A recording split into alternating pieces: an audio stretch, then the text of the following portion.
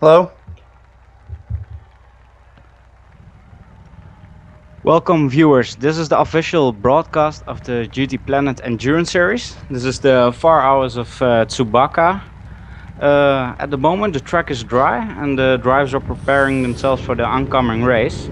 That gives us the opportunity to talk about the standings and the franchises who will be competing in this race. So first let's take a look at the GT300 series. In the lead is Swift Autosports. In second position is Lightning Motorsports, followed by GTO Racing. Onto the TCN-1 series, VEC Racing Team or VEC Racing Team is in the lead, followed by Scar Honda R. In third position we've got Dragon Racer Racing. In the fourth position it's Top Notch Racing, and in fifth position it's Swift Racing. The interesting thing about both series, the GT300 as well as the TCN-1, have open spots for franchises. So if you're watching this and you would like a chance to compete, consider taking over one of the free franchise spots. You can do this by messaging AJ on GTPlanet.net. So now we've got that sorted out, let's take a look at the agenda.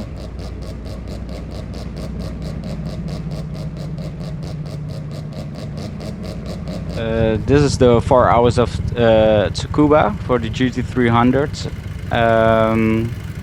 The next race will be the London 12 hours for the GT300.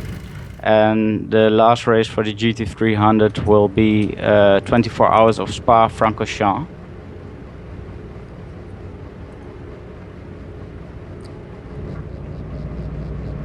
Then on to the TCN-1 cars. They only had one race so far, so this will be the second race for them. The third race will be the VLN 3 on the Nürburgring. Then they have the VLN 4 as well, which is at 25th of August. The second to last race will be the 4 hours of Brands Hatch, which will be held at 19th of September. And their last race is the 4 hours of Indianapolis, held at 10th of October. So of course my voice won't be the only one you'll be hearing today. So I'd like to introduce my colleague Greg, also known as Team CZR Racing. He's going to talk you through the grid order. Welcome, Greg. Thank you. It's always an honor to be here commentating a GTPlanet Endurance Series race. Yeah, we are sitting here waiting for the race to start. We're just getting through with some preliminary stuff. Drivers are in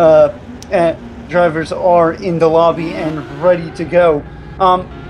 Now, Kevin, I said last time when we were at Le Mans, this race is going to be pretty much, it's what we in the United States like to call a short track race. I mean, the track's a little bit longer than what we call a short track usually, but the thing is, this is a very short track for a road course, so there's going to be a lot of traffic here. Yeah. So yeah, it's not a very long course. That's right. It's also a very technical course, not a lot of width on the track, so not a lot of space for overtaking, although the hairpins do provide some opportunities. And I think we'll see some action-packed races and a lot of lapping between the classes as well. So it should be an action-packed race. Really looking forward to this one. Yeah, absolutely. I'll tell you what, we've got three very intense, hard-braking zones. They're perfect for overtaking here. The first one is being shown right now. It's turn 1. You come in there at a pretty high rate of speed for this track, and you can, as long as you get perfect, you can just slide right on down the guys inside. This is the other one, turn 4. And once again, well, you don't have as much time to set up for that one because you have to follow the guy in front through the S's before it. But once again, very good overtaking spot. And then the third one, which is this one right here, it's towards the end of the lap. It's an insanely hard, late braking hairpin. So, and extremely important as well, because a minor mistake there costs a lot of time at the finish line and gives the guy behind a good opportunity in turn 1. So really turns 10 and 1 are connected as we talk about overtaking opportunities. Yeah, absolutely. You come out of the last hairpin, you've got about I would say just under half a mile of tarmac to get up over 130 miles an hour there, and that's a very good opportunity to get some slipstreaming done. Perhaps dart up the defenders inside going into the last turn, and then even if you don't get done through there, you still got quite a rate of speed. You're probably going to see these cars exit the last turn at over 100 miles an hour, so they're probably going to hit turn 1 at, I would say, 125. So basically throughout all of the end of the preceding lap and well into the beginning of the next lap, that's a pretty significant chance for some slipstreaming base overtakes. Yeah, it's a short track, but it's definitely got a few tricks up its sleeve. I would say that much. Yes, I completely agree with that.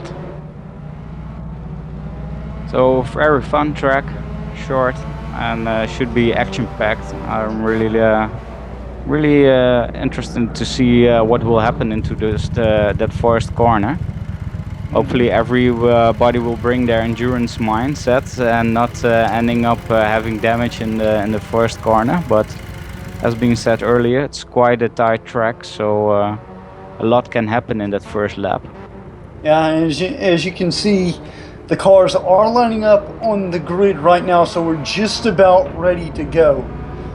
But yeah, it's going to be absolutely incredible to watch this race. It's a short race, but there's going to be a lot of overtaking, a lot of lap traffic, a lot of action, and a lot of drama, and that's something that we can really expect from the GTPlanet Endurance Series, as we saw with Le Mans. I mean, that was one of the most dramatic races I've ever seen, so it's going to be a lot of fun to watch and call this race with you, Kevin. Yes, let's see as the grid starts to form up. Can you talk us through the grid order, Greg? Absolutely. Starting in first, we've got Ning Dynasty for Lightning Speed Motorsport in his number 65. Mazda Ari Amemiya RX-7, definitely a weapon there. Second is the number 68 Swift Autosport Subaru BRZ GT300. That's going to be kicked off by ZPlay24. In third place, and by the way, the pole is on the driver's right this time, it's Brutaka GT in the number 62 RA Racing Team Lexus IS350 GT300. In fourth place, it's Meg 280 and the number 92 BCAR Honda R. Let me see who that is. The Honda CRZ touring car. He's the first of the TCN-1 cars. With a penalty, it's the VEC Racing Team number 94 Lexus CCSR. And starting from the pits, we've got the number 93 Dragon Razor Racing Lexus CCSR. That's going to be kicked off by Skater 913. And then last, also in the pits, is the number 67 Racenaz Racing Subaru BRZ GT300. That's going to be kicked off by N64, the Stig 007, and he's going to be joined by Mustafa. So, all right. So, that was quite a mouthful. So, some absolutely elite drivers. Can you tell us a bit more about the difference in times between the TCN-1 cars and the GT300s as well? Well, the difference between times, actually, it's not really that huge. The GT300 cars ran mostly 54-second laps.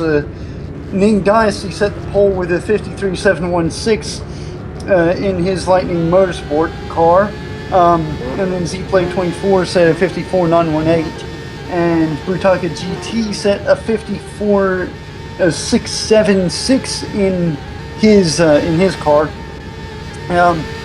TCN-1 cars, they are a little bit slower, but really not that much. We see the BCAR Honda R CRZ touring car, it's set a 57.871, and then Bo Albert 8 for High Tech Motorsport, he set a 58.5, I believe that's a 5.53. Swift Autosport, their time was a 59.203. These are all averages, by the way, so a little bit of a difference, but not really much. Keep in mind, though, if you're a motorsport fan, this may be a little bit interesting. The GT300 cars are, in fact,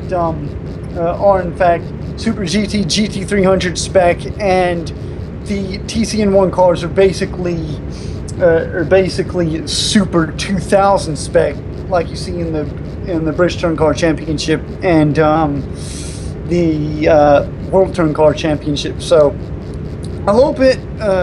So the cars are very different, but the times are mostly similar. So Yeah, I think that's due to the track as well, because the difference in power doesn't come into play that many parts of the track here. Really short sprints from one corner to the other. So yeah. also, really if you're watching this on YouTube and you have a question for us, please feel free to enter them in the chat, and we'll try our best to answer them. You can also use Twitter at GTP and we'll try to answer your question as quickly as possible.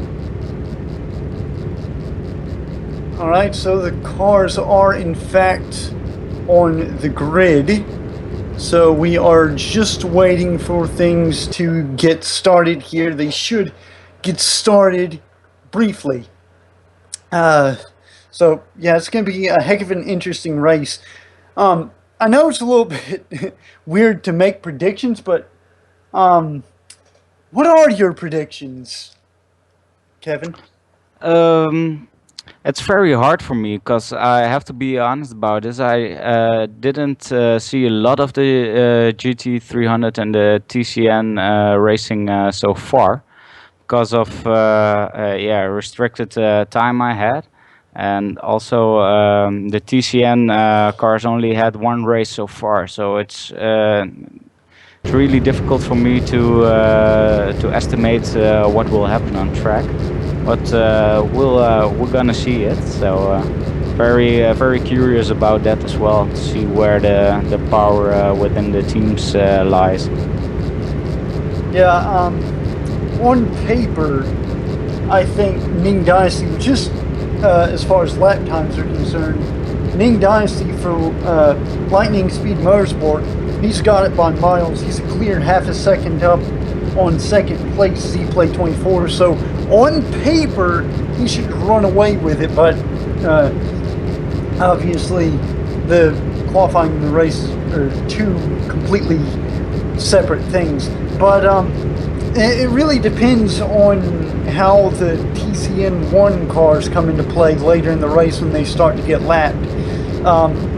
While the difference between lap times between GT300 and TCN-1 is pretty small, it's still significant enough that, you know, obviously they're going to be caught and lapped later on in the race. So, you know, there are no fewer than 5 cars in class, so there's plenty of cars to cause problems for the faster GT300 cars, and that in turn may cause problems for everyone else. So it's going to be quite interesting to see. We're just taking a little bit of a run down through the grid here. Yep, it's Take going a to quick peek on board with everyone. Just to add on what you said earlier, I also think the starting driver could be the fastest driver, and maybe the other one in the team isn't as good, or maybe the faster driver also makes a lot more small or bigger mistakes than the guy in second position. So it's really hard to build an estimate of a qualifying sheet, but yeah, it says something about the speed and the track knowledge. So it's a bit difficult estimating based on those sheets, although they generally give a good picture of the positions on track. Yeah, well, as we saw in Le Mans, we had different teams going for vastly different strategies throughout the race. You know, some teams would start out their faster drivers. You know, they would start with their faster drivers, and then they would switch over to their more consistent drivers for the middle of the run, and then go back to their faster drivers. But some others would actually start off slow and consistent, and then basically keep their faster drivers for later in the run. So the fact that Lightning Speed Motorsport went with Ning Dynasty to start things off, to me that just says that they're trying to get off to a flying start, perhaps build their lead as much as possible, and then they can bring in their slower, more consistent driver and just turn laps. So that way they don't lose much track position through the middle, and then perhaps bring Ning Dynasty back in towards the end of the race. So I don't know. We'll have to keep an eye on that, as we always do. So it's gonna be interesting.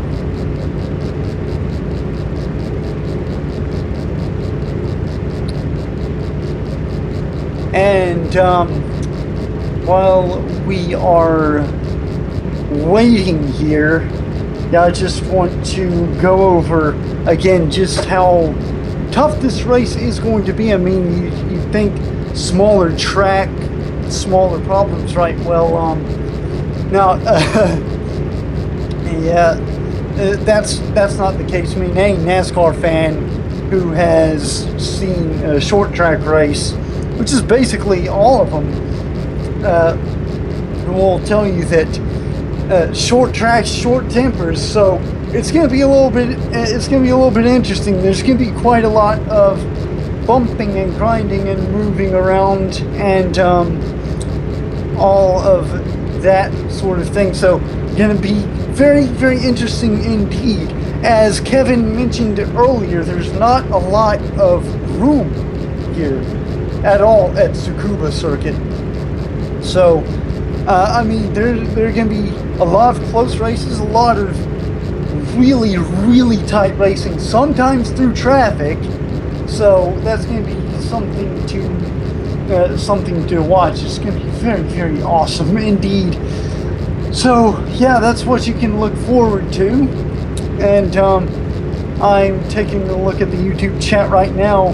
Ruse has got GT300 in the bag, says Seth Hill.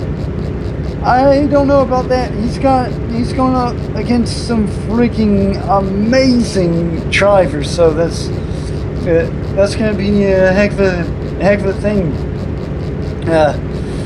Oh yeah, I'll tell you what, this is going to be absolutely one of the most exciting races of the year. Now, a skater starting for DDR. Let me go and look at that for you. Well, he's not starting for them, but he is competing in this race, I believe. Let me look at that.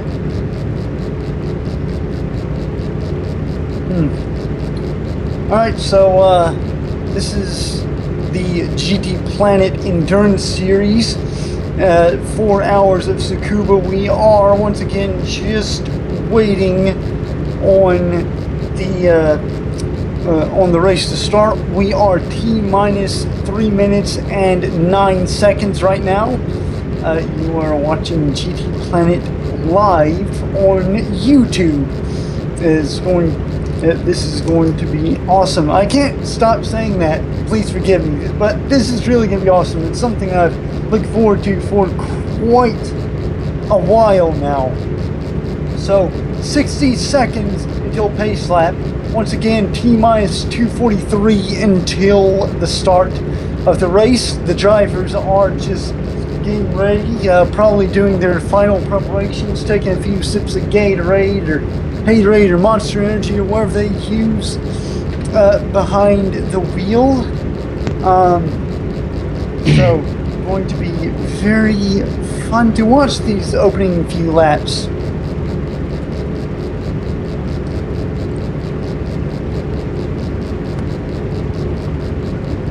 And right now, well, it doesn't appear that N64, the Stig 007, has been called to the grid. So, yeah, once again, he is starting from the pit lane. That means that he's going to have, he's basically going to be a lap down by the time he gets sent off. So, Kevin, do you think you could perhaps provide provide an opinion as to just how much that's going to hinder N64, the Stig ZR-007 starting from the pit? I'm sorry, can you repeat your question? I didn't quite get it. How much do you think starting from the pit is going to hurt? Would hurt here at Tsukuba? I think, yeah, it's always a disadvantage. That's for sure. Also, the pit entry isn't quite as short, but isn't that long either. So the time loss will be little. Also, the laps are small. So I think in the end, it's if you have to choose a track where you would start from the pits, this would be a good track. But yeah, in the end, it's always a disadvantage. It means you'll be fighting your way back to the front, which is always harder than starting there. So, but it's also yeah.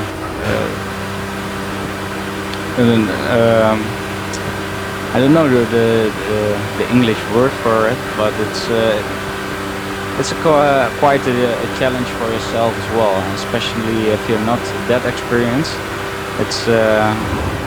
It can be bad for your mental as well. But pace car pulling off the track right now. We are just about ready to go green here in Tsukuba, Japan. Field rounding the last turn right now. Oh man, here we go. This is going to be it, ladies and gentlemen. Are you ready for the 4 hours of Tsukuba right here on YouTube? The GTPlanet Endurance Series 4 hours of Tsukuba is up, and away. We are aboard with Ning Dynasty in that amazing looking Ari Emilia RX-7 number 65 as he heads the field down into turn 4. Coming off turn 4 right now, yes, it is a green flag, thank you, infographic. Yeah, he's running away with it so far, so clearly he is of a mind to get that RX-7 out and away from the rest of the field as soon as possible, but he is being followed very swiftly by the number 68 Swift Autosport Subaru small gap BRZ to the Lexus IS350 of Z-Play 34. Yes, that IS350 is right there, so pretty closely packed. And of course that Subaru, if he could keep right there, and he has the slipstream, he could perhaps just slowly catch Ning Dynasty, couldn't he? So coming out of turn 1 for the second time here at Tsukuba, once again Ning Dynasty in the lead, but he is being followed very closely by the Subaru BRZ of Z-Play 34, and it looks like they have gained a little bit of ground on the number 62 Lexus of Brutaka GT and ORA. GT300s are quite spread out already, so we can see a different pace on all 3 cars right from the start. It will be real interesting to see how that unfolds and pit strategies, etc. But for now, they're not in a constant battle with each other. Meanwhile, we are watching the first, I believe the first of the TCN-1 cars. That's the number 94 VEC Racing Team car of Thomas 6710. I believe he is the one kicking things off, and now this is the number 92 BCAR Honda R CRZ being driven by Meg's 280 at the moment. As you can see, the number 67 Raceon's Racing Subaru BRZ GT300 of N64, the Stig 007. He's at the bottom, dead last overall, which is rather unfortunate, but he did start from the pits, so essentially a lap down. I don't think we have to worry about too much on his part, at least until he gets maybe up a little bit closer to the front of the field overall. I'll say this is going to be a lot harder. It's going to be a lot harder overtaking the GT300s and gaining a lap back from them than it is from the TCN-1 cars. Hey, Kevin? Sure. So, yeah. SCAR, not BCAR. Our apologies, Gary Clark. But, yeah, you'll have to forgive me for that. I mean, that was my mistake. So, yeah, we are following along with the number 68 Subaru BRZ, who has seemingly caught Ning Dynasty, is number 65 RX-7, and now is trailing within a car length here in the opening stages of the race as they go down the back straightaway into the final turn. So this is going to be interesting to see what he tries to do here going into turn 1. Obviously, he's not close enough going into the final turn, but clearly that Subaru BRZ has something that Ning Dynasty has not. So very, very close racing here in the opening stages between the top two GT300 cars. So that's going to be something to watch indeed. Now we're going to follow along with Ning Dynasty here as he tries to defend from that Subaru BRZ GT300. I'll tell you what, Kevin. That's a heck of a car to be defending yourself from, that Subaru GT300, isn't it?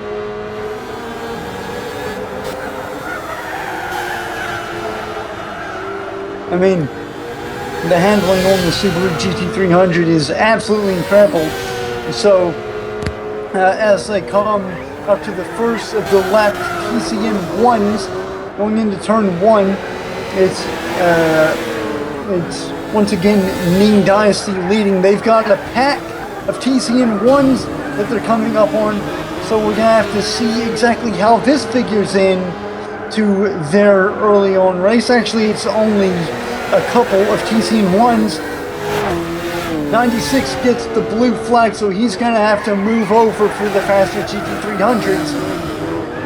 Of course, that is completely up to him because he is in a battle, but nevertheless, he does move out of the way of Ning Dynasty as Ning Dynasty now goes under the Dragon Razor Racing Lexus CCSR.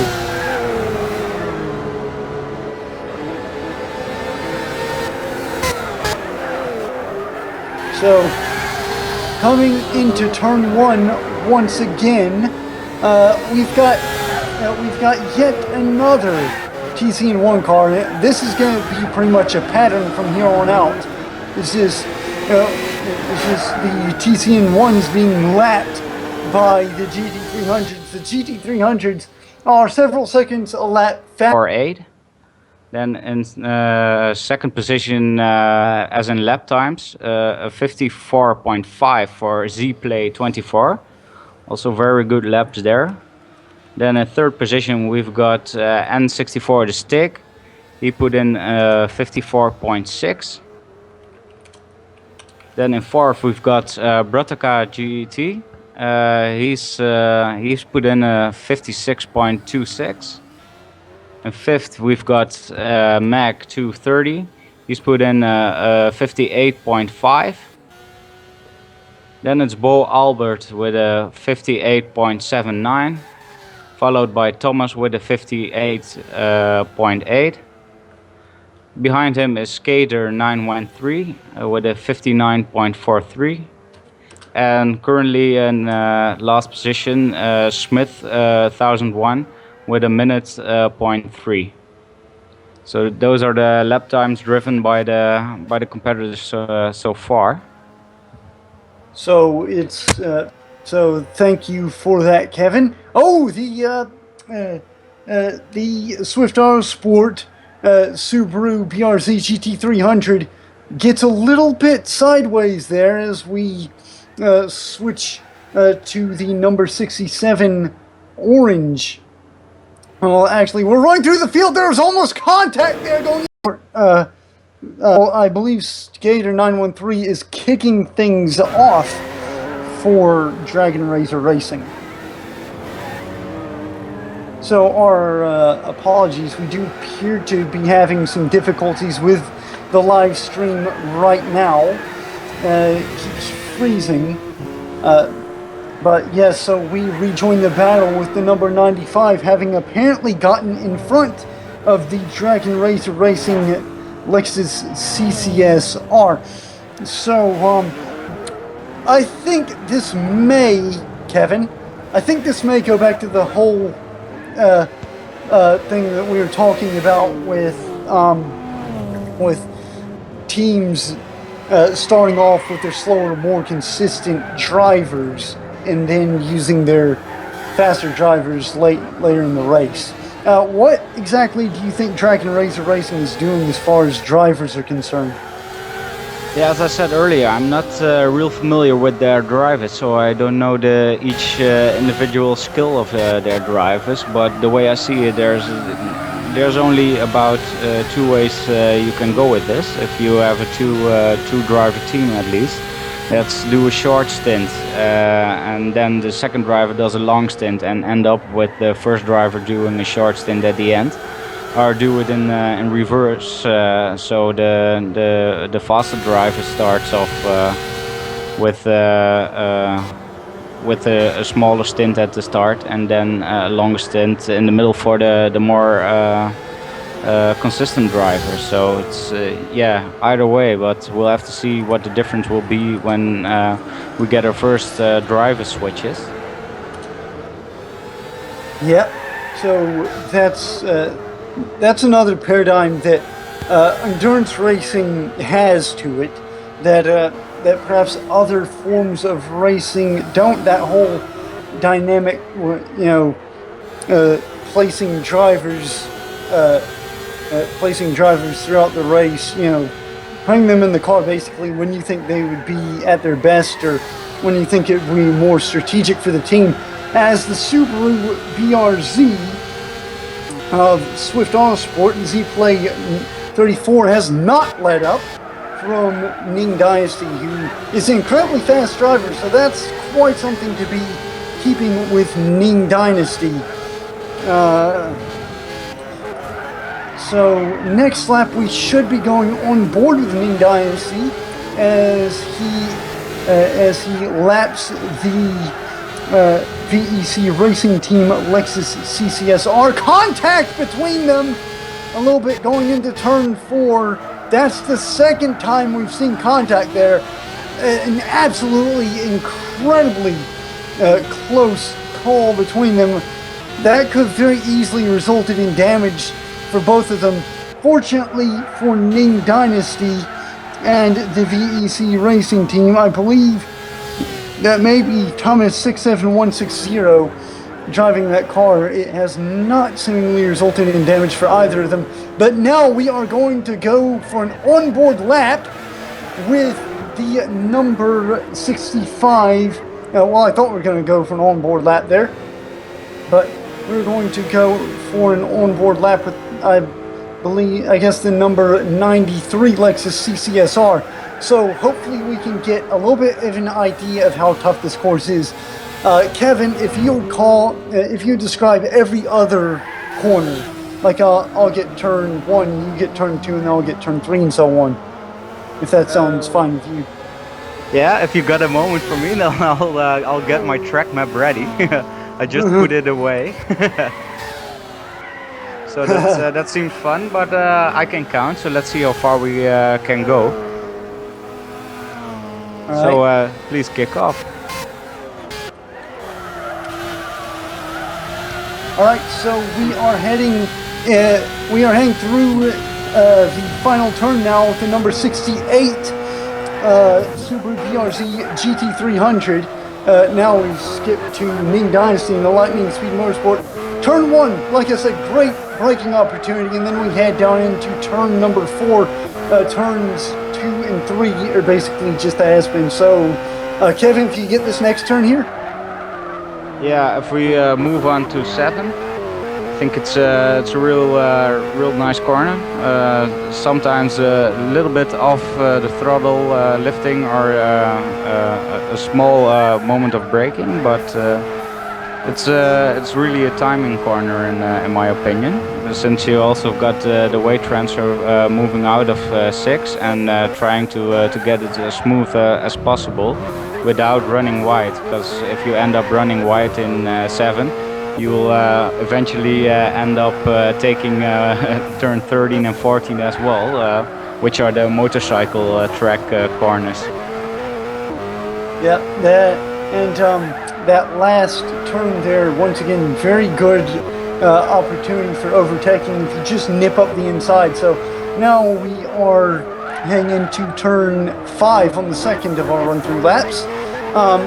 It's not really that hard, just a little bit braking like you said, and then just dip straight in, clip the apex, very neat. And then the next last corner, hard braking.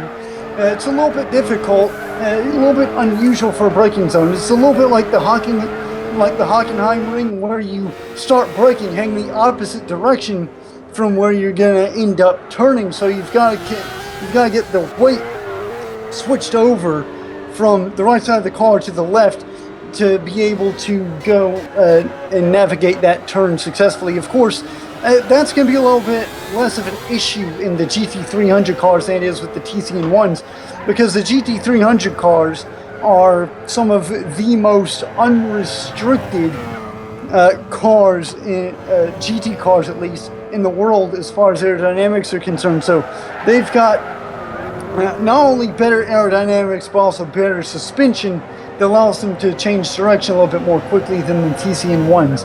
Of course, the TCN-1s shouldn't have much of a problem with it, but it is going to, it is a problem, a little bit of a problem if your car's not set up well, and it's definitely going to become more of a problem later on in the run as you, that's the number 67, it's the number 67 Subaru BRZ GT300 of Race on Oz Racing.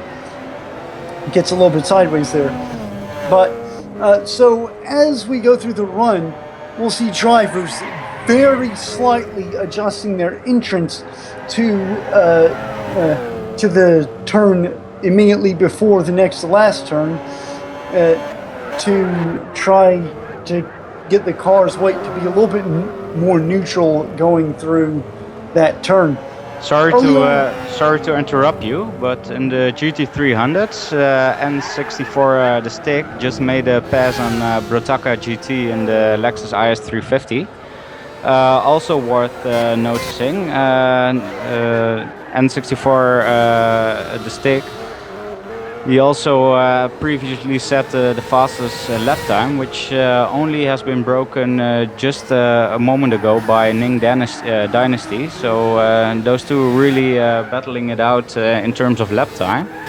So if we have a new look at the lap times on track, in first position Ning Dynasty with a 54.2. Then it's the stick also with a 54.2, only 200s slower. Then we've got Z-Play with a 54.3, so all of them within a tenth in their fastest lap. And we've got Brotaka with a 56.0.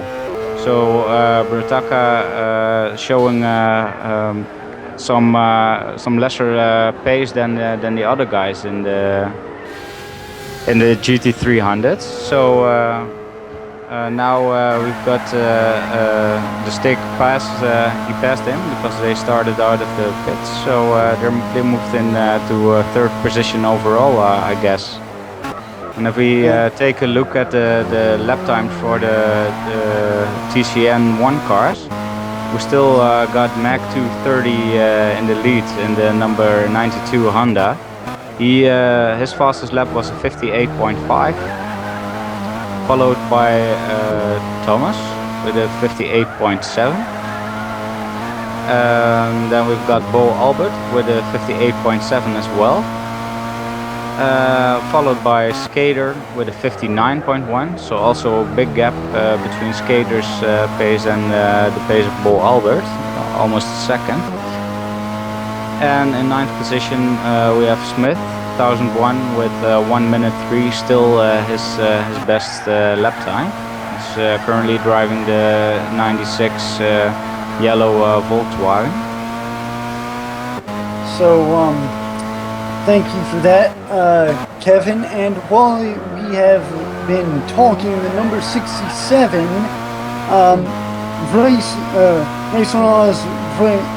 I believe that's the Racing Subaru BRZ GT300, currently being driven by N64, the Stick 007, and Mustafa has managed to unlap himself.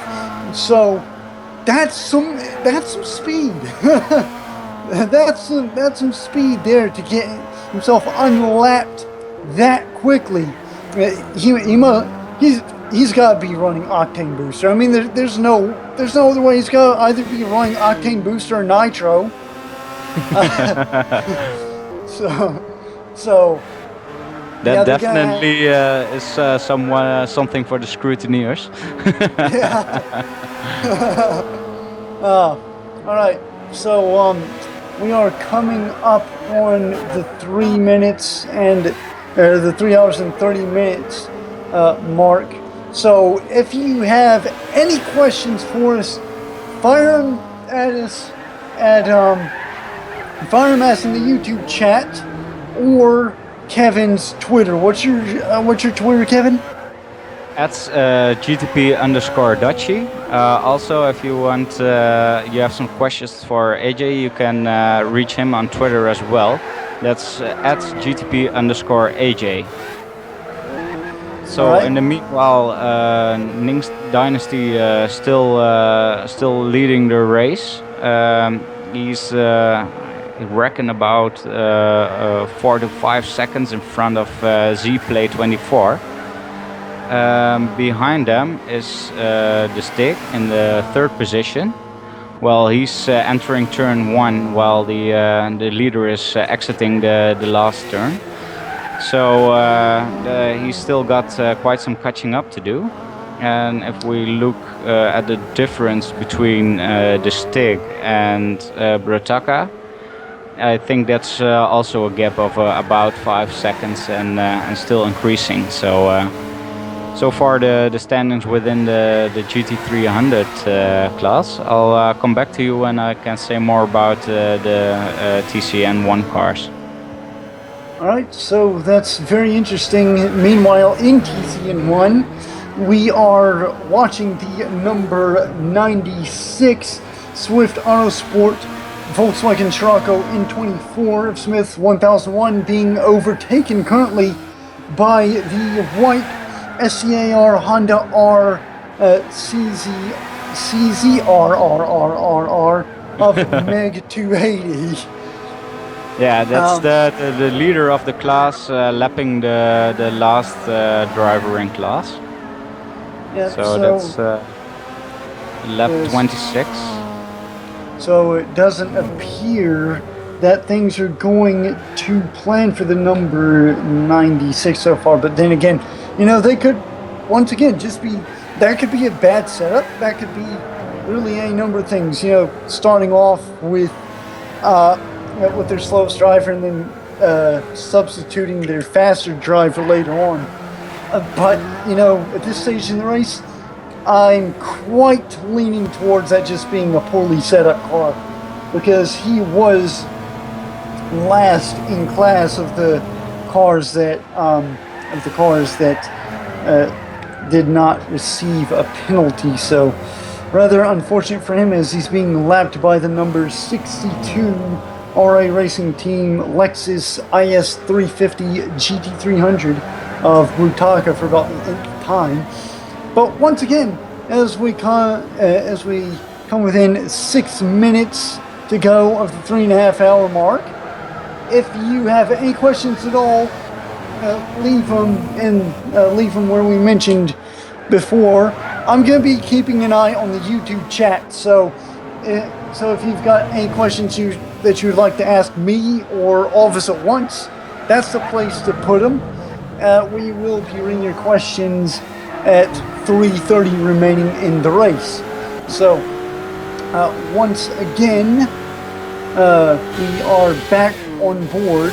Well, we're not really on board with anyone, but we are watching the number 94 Volkswagen Scirocco, I believe that is, of VEC Racing Team, as the number 96, or the number 65, rather, Ning Dynasty in his Mazda RX-7, his Ari Amemiya RX-7, goes once again through some lapped TCN-1 traffic, and into turn 1. It seems that GT300 has finally gotten a little bit more spread out, hasn't it? Or, oh yeah, I saw the Swiss Autosport Subaru BRZ back there just at the edge of shot as we were going down that, as we were going into turn 4 there. So far so good for Lightning Speed Motorsport and Ning Dynasty. It's going to be rather interesting, though, once again, to see what they do with their drivers as they go through the paces here and wind down the laps. Yeah, that's what traffic can do for you, isn't it, Kevin? It can either be a real help or a real pain, can't it? Yeah, it's depending on how smooth you can handle the situations yourself, as well as the driver you are overtaking. There, we've seen some overtakes which are really costly in time, and also we've seen some overtakes which barely cost time. So it's a real factor to get into and to practice a lot, being around other drivers, and how to deal with slower cars in the other class, for example, because in a lap normally you fight a lot to gain a tenth, but those are the situations where you can easily get a lot of time, where it might be that your opponents are losing their time there because they are not as experienced as you are, for example. And it appears that Swift Autosport, the Smith 1001, has been lapped again according to the YouTube chat. So that's rather unfortunate. Or has he been lapped again? Yeah, I think he is lapped for the second time now. I think that could well be. So once again, rather unfortunate for those guys. Yes. But yeah. But once again, we are with the number 65 Mazda RX-7 coming out of the last turn. He's about to lap one of the Lexus GT300, Lexus IS350 GT300s. That would be the RA Racing Team Lexus IS350 GT300.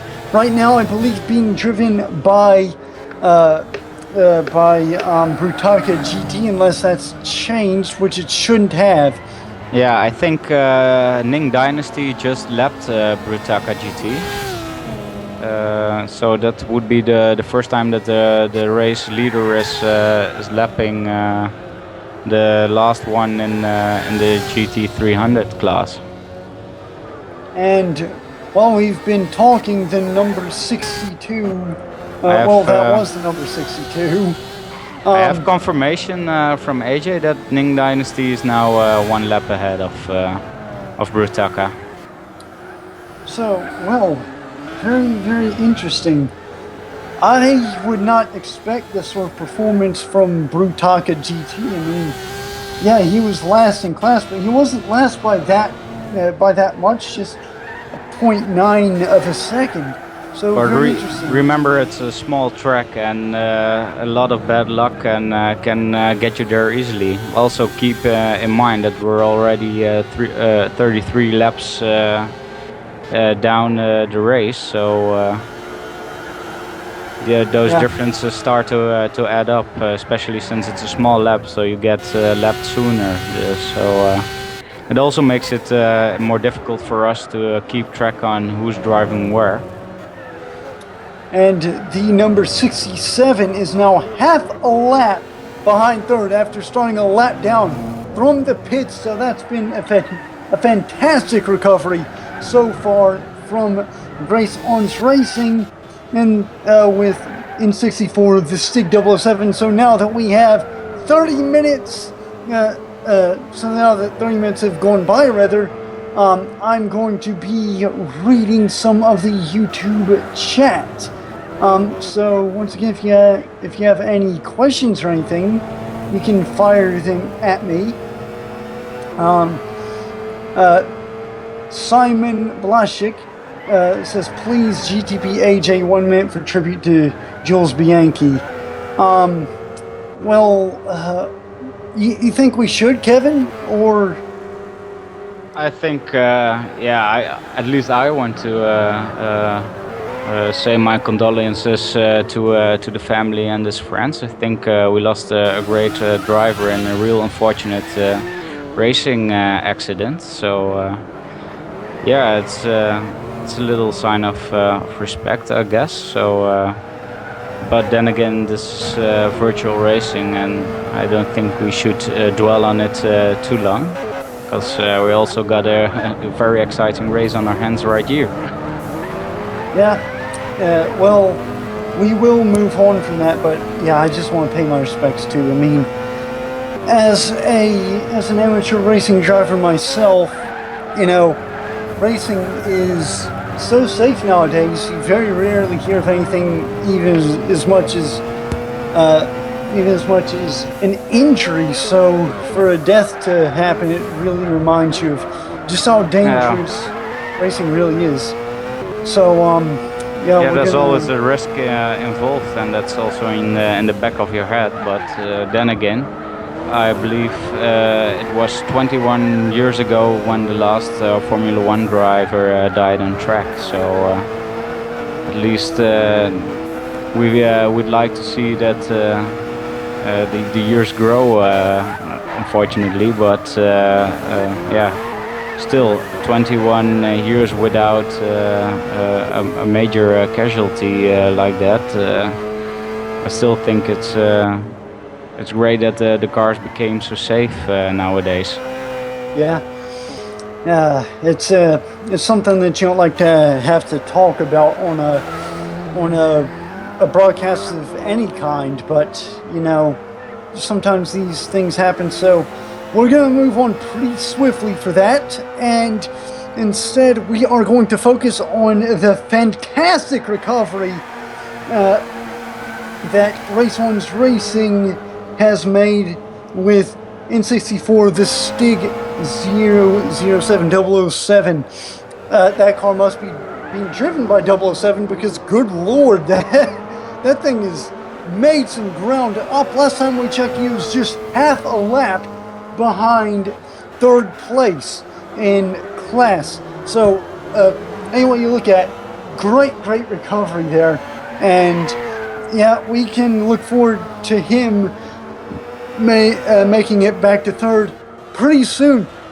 As to whether he becomes a challenger later in the race, though, I am not exactly sure that he's going to be that much of an issue, but you know, well, I say him, more like they, the team, the whole team. I'm not sure that they're going to be that much of an issue, because they did start a lap down, and that is 53 seconds of time, and they are going up against some of the best drivers in sim racing today. So it's going to be tight. They're going to definitely have to keep the pelt in the middle to do that. Wouldn't you say, Kevin? Also, But I was looking at the two BRZ cars, from Stig and from Z-Play, and I was really interested in to see how they managed their tires and fuel. And we see that the Stig has a bit better tires and has a bit more fuel on board so far. So the differences are quite marginal, but I think maybe if you have this over 4 hours, maybe could make the difference. Also, I'm not certain, but I have the idea that the Stig is slowly but surely catching Z-Play, but not by a lot of distance per lap. So yeah, I think he's the Stig will try to keep chipping away little chunks of time. And as we look to the best laps of both drivers, there's only 700ths of a second difference between them. So they're really close to each other on that matter. So really interested to see how this pans out. Yeah, of course. One thing that this N64, the Stig 007 does have to keep in mind as he's trying to make all that ground up, don't push the car too hard. I mean, that seems rather obvious, but to everyone watching, I would imagine, but that's something, it's easier said than done. It really is easier said than done. You're sitting back there, you're lapped down, having started from the pits. There's just always that little voice in your head saying, push harder, push harder, push harder. There's a little bit of contact there between the Subaru and the Lexus. That's some evidence of him pushing a little bit too hard, I think. He was just trying to push that Dragon Razor Racing Lexus CCSR just a little bit too hard. He's going to have to be a little bit more patient than that. But like I was saying, there's a little voice in your head that just says, keep pushing, keep going, go faster, lap times, lap times, lap times. You got to balance that out with being consistent and keeping calm, which is, it's going to be difficult, especially given the rather strict time limit that these guys have. Yes, I also keep in mind that the tires are degrading, so your braking points will slowly start to move backwards. So a small mistake is made very quickly there. So, but unfortunately, this is all I've got time for on part of the commentating. So I wish the viewers and you a very nice race. And I'll definitely look this back tomorrow. But that's it for me for now. So Thank you all, guys. Bye. Thank you, Kevin. It's been an absolute treat commentating with you. I myself have likewise. Huh? I said likewise. Thank you. So okay, I'll be seeing you next time. Bye, viewers. Bye. Bye. So I myself unfortunately only have 7 minutes left in my commentating session. It always sucks when a commentating session comes to an end, but let's not dwell on that too long and instead focus on the number 67 Race on Oz Racing Subaru BRZ GT300 being driven by the Stig 007. He's coming up the back straightaway right now and heading into the final turn, just about to lap one of the TCN-1 cars. That is the Swift Autosport Scirocco GT24 being driven by Smith 1001, I believe, right at the moment. So that is, I believe he's 3 laps down now. So let's actually see if we can get an onboard lap started with one of the cars.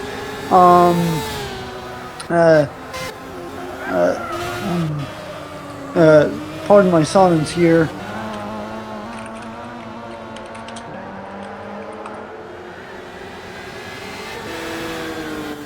So we should any moment now be going on board with the number 92 Honda CRZ touring car of Meg 230 being driven by Scar Honda R.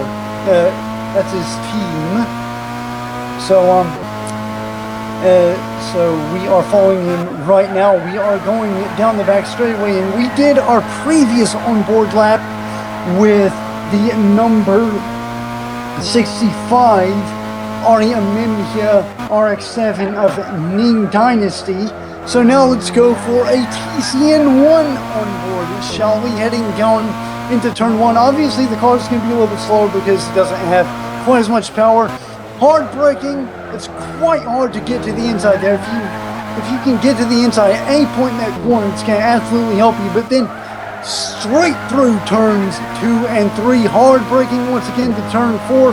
Drives kind of like the carousel. You have to get to the inside to get the maximum of that banking there, and then to turn 5, once again just light braking. As we have a car stopped. We have a car stopped on the inside there. That's the Swift Autosport Volkswagen Scirocco GT24, but we're going to continue into the next to last turn. Once again, the last of the 3 hairpins. Hard braking. Like I said, you've got to get the car switched over from going to the left to going to the right, and then up over 130 miles an hour down the back straightaway and into the final sweeping turn and into turn 1 for a complete lap of the very short yet very intense Tsukuba circuit. So, as you can see, just so much involved, so much to do on this little tiny short lap here at Tsukuba. It's a small track, but it's absolutely restless. I am Team CCR Racing. You can call me Greg. That was Kevin who was just talking with me. Unfortunately, he had to leave. But coming on later, we will have Famine and a couple of other guys. They're going to be carrying the broadcast from about 3 hours and 15 minutes left to go onwards. So that's going to be very interesting as we have our first pit stop. That is the Dragon Razor Racing Lexus CCSR being driven by Skitter913. I think he may be coming in for the first driver change. That he will be giving up. Well, he's last in class, so he won't really be giving up that much, I don't suppose. Bo Albert, 16, has apparently DC'd, so I can't recall rightly if he's driving a car or not. But whatever happens, whatever the case, that may just be a little bit unfortunate. And meanwhile, we have TDZ 412 1483 from Australia hopping in. He's going to be taking over the number 95 Volkswagen Scirocco GT24 for Pride Tech Motorsports. Meanwhile, speaking of Volkswagen Scirocco GT24s, the number 96 Swift Autosport entry has gotten going again. So whatever happened there, I'm not quite clear on that yet. Maybe a little bit of an issue. F1 Gaming says go Swift. Well, for them to claw back any sort of time would be, or distance or ground, would be an absolute miracle because they are laps down. Although they are in, third in class, fourth in class rather. So, yeah, they're rather far down the running orders. They move up to third. Right now, we are once again on board with the number 67 Race on Oz Racing Subaru BRZ GT300. We should be expecting a driver change from them at some point right now, your commentators are Famine, Greg, that's me, Team CCR Racing, and Kevin, who is GTP Dutchy on the forums. So, 3 hours and 15 minutes left to go in the race. We'll just over that linked anyway. So, I believe it's about time for me to begin wrapping up. It's been an absolute pleasure calling this race for you guys here today. It always is. Yes, I have been Greg Pass, Team CCR Racing. That's where you can hit me up on GTPlanet.net. And obviously, Kevin was Kevin, and we'll see you guys at the next GT Planet Endurance Series race.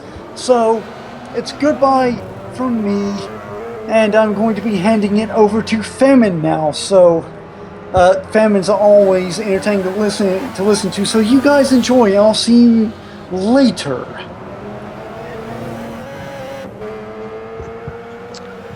Well, I'm not sure I can entirely live up to that hype.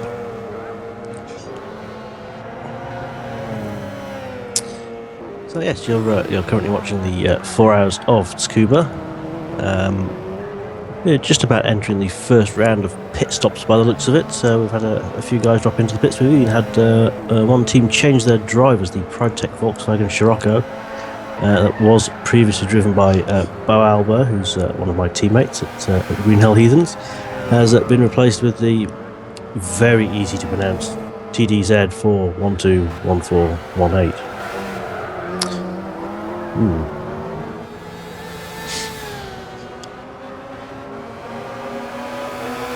We have a fairly decent spacing of the vehicles by the looks of it. And as we see a car falling off the corner there at the second turn, and that's N64 the Stig, who's having a bit of a wayward moment there. That's in the Subaru BRZ, or BRZ for our North American listeners, except Canadians. But by and large, we've seen a pretty gentlemanly race so far. I think we've had very little contact. There's been a few little squirrely cars hither and thither. And as I'm saying, that N64 the Stig is coming into the pits. So if he can manage to thread his way down the pit lane, a little bit wayward there. Yeah, he's coming in at the end of his 49th lap, so he's about in the same window that everyone else is. We're seeing the cars coming in around 44 to 50, with the exception of Tom 67160 and Skater, who are both driving the Lexus in the TCN category, and they both came in on lap 40. So that seems to be a car that's either not looking after its tyres very well, or not looking after its fuel very well.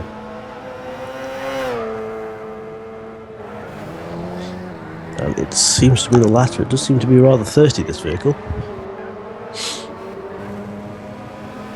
And we've got a few brave souls still plodding around the circuit with an outside front tyre showing at 5. That's very much not ideal.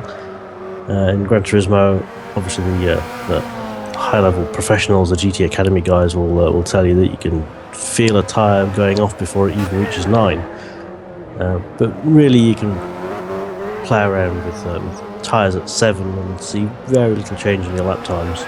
But when they're getting down to 5, it's time, long since time you should have come into the pits.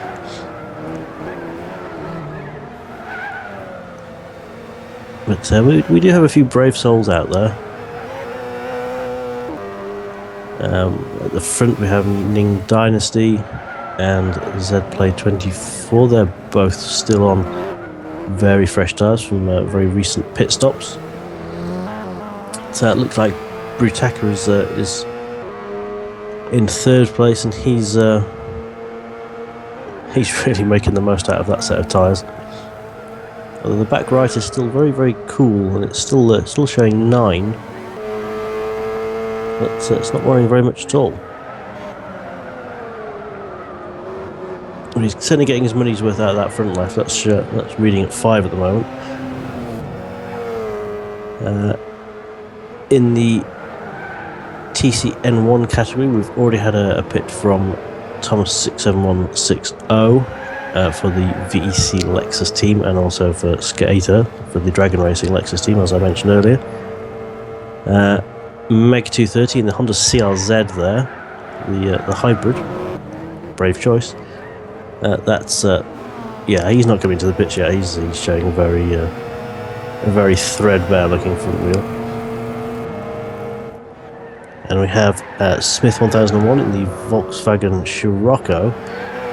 Yeah, he's getting best use out of both of his front tyres. They're I think he's going to want to come into the pits soon at this rate. He's scrubbing them through every corner.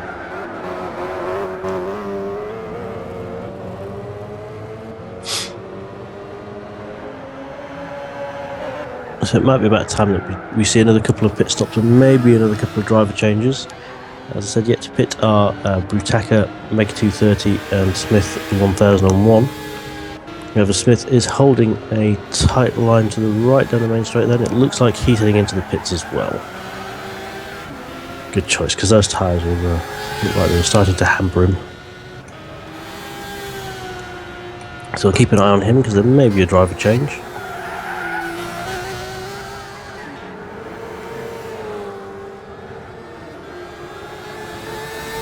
It does seem like much of the early hours excitement has leaned out a bit, and now the drivers are in full-on endurance mode. Get the car around consistent and get it to the finish. And Smith takes new tyres and a bit more fuel and heads straight back out again, so he's double stinting at least.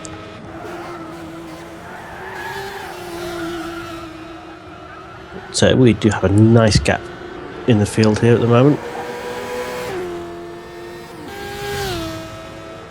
It's somewhat difficult to track all of the cars when we're racing in practice mode, which is a necessity, which essentially allows us to do driver changes. If this was to be in a proper race, as soon as somebody quit the lobby in order to facilitate the driver change, they would be out. So we have to do this in practice mode. It does make it a little bit difficult to track the positions accurately, because in practice mode all that you are ever shown is the fastest lap, and the drivers are in order of fastest lap.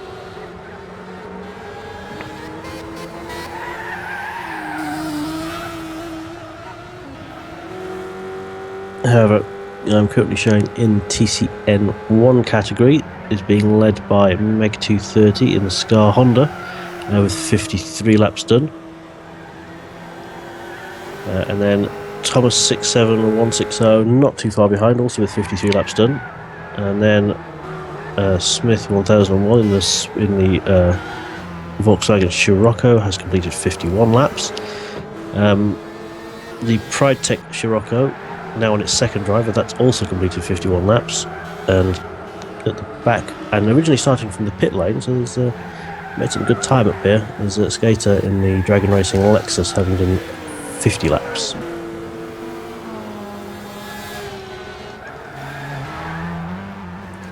Heading to the front of the field,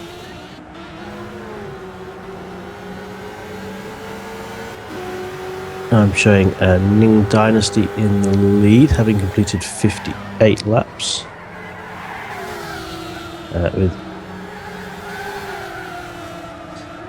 Completed 59 laps, just gone.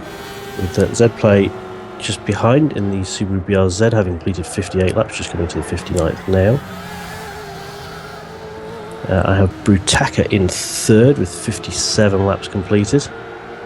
And N64 the Stig, who also, like Skater, started from the pit lane, has completed 55 laps. So yes, actually Stig, when he originally started, was 8th on the road, and he's managed to pull himself up to 4th, both in class and overall.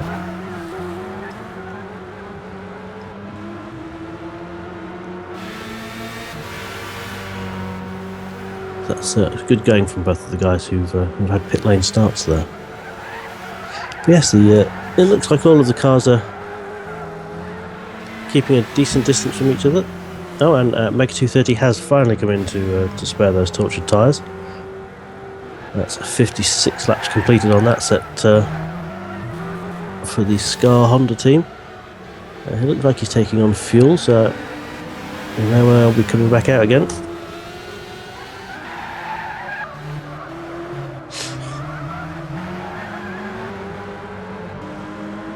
So he's being held a very long time. We might be seeing another driver swap here. Oh no, yeah, no. Oh, the car's not entirely sure now. I'll head back to Brutaka, who's the only person who hasn't pitted yet. He's yes, Meg 230's left. Brutaka has a front left tyre of showing just 4. He's really punishing those things.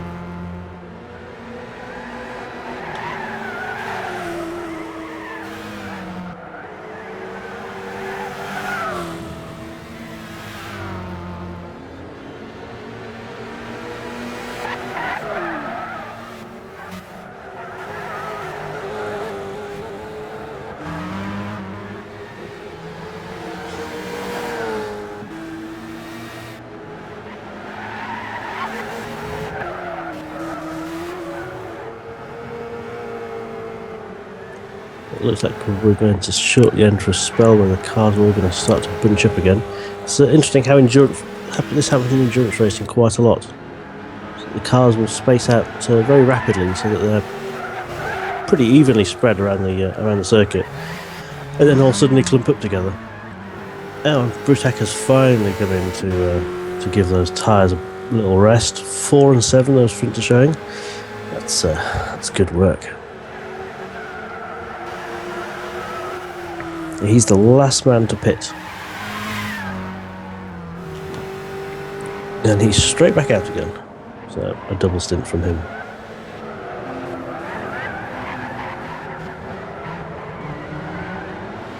So all the drivers have now completed at least one pit stop. We've seen 2 driver changes. The Scar Honda team has switched Meg 230 for Soco GT Racing. And the Pride Tech team have switched out Bo Albert for TDZ-4-12- etc.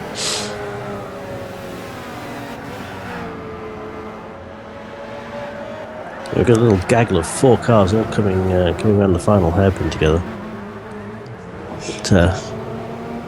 It's made up of GT300 and TCN-1 cars, so everyone is respectfully obeying the blue flags.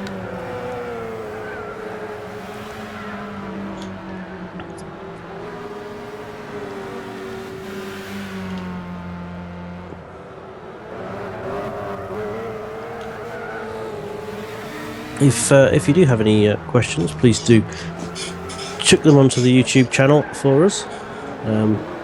Feel free to ask me anything you like. Over Twitter, I'm at GTP_famine.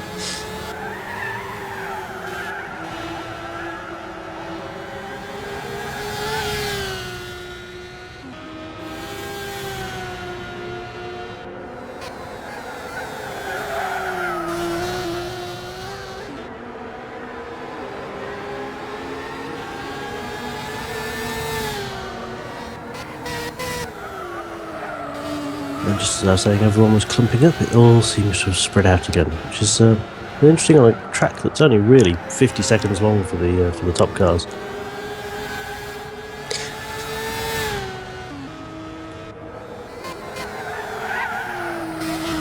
I say 50 seconds, the record I think is still that 53.2 that was set earlier on.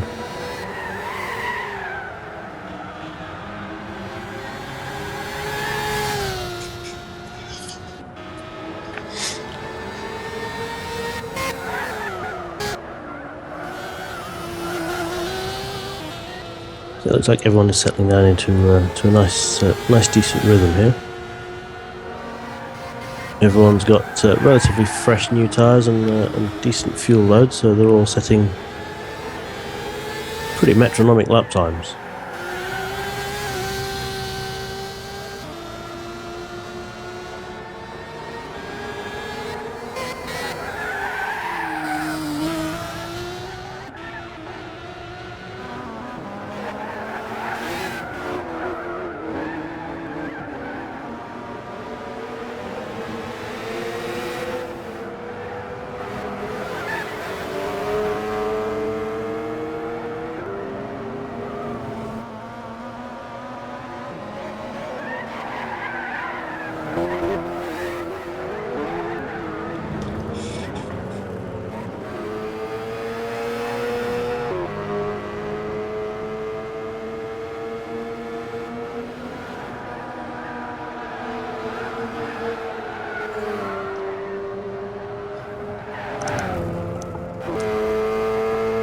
Look, we have a car that has misjudged the final corner there. That's Smith 1001, who's very recently visited the pits. It's sitting beached in the gravel off the apex of that corner and rejoining safely. Good work.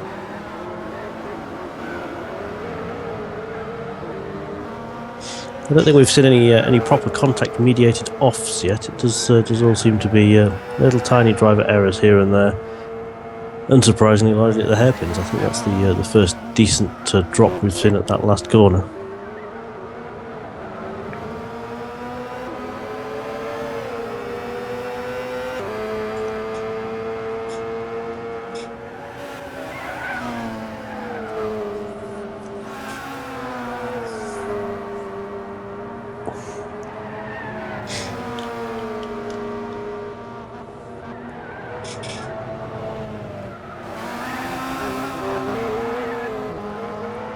I think I'm right in saying this is the shortest circuit that we'll be visiting this year in the endurance series. We have actually already been here in the kart series, where oddly it's one of the longer circuits. But yeah, it gives you an idea of just how small Tsukuba is. The guys are getting around in under a minute, even in the lower class cars. And we see Smith 1001 is heading into the pits again.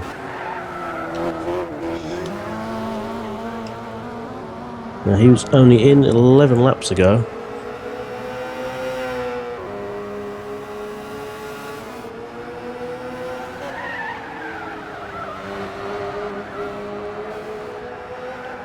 This might be a driver change.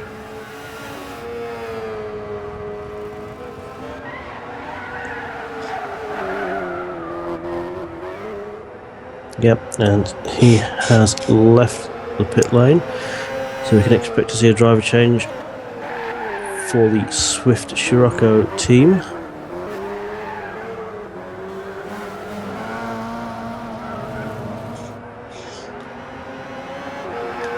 They're running the yellow 96 car, and that's I think a three-man team, which is made up of two bronze drivers, Smith 1001 being one of them, and Seth 123. And a silver Dutch driver, G. Villeneuve 13.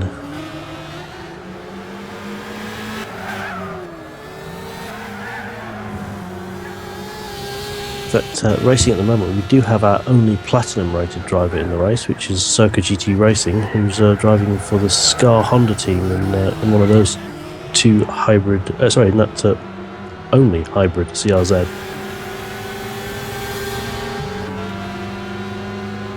And he's paired up with a rookie driver, the Irishman Meg 230.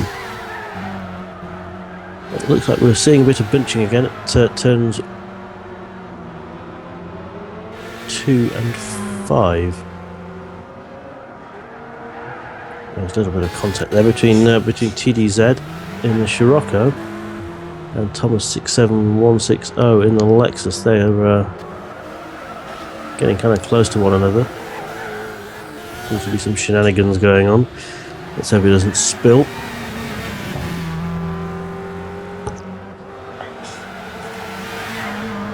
Still 3 hours left of this, guys.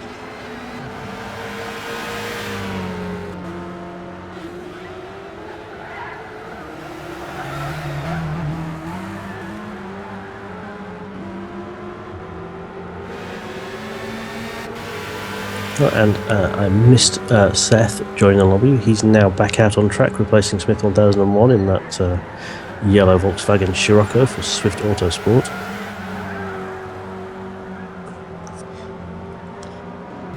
This is going to turn into a long distance scrap, I think, here between the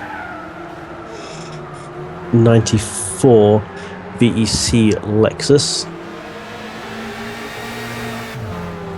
and that dark green Volkswagen Scirocco 95 of the Pride Tech Scirocco team.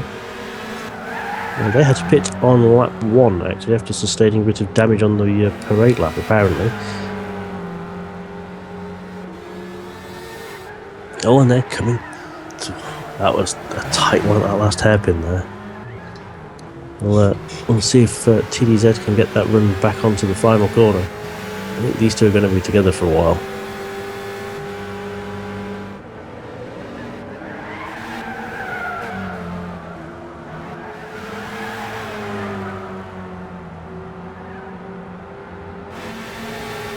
Tell you what, you couldn't fit a smart car between them at the moment. TDZ takes a wider outside line to tuck in tight through the first corner and get a run. That little wiggly second straight is not something you can pass easily down. It's all over the back of Thomas 67160 at the moment. The Lexus has pulled out a gap underneath the bridge and there's a spinner in front of them. That's the other Lexus of Skater. And he stays well clear. Good work.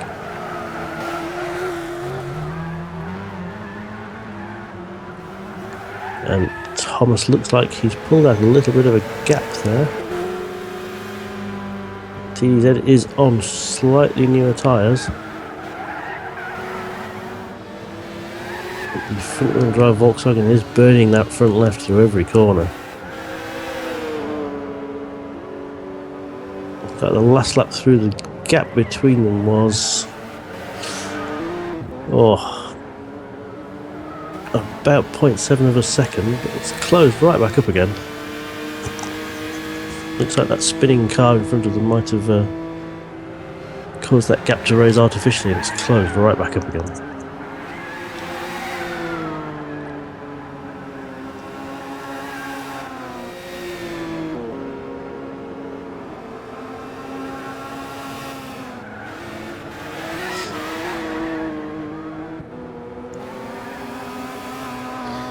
F1 Gaming and the YouTube channel says that the Scar Honda is going to be like VTEC kicked in, yo.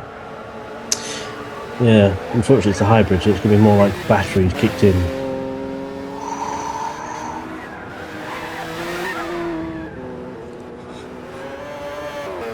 But these, the CLZ does tend to lose most of its battery pretty early on in longer distance races like this, but it does have regenerative braking, so you will see a little bit of a benefit to each lap. But this is a car that will always be faster on the first 5 to 10 laps out of the pits than it is on the rest of them.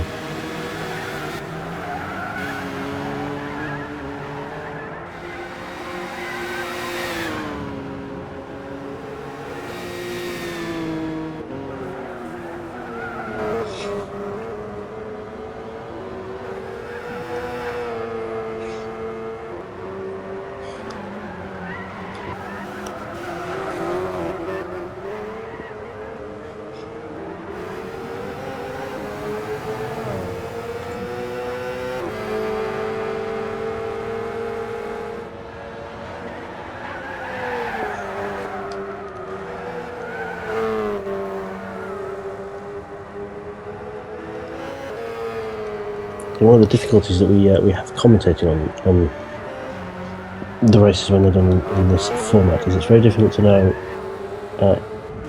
who is on a lead lap and who isn't. So the little battle that I've been talking about between Thomas and TDZ, there's actually 2 laps between them. But of course in endurance racing it doesn't really matter. You could easily lose those 2 laps with a badly timed driver change, so track position counts.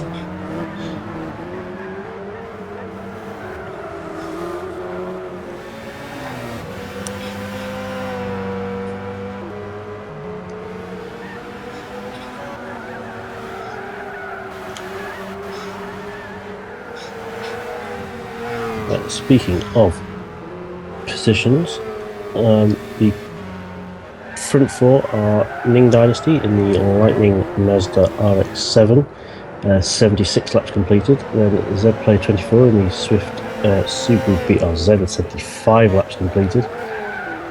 There's actually not that much distance between them on the road. Then it's Brutaka in 3rd and N64 Stig for the Race on Oz Mazda RX-7. They both finished 73 laps.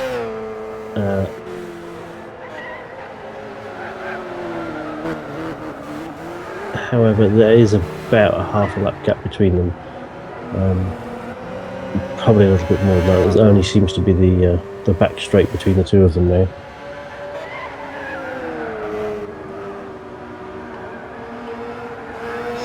I'll just check on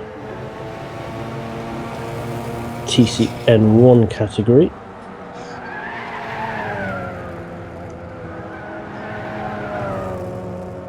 That's currently, I think, being led by Thomas 67, and then the rest of the numbers. He's completed 72 laps. It looks like the Honda CRZ has lost a little bit of time there due to the pit stop and the driver change, which the VEC team hasn't done.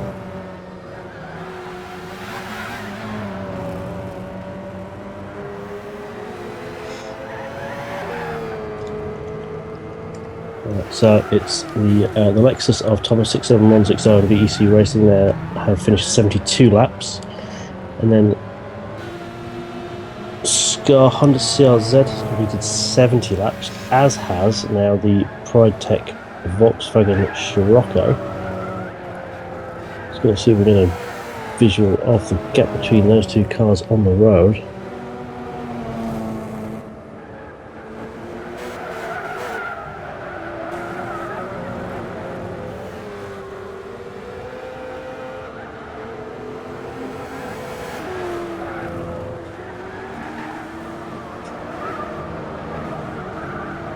There's best part of 3/4 of a lap between those two as well. And then Skater in the Dragon Racing Lexus, he's now in 4th.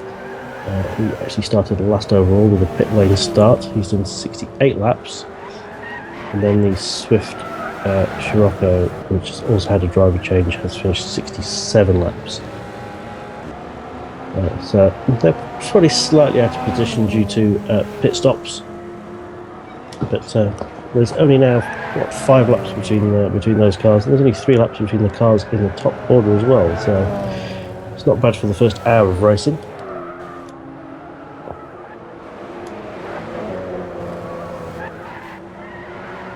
So a little bit of a tap between the two Lexuses there. They are in different categories.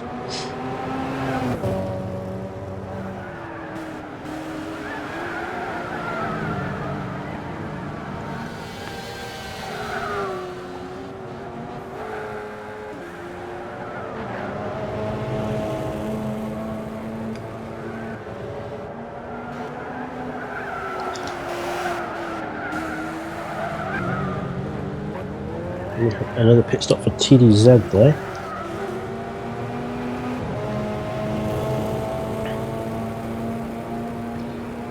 Looks like he's stopped early for some fresh boots.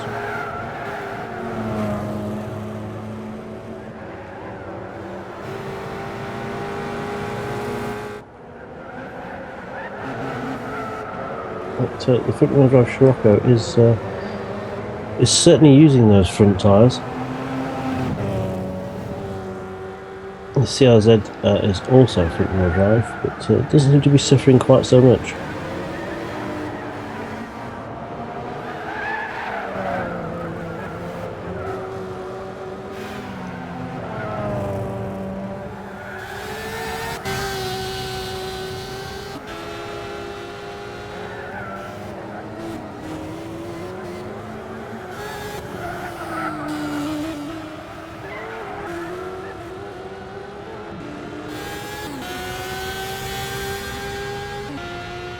The track surface is now looking like this has been well used for a drift session or two. It's a fair few tyre marks going into the hairpins. Probably all from those front wheel drive Volkswagens.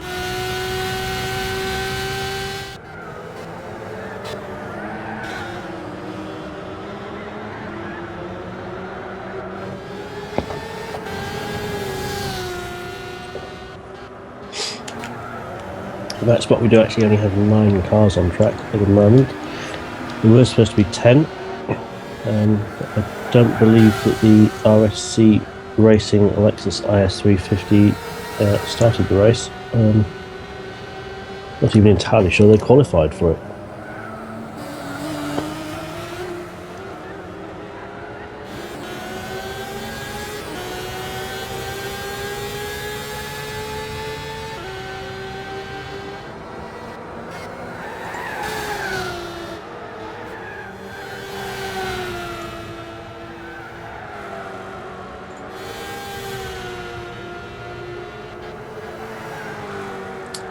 No, they haven't set any qualification times whatsoever, so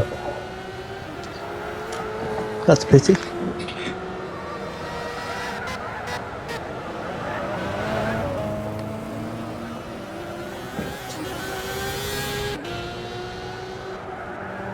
Yeah, incidentally, the best lap we saw in qualifying was a 53.679.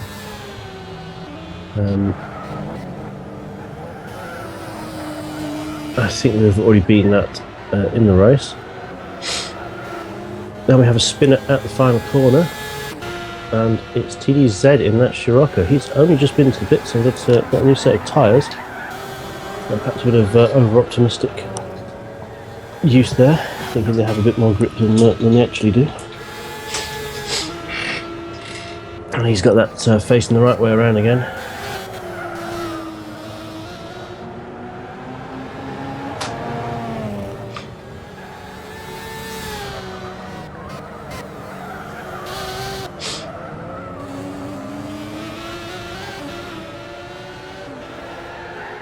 We have N64 the stick managing to negotiate a pair of TCN cars at once there, going through the final corner, and Z-Play 24 right behind them doing the same. So both of those GT300 drivers are in that BRZ.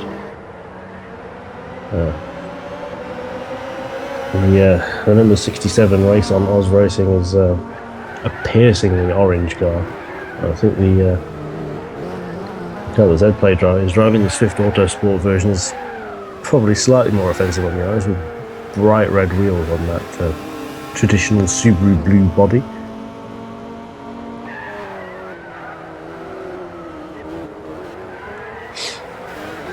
But these two cars are in the same class and they're pretty close on track, but there is a couple of laps between them due to N64 Stig starting the race from the pit lane.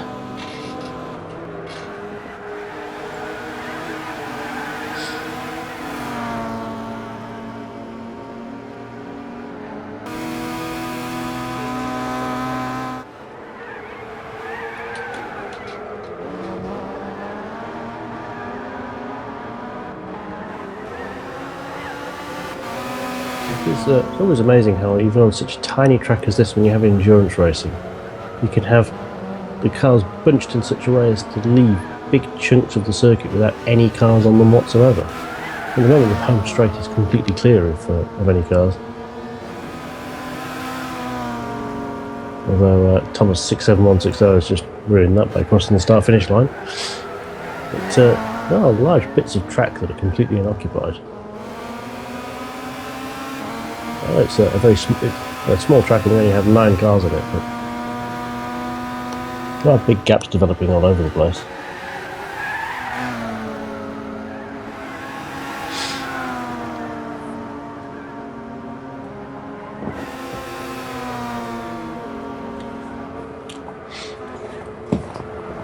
Oh, I thought we had a spinner there for a moment, but it was just a little bit of lag that seems to be affecting N64 the Stig. His blue arrow was definitely pointing the wrong way to the circuit, but that's just unfortunately the nature of trying to get information to Australia and back. Yeah, we do have a fairly cosmopolitan field at the moment. We've got N64 the Stig, Seth123 and TDZ are all in Australia. Ming Dynasty, Z-Play 24, Buteka GT and Skater 913 are all in the USA. Soka GT Racing is wearing a Greek flag, and Thomas 67160 is French and also in the pits again. Those two statements are unconnected.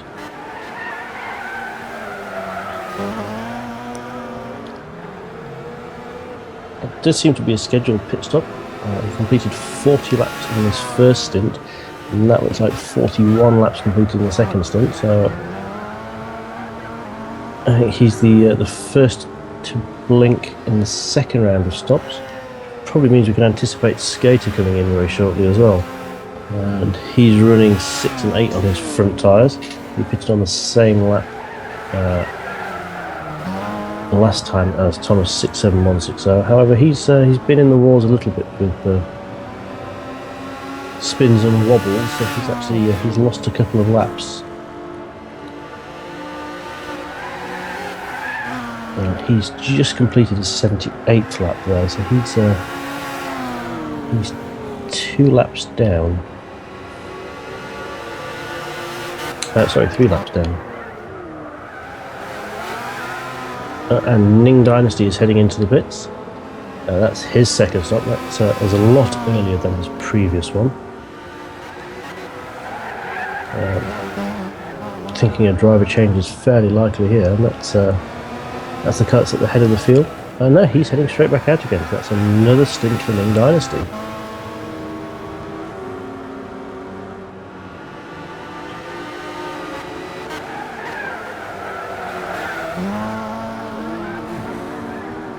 That's rather a lot earlier than his previous stop.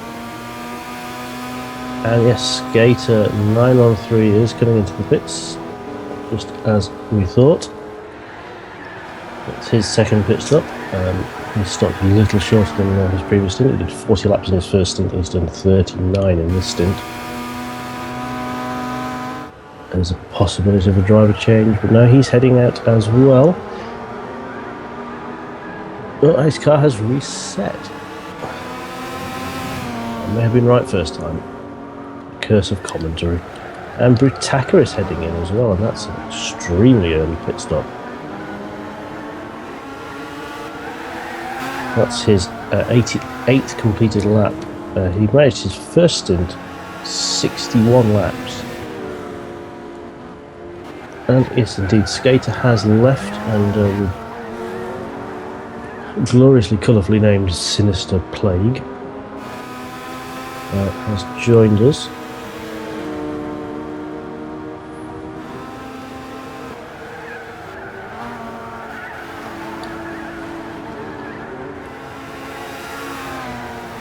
And the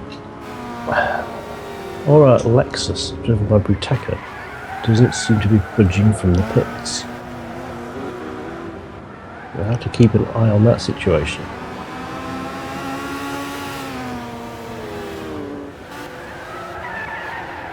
It was an extremely early pit stop, as I said. He originally managed 61 laps on his first stint, and he's coming on his 88th lap, so that's only 27 laps. And he has indeed left. So that's another driver change. So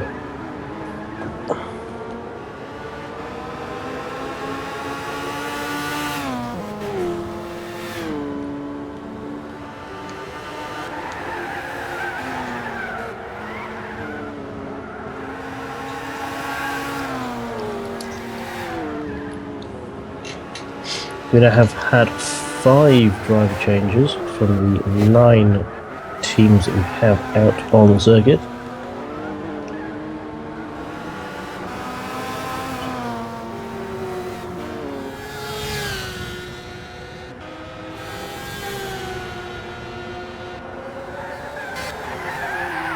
We do only currently have 8 entries in the lobby.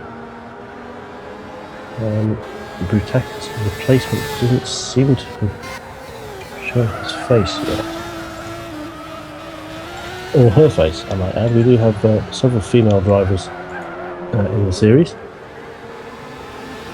And actually his replacement would be Pub16, who isn't a female driver. No sign of Pubs just yet.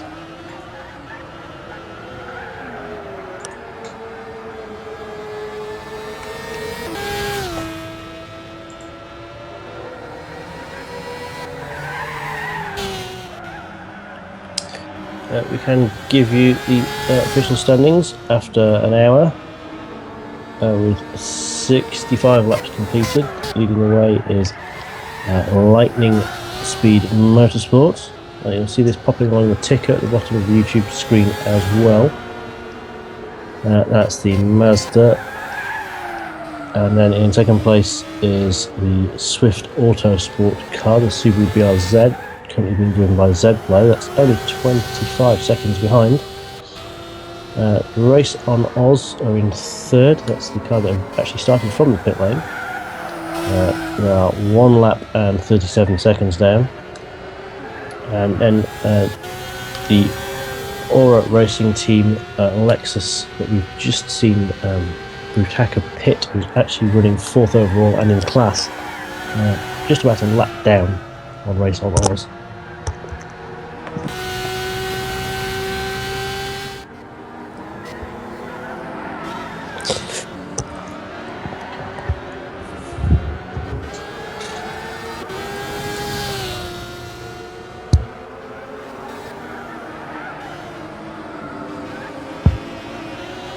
And we have a penalty shown for the number 93 car. That's the TCN-1 category Dragon Razor Racing Lexus. So we've just seen Skater swap out for Sinister Plague. It looks like Sinister Plague joined the lobby before Skater had left, which is something that teams are not allowed to do.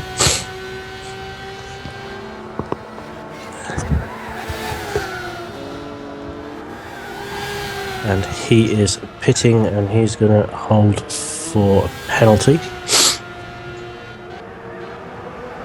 Seth in the Scirocco is also pitting. I do apologise for the occasional sniffs you will hear. Unfortunately, it's hay fever season in the Northern Hemisphere.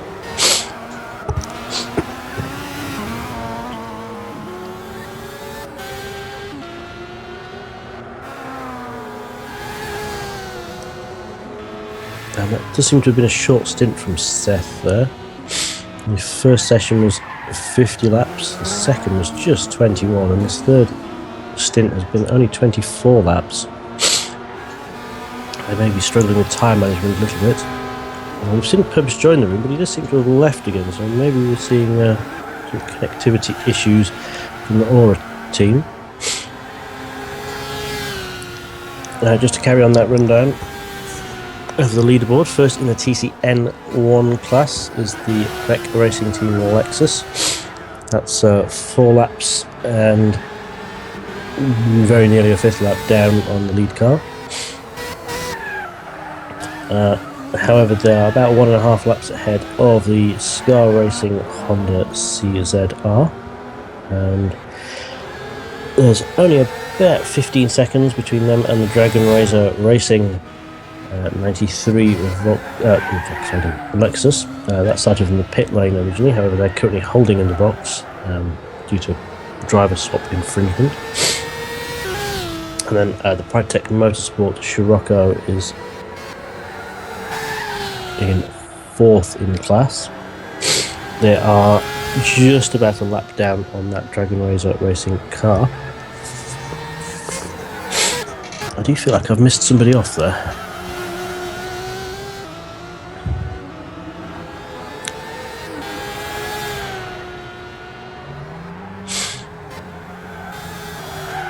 It's the Swift Motorsport Scirocco.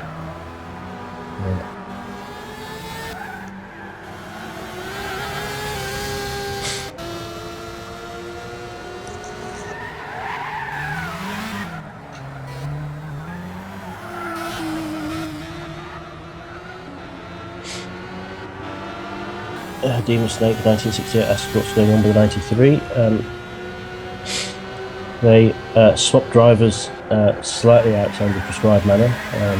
Driver who's leaving the lobby should leave before the driver that replaces him joins.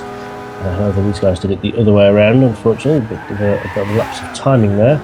So they're currently serving. They have served a pit lane penalty.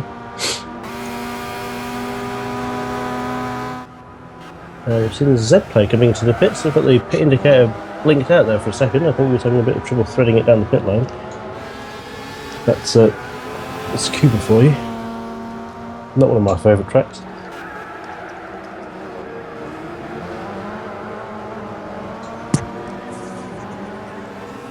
We just seem to have driven straight through it and straight back out again. Not entirely sure what's going on there. The Tsukuba pit lane is actually extremely easy to miss, and it has been one of the commonest questions from new people on GTPlanet since the track was in the game. Whenever people doing endurance races and think that the pit lane entry is in fact diving in at the very last moment. However, the pit lane actually starts about 3/4 of the way down the back straight. It's a very narrow pit lane entry, separated from the track by just a very thin grass verge. Z-Play is heading into the pits again, so that must have been an error in his pit lane entry, and the game has scrubbed it for him. And yep, he's had to do an extra lap, unfortunately, there. So he's come in again on lap 99.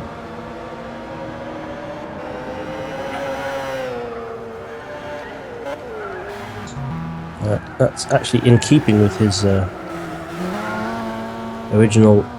his first stint was 50 laps long. That one has been 49 laps long, although it should have been 48 laps, but apparently Horlicked up the pit entry there.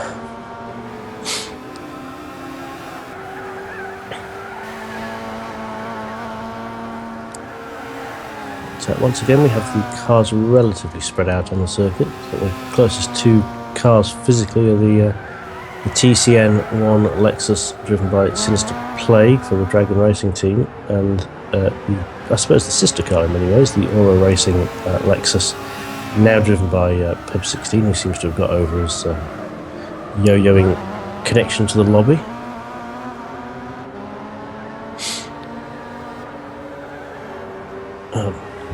Small bit of oversteer for him coming out of turn 1 there.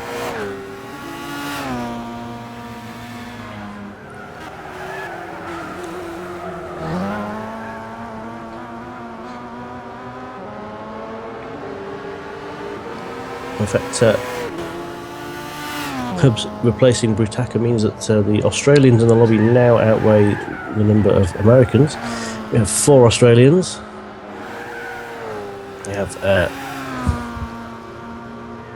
3 Americans, and then we have the Greek driver of Super GT Racing, our only platinum rated driver, and our Frenchman Thomas 67160. So doing a sterling job out there. He's one of only 4 teams not to have done a driver change. It looks like he has fairly recently pitted, judging by his tyre wear levels.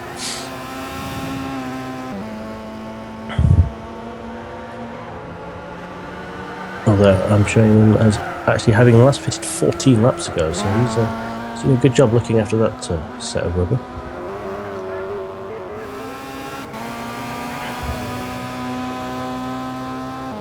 Again, we have 2 cars that are relatively physically close, but it's just Ning Dynasty putting a lap on the Scirocco, driven by Seth 123.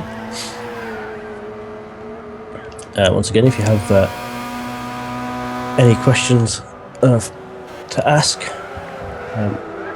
please do so in the YouTube stream that you're watching. At least I hope you're watching it.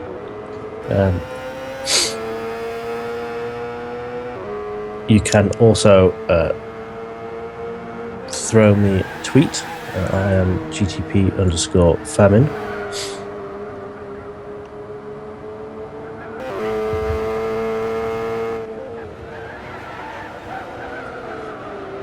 Which thankfully no one's done at the moment.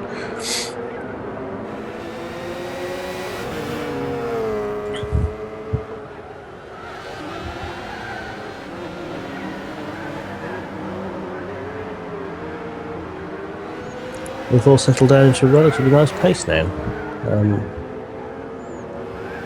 It does seem with when you have a small circuit like this, drivers very quick. The quicker drivers very quickly put laps on each other. And although the cars may look to be physically close to each other, there's a bit of a gap between them. Simply thanks to the fact that a lap is only 54 seconds long, and if you have a second lap advantage over your team, over the next guy in your class, you're already 2 laps ahead by now.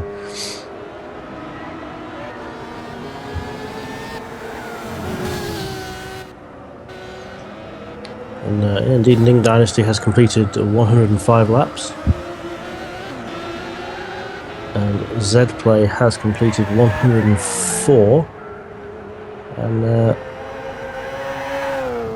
That seems to have happened relatively recently. Now, literally just separated by the third chicane there. Third chicane, third hairpin. Chicane on Tsukuba.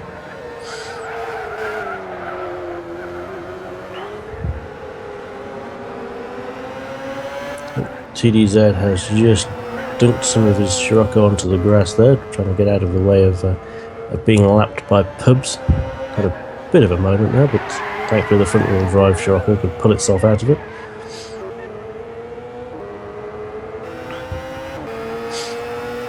Because there might be a lap between Ning Dynasty and Z-Play 24, but that very soon disappears if you have a poorly timed driver change, or indeed if like the 93 car, you have a penalty as a result of an even worse timed driver change.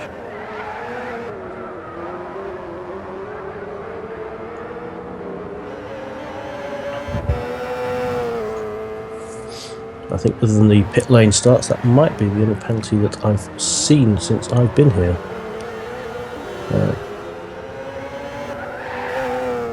So it's a fairly clean looking race so far. A tight circuit like this can lead to a few incidents where you have cars very close to each other, but that doesn't seem to be the case so far this race. Of course, these guys are now fairly well practiced endurance racers, racing against each other most of the time, so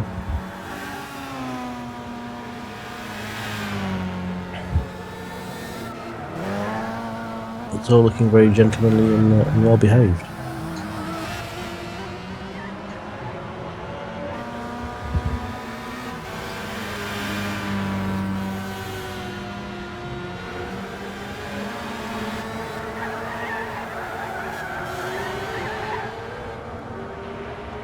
Oh, massive spin there for TDZ. Looked like he was trying in earnest to stay out of the way of Ning Dynasty as he came around the final corner there. He's been out too wide, dunked himself onto the outside of that turn and got himself spun around a couple of times. Looks like Sinister Plague is coming in into the pits after only 13 laps, which is a very, very short stint. But all of his tyres still look brand new to me.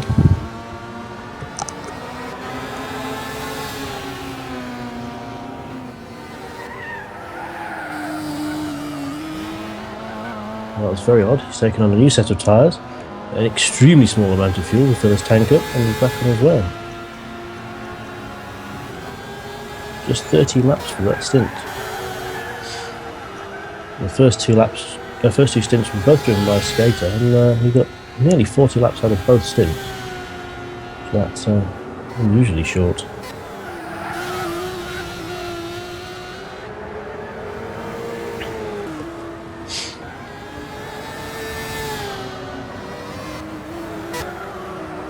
It looks like the fastest lap that we have at the moment is a 53.7 set by N64 the Stig.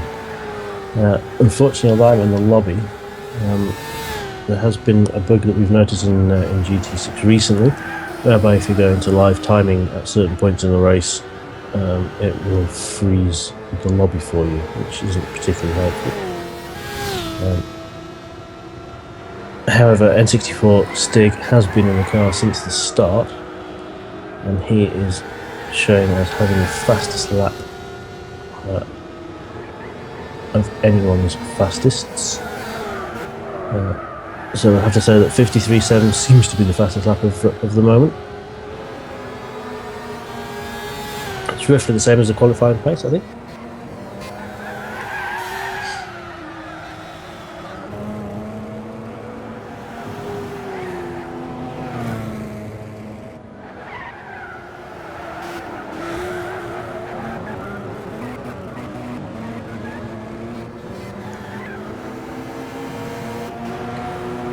So we're now at 110 laps down in the race so far.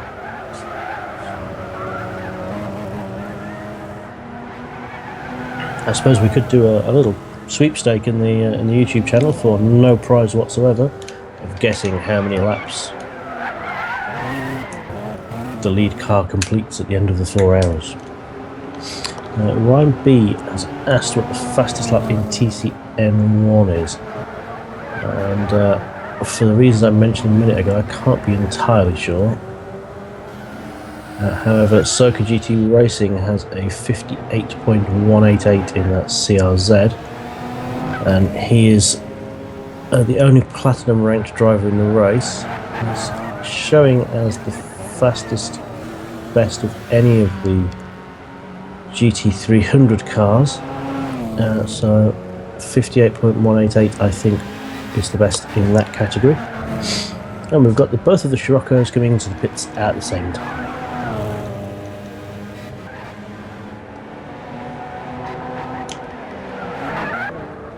It's only been 10 laps since TDZ's last pit stop, however it is showing some damage on that car there, so that will explain that pit stop.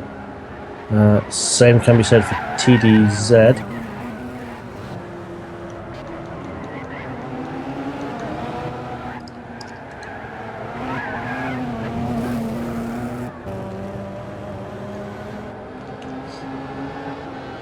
That's it, they both come in line astern. Had a change, and a little coming together there between Tsukuba GT Racing and that recently pitted Scirocco. Fingers crossed that hasn't caused some more damage for either car. The last thing you want having pitted to repair damage is to have to come back in immediately on the same lap.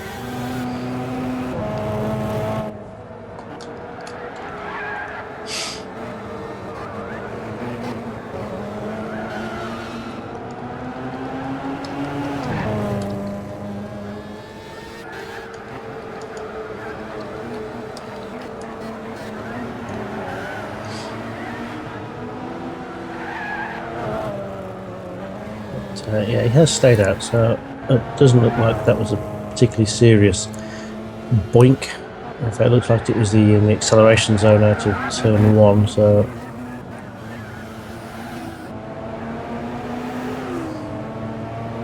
won't have caused too much damage either way.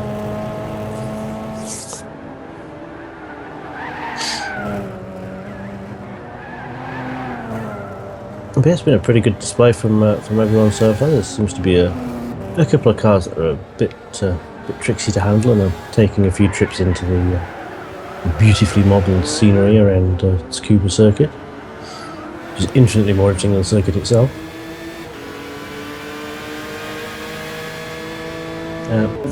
It does rather look like anybody's when anybody falls off, it looks like they're doing it by themselves rather than a prompted falling, which is always good to see.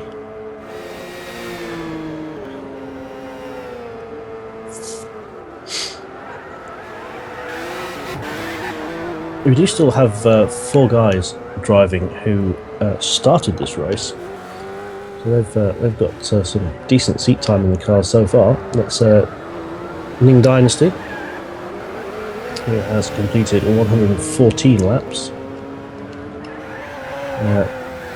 Player 24, who has completed 100, about to complete his 113th lap.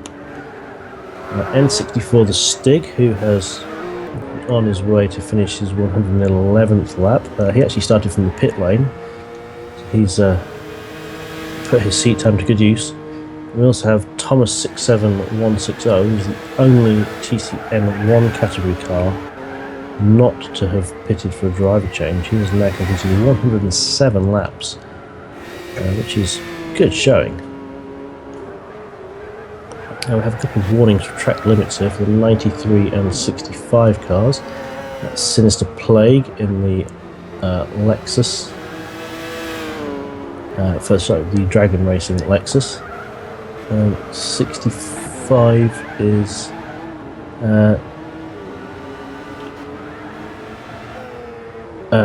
Ning Dynasty, sorry, in the Lightning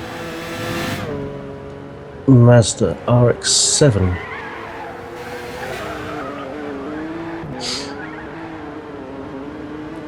He's also our leader, so he's going to want to be careful because he's only got a laps advantage at the moment. And with N64 Stig doing some good work back there in third in the category. He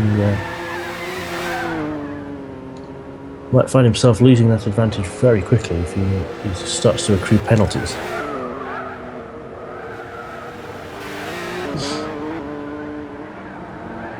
Looks like that excessively long pit stop for a driver change for the Aura Racing Lexus has cost them dear. Because it looks like they're now running 5th on the road. Not just last in category, but it looks like they're behind one of the TCN-1 cars now as well.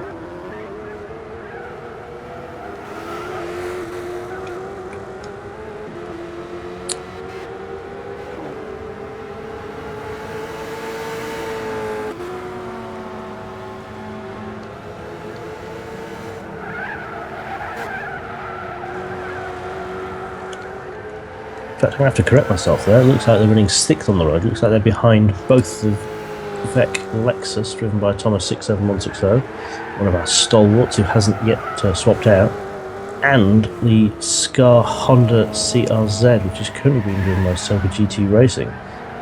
They've completed 107 and 106 laps respectively, and the Aura Lexus has only completed 105.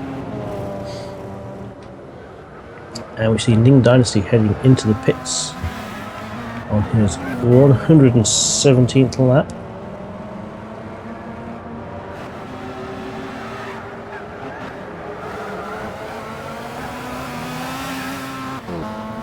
Here we see a driver change this time. He's pitting from the lead, so this needs to be as efficient as possible.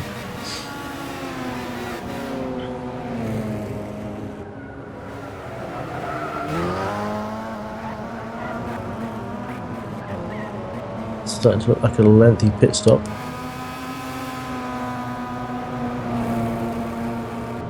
I do apologise, I've missed a driver penalty for the 65 car, that's why he's in the pits. He's had a second warning for exceeding the track limits there. I must have missed that while I was checking on the position of the Lexus.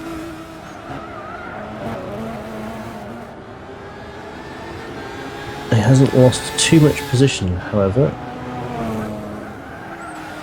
Most of that lapse advantage that he had has now been wiped out. I've seen TDZ back in the pits. He now seems to have left-hand side damage, which he didn't have earlier.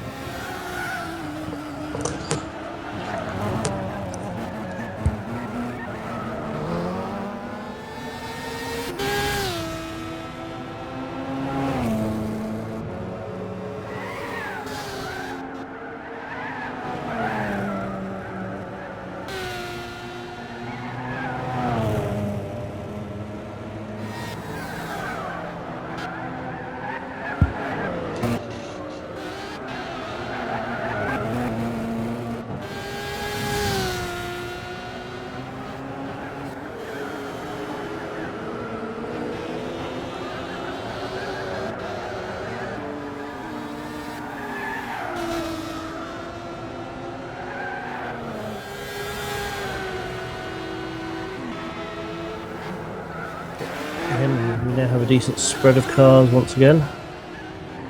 And a little flurry of lapping has ceased. And Dynasty does seem to still have the lead, but the advantage is now just the length of the back straight after receiving that stop and go penalty for track limits.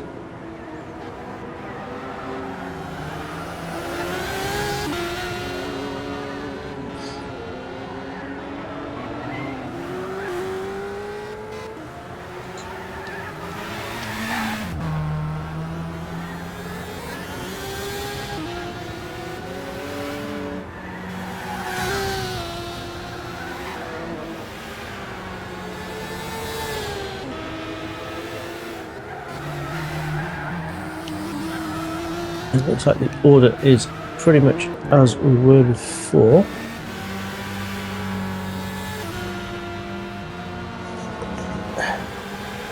Ning may well be kicking himself for that error. He still has an advantage, but it's a lot less than it ought to be.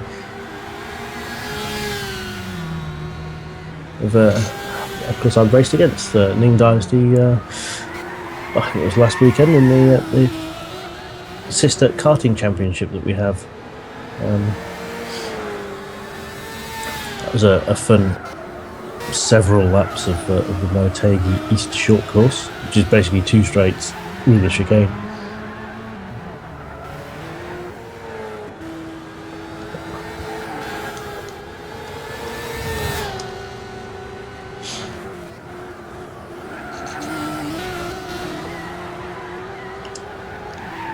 Just doing a quick check of how things stand. Ning Dynasty is coming up to complete his 121st lap. Said play 24 is the length of the straight behind him.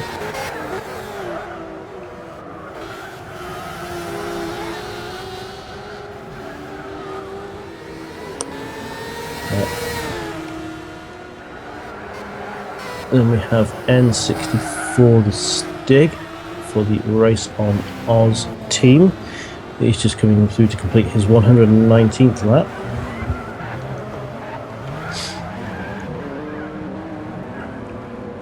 Pub 16 has got quite a bit of ground to make up. With a heavily delayed driver change.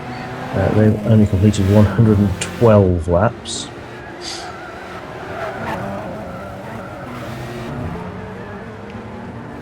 Next up is Thomas 67160. That's actually from the category below. He's just about to complete his 114th lap. And then we have the Scar Honda, which is currently being driven by Soka GT Racing. That's completed 112 laps. The same number as the Aura Lexus. I'll just have a check on the relative track position between those 2 cars.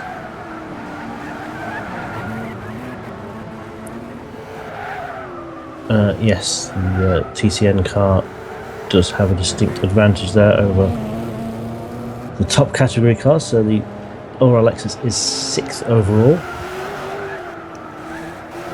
And then we have the Scirocco of Swift Racing with 110 laps under its belt.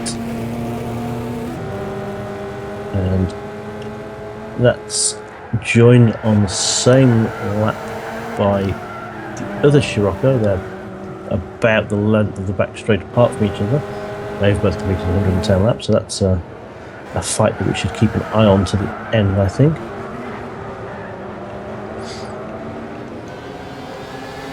And then the back of the field is the Dragon Racing Lexus of TCN-1. That actually started from the pit lane. However, they've now done 108 laps in total. So they're within touching distance of the back of the class. So Skater and Sinister Plague have done some good work there in catching up. They have seen one of only two penalties that we've seen dished out so far, and that was for a badly timed driver change, which saw the replacement driver enter the lobby before the first one had left. So with a pit lane start and a stop-go penalty, they're not doing too badly to be only 2 laps down on the car ahead of them.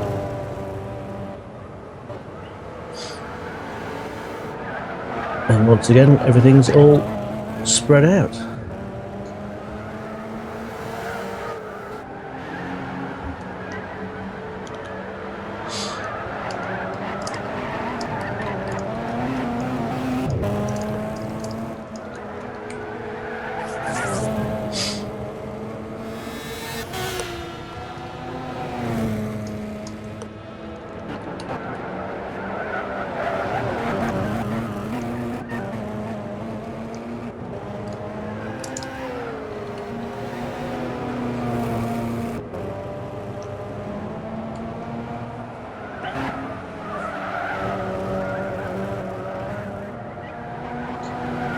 The only action we're seeing on track at the moment is N64 the Stig putting a lap in on Seth 123.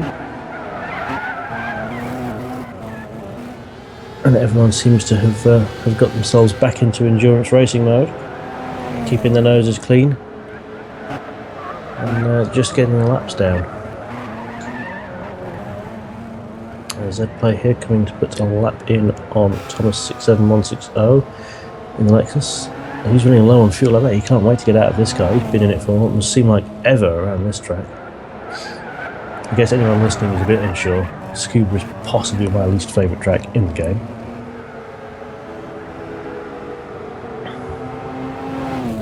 N64 the Stig also putting a lap in on Thomas. And we have Soka GT Racing in the pits here. That looks like a scheduled stop. He's done almost exactly the same number of laps as his teammate did to bring him into the car in the first place. It's good work.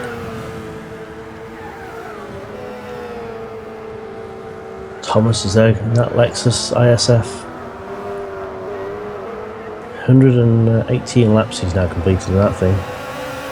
Brave man. However, he's running 6 and 8 on his front tyres. His fuel is looking like it's a little on the low side, so I'm suspecting that he's going to come in very soon and possibly execute a driver change.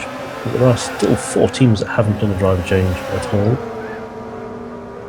So making the most. Oh, we have a spinner at the final corner there. That's the CRZ Old Soka GT Racing. Oh, he's got himself going again.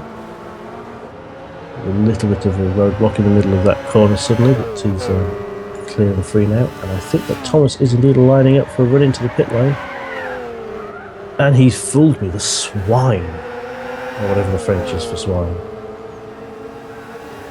He was running down the right hand side of that straight as if he was aiming for the pit lane and then back across to the left.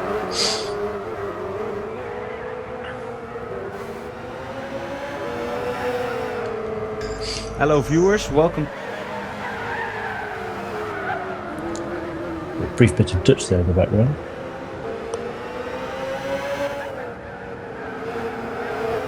And we do have an interview coming up very soon with Nick Hamann and Nick McMillan, both GT Academy USA champions and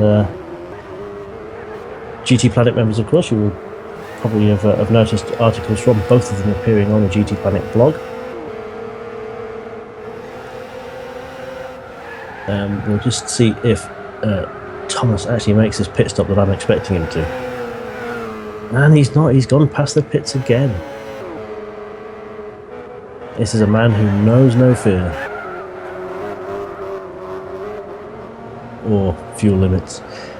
So we can trail into that interview if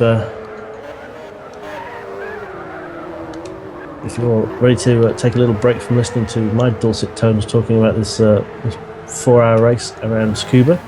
And we'll hear from the Nismo Nicks.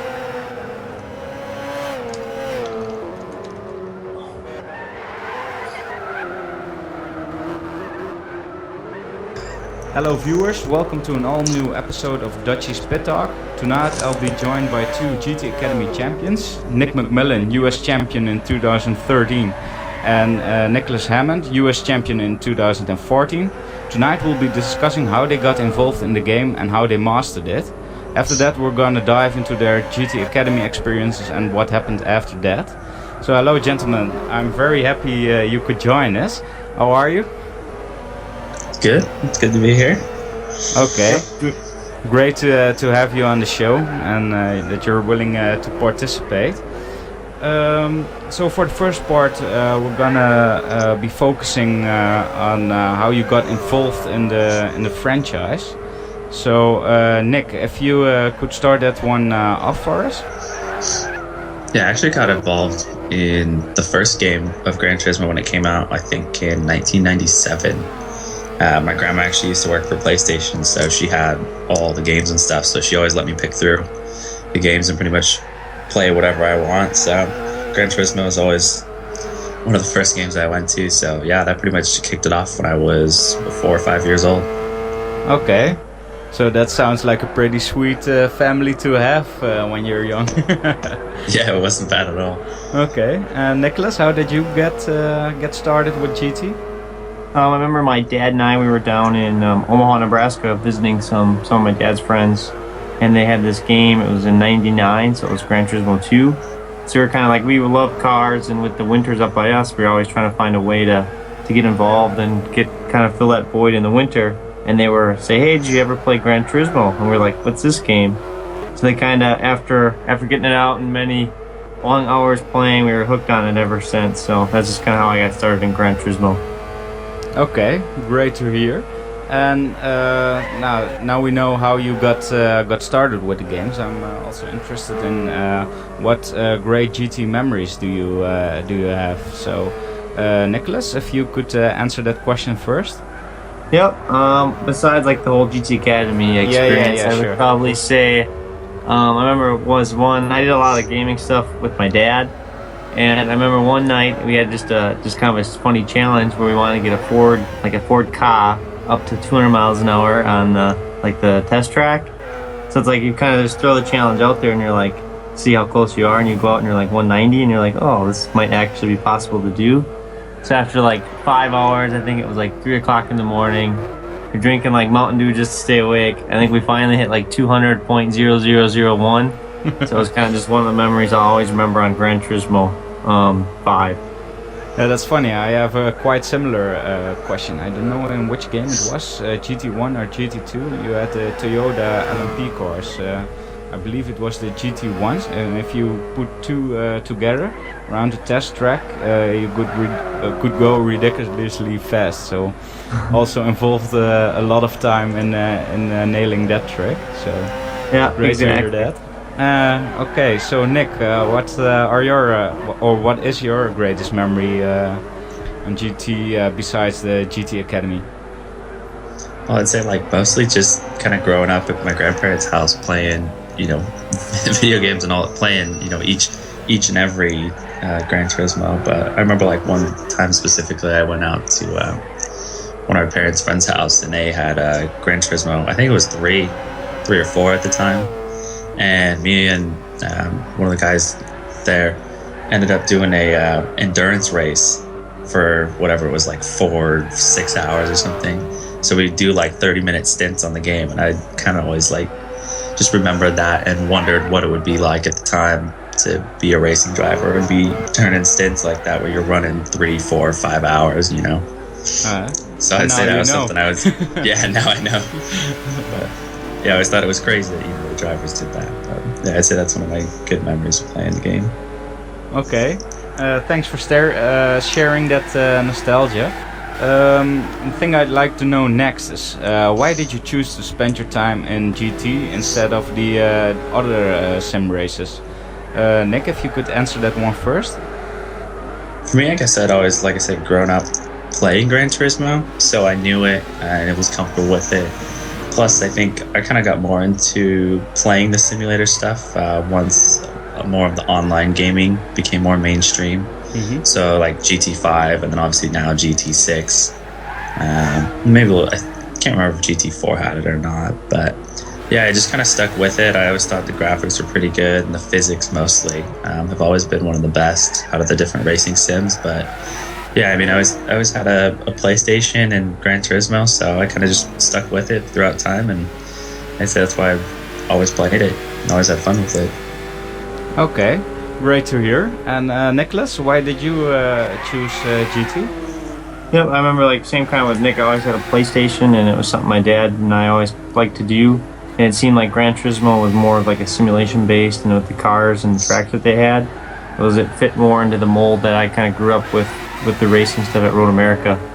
So it was something that my dad and I could sit down in the winter, or with my dad or myself and some friends, and it would just kind of fill that competitive void with like the simulation as well as the on-track racing. So it was cool to kind of progress through the years with like Gran Turismo 2, 3, 4, all the way up to kind of see how the graphics and stuff changed. And just it was always exciting, like when it would come out a new one and you'd fire it up for the first time watching the intro video. It was always pretty cool. So that's why I stayed with Gran Turismo. Okay, thanks for sharing that. So as most of us know, you both won the GT Academy. And the process of the GT Academy is well documented on YouTube, and I believe Nicholas, you had a movie on Hulu as well. And I would like to know more about the preparation for your GT Academy. So I'd like to start with you, Nicholas. After that, we'll come back to Nick for these questions. But correct me if I'm wrong, but I reckon when you play GT a lot and become quicker and quicker, the thought of the GT Academy participation starts entering your head till the moment you decide to fully commit to it. So when did you get the idea to start competing in the GT Academy? I remember hearing like the year after Brian won the first year, my uncle kind of sent me an email saying, "Hey, they got this GT Academy thing that with gaming, and it kind of involves, if you end up being really fast on the game, you kind of get to go to become a professional race car driver." So I remember checking into it, and then that was right after, I think the first one was either in London or some street circuit, and I was like, oh, I just missed the date, and I was young at the time where I wouldn't have been able to participate. But it would have just kind of been cool to see where my lap time kind of was in the game, because it was something that I didn't, like I say, I kind of grew up with very limited internet access, so I did a lot of just gaming by myself or against like the computer AI, so I never really knew how I stacked up against like the general public. Yeah. But then once I kind of started playing a little bit more, and I went down to school at UNC Charlotte where I was able to do a lot of racing online, then I kind of was like, oh, I wonder if I'll give it a try. So then I luckily was able to just kind of compete. And the first year I did it, I think I was like 100th or something in the country. And then next year I ended up was like 50th, 55th. And then luckily my year I was in the top 32, enough to get to nationals in New York. Okay, so the next question was how many times did you try to make the cut? So if I'm correct, that's 3 years you did a shot. Yep, I did all the online stuff. The online stuff was kind of where I was with the gaming stuff, where I kind of struggled and stuff with. So that was where I tried really hard the first 2 years, and I had just an old steering wheel, and then the third year I got a G27 steering wheel, and kind of really put forth a lot of effort into getting inside that top 32 to begin the GT Academy journey. Okay, so then the moment arrives where you enter the GT Academy, or you got qualified, and how do you prepare for the real thing on physical, mental, and skill-wise? Really interested in that. Yep. So like as soon as I found out I was inside that top 28 for the U.S. stuff, I started to run. I did a lot of running. I did track and stuff in high school, so I still kept in decent shape. But as soon as I found out I was going to New York, I started to run a lot more. So I'd probably run like 5K or something 3 times a week, and then I would weightlift 3 times a week, just on the physical side of it. And then the gaming side of it, I did a lot more online racing and at the different tracks and stuff, and the cars that previous years people did at the finals, just in preparation for the New York stuff. And then I did a lot of like just different experiences. I know like I had a gift certificate from all the go-karting stuff that I did for like a sprint car driving school. So I did that experience just to kind of simulate being thrown in a weird environment, and just kind of how you either adapt to it as quickly as you can. I just try to get as much in-car experience as well as gaming experience to kind of prepare for the New York National Finals. Okay. Yeah, we saw on the YouTube part that the physical challenge, the physical training for you really paid off, especially at the running towards the cars and the biking, etc. I think it really benefited you in that area. Exactly. I just knew that was something that it doesn't cost anything, and that was something I could really kind of push and try to be the best at. And that definitely helped. I know mindset-wise, when I was the slowest on the first episode, when you look up at the board and you're like the slowest guy there, and you're like, I think I'm going home. So then when I was able to kind of, the next event was the running stuff, it really kind of fit right into my mold and was able to really do well. Yeah, as well as the running part was really early on in that challenge, so you benefited from it right away. So you could keep the momentum of being first, so you didn't have to think back about the others too much. Exactly. Like Danny Sullivan did a good comment where he said Nick was able to kind of relax and just calm down, and that was exactly what happened when you had a nice decent lead. you didn't really have to push like the other guys. You could just kind of run your own race and not really just be smooth and clean. And then from that point on, it was just kind of just don't make any mistakes and focus on getting the win. Yes. So, Nick, for you the same questions. So, when did you get the idea to start competing in GT Academy? I think one day I'd signed online to play, and I'd seen there was some sort of, competition, time trial, like they usually have. But one of them was special in saying like, oh, well, there's like GT Academy win an experience to be a professional racing driver. And so I kind of read through what the details were, and to me it sounded like, oh, you got to go to Silverstone and you got to have a week that was like being a professional racing driver. So I had like entered the competition with, I think there was only like 2 or 3 days left, and I just played it as a time trial to kind of see like what was going on, but I didn't take it seriously at all. And then what was it, 2-3 months later, all of a sudden I saw like the TV show of what it was, and so I like watched the whole TV show and then realized, no, you actually like win a contract or whatever to become a professional racing driver. And I was like, holy crap, I didn't realize this is what I had actually entered. So things got more serious with that. yeah, once I actually like saw the TV show, I'm like, dang, I didn't realize this is what we were competing for. So I decided that, hopefully they do it next year, and if they do, I'm going to take it seriously. So yeah, I kept searching around and checking when GT Academy was going to come out again and they were going to do the competition, so I'd be prepared. So, I kept doing online races and time trials and different stuff in preparation for that. And then it finally popped up, and yeah, I just pretty much went for it. I'd only had a controller at the time too, so my dad had actually made a bet with me for 2012, and was like, oh, if you can get top 50 on a controller, I'll build you a wheel and pedal setup. So sure enough, I had it done. I think within like 3 or 4 hours, I was like 42nd on a controller. And he went out and bought me wheel and pedals, and then basically like custom fabbed a rig for me. So yeah, I ended up qualifying in 2012 and going to nationals. But unfortunately, I think I finished 20th or 19th, and I only took the top 16 according to points that year, because it was all based on gaming.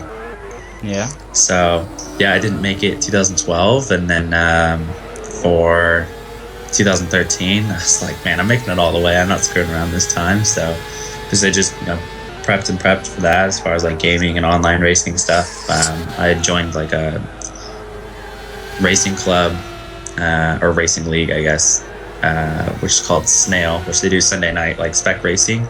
Yeah, I know. I think it's like one of the biggest one on GTPlanet. Everyone kind of knows about it.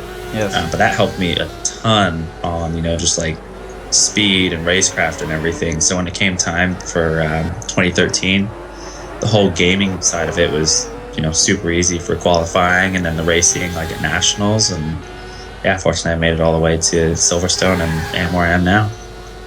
Okay, that sounds great. So in the the year that you got qualified, how did you prepare on the physical, mental, and the skill-wise area, as well as you? Of course, you took a lot of experience from the previous year going to the nationals, knowing what you had to do the year afterwards. I think it should be helpful to have spoken to the other competitors and seen what they have done. So how did you prepare? Yeah, it was definitely helpful going into or having that experience from the previous years competing. Plus, when I showed up to like nationals, I knew some of the people there already.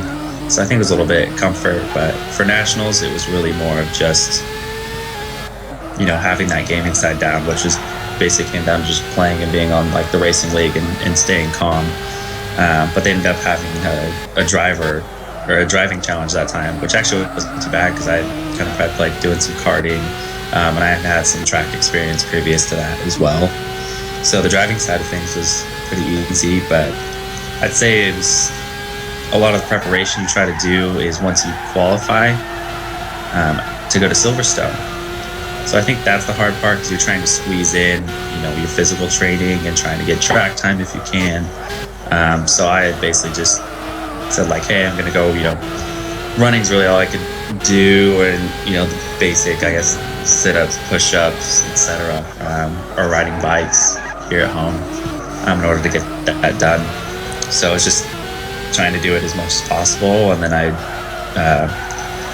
squeezed into a track day and an autocross and did as much karting as I could until I went to Silverstone. And then I also made sure that I knew all the track configurations at Silverstone, because I knew we'd probably be driving all of them.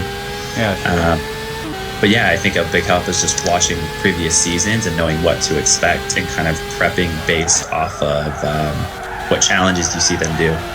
I guess kind of like people you see like Ninja Warrior, if you've ever watched that, where people build the Ninja Warrior setups at the house so they can train and know what to expect. So I think that was probably like the best strategy I had, and I think some other people did the same. It's just prepping for what you see on the previous shows. Yeah, and then came 2015, and they threw a lot of plans away. So we're getting back to the GT 2015 topic later on. But anyway, thank you for sharing the way you prepared for the GT Academy. As you know, this interview will be first aired during GTPlanet Endurance Series. And in this series, a lot of GT Academy national finalists, but also finalists compete besides each other. And also a lot of people who still have their shot at the GT Academy. So what are your best tips to those who made it to race camp for the 2015 GT Academy? Nick, if you could answer that one first. I'd say like before, because I know race camp hasn't begun yet, but beforehand, just try and get as much seat time as possible, whether it be karting, driving, something out in like the sand or dirt somewhere, and just trying to get used to the limits of a car. I know karting is really huge. You'll get a lot from karting, and it's fairly cheap. You usually do rental karts and stuff. And then obviously just trying to do physical conditioning from what you see in the competitions. Pretty much all the episodes you'll see are, exact things of what we did or other race camps did. So just look at those and prep, physically and mentally, and practice what you can. But as far as going to race camp and while you're there, my biggest advice is probably just to try to get to know everybody, all the coaches, all the other contestants and stuff. And then especially like all the driver coaches. The driver coaches are super helpful. Don't get on their bad side or get mad or do anything. Just, you try to stay calm. You watch what other people do. And then most of all, just ask questions. Sometimes they'll say, oh, we're not allowed to talk or anything in the car. But I didn't listen to them, and I asked all the questions I could, and I think they take notice of that, that you're willing to learn and improve, and most of all, just after you get the answer to your questions, try and go out and prove that you were listening and apply that to your competition. So I think that's a huge thing that most people do or don't do, is they get nervous and they don't kind of pay attention or ask questions. So asking questions will get you a long ways, and I know everyone does have their questions when they're there, so ask away and hopefully you'll get an answer. It doesn't hurt, that's for sure. Okay, so that's a good advice for the people competing. So Nicholas, can you add to that? Yeah, I can. Nick did an awesome job explaining just different stuff. I know, like he said, you watch all the previous episodes of the previous years, just different challenges just to prepare.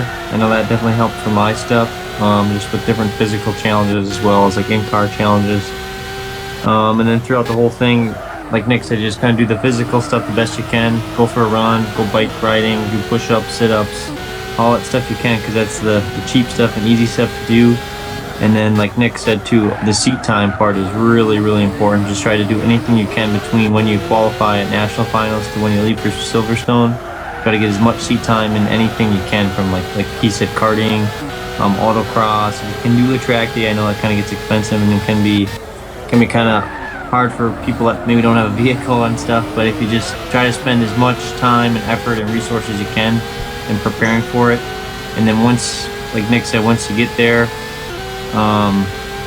try to prepare too even before it, where you learn all the different Silverstone courses like Stowe and all international, national, the GP and stuff like that, because that will definitely help when you get there. It kind of check marks that side of it where you don't get thrown on a course you don't know. And then once you get there, just like Nick said, ask a lot of questions. It's really important that even if they don't answer, at the end when you get out of the car, then you can kind of ask them and say, hey, what was I doing there, or what should I try working on next time? And then hopefully they'll give you some answer, and then you can kind of they'll appreciate your willingness to try to learn and to improve. And then when you go out next time, just try to apply that the best you can. And then even just respecting what their opinion is and thanking them, and kind of having that, it's a job interview basically to become a racing driver. So it's all about preparing and doing the best you can to present yourself in a way that the driving coaches and Nissan and GT Academy, that they want to pick you as the driver that would win. Okay, so great advice from you as well. So then the moment arrives when you've made the cut, you packed your bags and went on the flight, and then you arrive at Silverstone. Could you guys share what went through your heads at the moment you know it's about to begin? Nick, could you go first? Yep. Yeah, it's cool. Just kind of, you're on the plane, you get excited. And what was funny is, we had, I think, like 9 or 10 of us all on the same plane when we flew over to Silverstone, so it's kind of like a party on the plane. I can imagine, yeah. Yeah, so I mean, that was like cool because you kind of bond with all the guys. But once you get there, it's I'd say a little overwhelming for most people, especially if you haven't been to like a Formula One race or anything big like that. I know I hadn't at the time, at least not car-wise. So just being at Silverstone, there's so much stuff. So like we went and walked around all over the place and I think we ended up being able to walk Stowe Circuit and everything, but it's trying to just walk around, get to know where you're at, and I think that kind of helps you calm down, because then you know a little bit of what to expect and where things are. But yeah, I mean, it's definitely a little overwhelming, but you have to stay calm and just realize it's a competition and it's a job interview, but to not get nervous and to just kind of put your best foot forward when you're there. But it's definitely a fun experience. You really have to take it all in and enjoy it, as opposed to being nervous, because once you're nervous, it kind of just ruins the whole experience, I guess. Okay. Nicholas, what was going through your head when you first arrived? Yeah, I was pretty excited too. Like Nick said, I flew over with, I think, Parker, Cornelius, and Alex Alexander, and a couple other guys. So it was kind of cool. You kind of developed that friendship too right from the beginning. My personality, I'm a little bit more quieter, so I didn't really. Those guys are kind of just talking, and we kind of get to know each other before we even get there. So it's kind of like where you're analyzing each other's what strengths, weaknesses your competitors kind of have from that standpoint. And then, like Nick said, once you arrived, I know Rob Barth picked me up from the airport, so that's like you're thrown in instantly into especially Rob. Exactly, you're like thrown in instantly into like game face mode right away, where your job interview starts. So it was kind of cool but overwhelming at the same time. And then once we kind of arrived at Silverstone, we stayed in a kind of these snooze box things for one night, and that night was just about kind of getting to know everyone, introducing yourself. And then we kind of walked around the facilities, and it was cool looking out over at the podium, because I knew how many days later either I would be on the podium or I would be on a flight back home, depressed that I didn't win and that my chance of GT Academy stuff was over. And then we kind of walked over by the Stowe Circuit, looked at that because there was an event going on over there that we couldn't walk. But just getting, like Nick said, comfortable with the environment. And then just kind of getting to know everyone, to kind of analyze what each other's strengths and kind of weaknesses are, to so that if you get thrown in a team challenge or whatever, you kind of know already that individual, so you kind of can decide what stuff is the best. And then, like Nick said, just have fun. It's hard. I know when you're going through it, you'll be nervous and thinking, oh, what did I do there? How did I screw up? But just have fun, and then if you really do your best and put your best foot forward, no matter what, the success and the results will come after that. Okay, thanks. Yeah, as some of you may know, all the episodes of the GT Academy experience are online. Nismo TV, if I'm correct, is the name of the YouTube channel. Yep. So, Nick, can you talk us through your GT Academy experience? Through the whole week. Yeah, and Just sum it up, Nick. sort of. Yeah, a small sum up. Yeah, well, I mean, you go into it first day, like I said, you go stay in, like, for us, it was the snooze boxes. But you're kind of immediately thrown into the whole GT Academy week. And yeah, I mean, we did, I think, like physical challenges and different stuff, and you get all your suit fittings and you meet all the coaches, etc., etc. But yeah, kind of just immediately thrown into it, and you have to be on top of your game. So we did like the tough mudder challenge or whatever, which was just crazy, especially because you're working like as a team. So you have, strong and weak links, but you have to carry yourself all together. So when you're working, as a team, you have to help everyone. Even though you're in a competition for yourself, you have to find a way to be as good as your team, but maybe shine as well. But yeah, I mean, then you get into your driving challenges and stuff, and really what you see on TV is pretty much what you get. I mean, obviously you don't see everyone's story, but it's kind of long days sometimes, and you're tired, and you have to stay focused on your challenges and avoid any drama or anything. But no, I'd say it was definitely fun getting to do, like, we did the rally challenge, and then you'll get some practice seat time in like GTRs or 370s around the track. So they usually won't just throw you out there cold turkey without some experience. But I mean, the whole experience was fun, and it's a roller coaster, because you'll see your time at the top of the time sheets, or you'll win a challenge, or you'll be near the bottom. So, but you just have to keep pushing. I know I was thinking I was like mid-pack until like Wednesday or Thursday, until we did a rally challenge, and the coaches and judges seemed to really like my driving with that, and so that kind of made me feel good about myself, and like I kind of had a chance. And then we got to do the. So was that also your favorite moment or challenge during the GT Academy, or is it another one? No, I'd say it was definitely the rally challenge. For me, was really fun because I have a motocross background, so riding dirt bikes and stuff, that was kind of like home for me. I kind of know the feel, and I've driven a lot of stuff out in the dirt or sand, so that was really fun for me. So I think that kind of helped me shine. But it wasn't until Thursday, I think it was like Thursday morning, we did our second benchmark challenge, and I think I was on the first challenge, I was all like one spot away from the bottom or something, just like Hammer was. So I went out on the second benchmark, and I knew what I needed to do, and put in, I think, the second fastest time within like 700ths of a second or something like that. So I was pretty happy with that. But what helped was the day before, we actually they never showed it on television, but they did, we got to do all the data.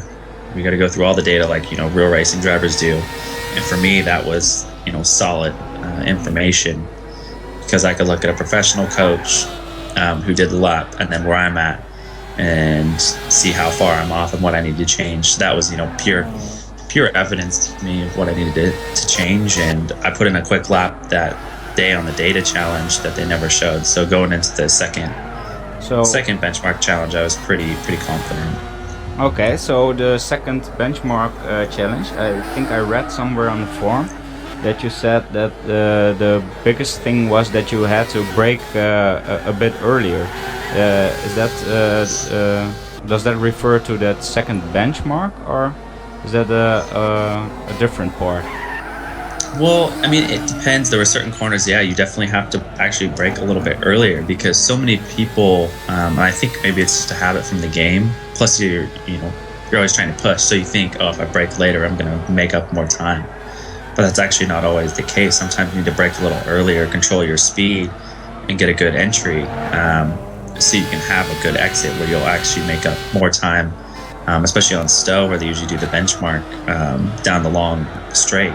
Mm-hmm. So you actually make up more time going down the straight at 2 or 3 miles an hour more because you got a big exit rather than braking,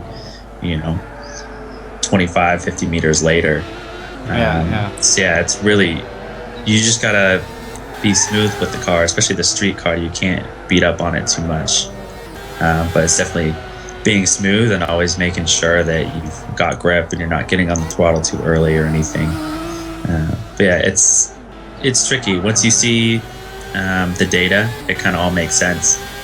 And especially if you've never been able to look at data from the car and how your braking, shifting, throttle inputs and everything are, you don't realize what you're doing and what's losing you time.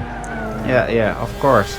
And that's why it's also nice to have the Motec feature in GT7 as well. There's so much more information for you to even get from your virtual labs. So I can really imagine if you have all the data at hand to improve on your own labs. Another question I have for you is the day of the finals, what kind of advantage did you think you had then over the other competitors? I honestly didn't think I really had much of an advantage, which was kind of, I guess maybe the hard part is believing that you can win it. Because I had known Brian Marceller, as well as Chris Hill, and then Patrick Kreider, who was the final four. Brian, I had known, has done some racing and had track time and done coaching. And then Chris Hill, I think, was a professional driver coach. He just never raced much. And then Patrick started working for a race team and had some seat time and stuff. So everyone had way more seat time than I did.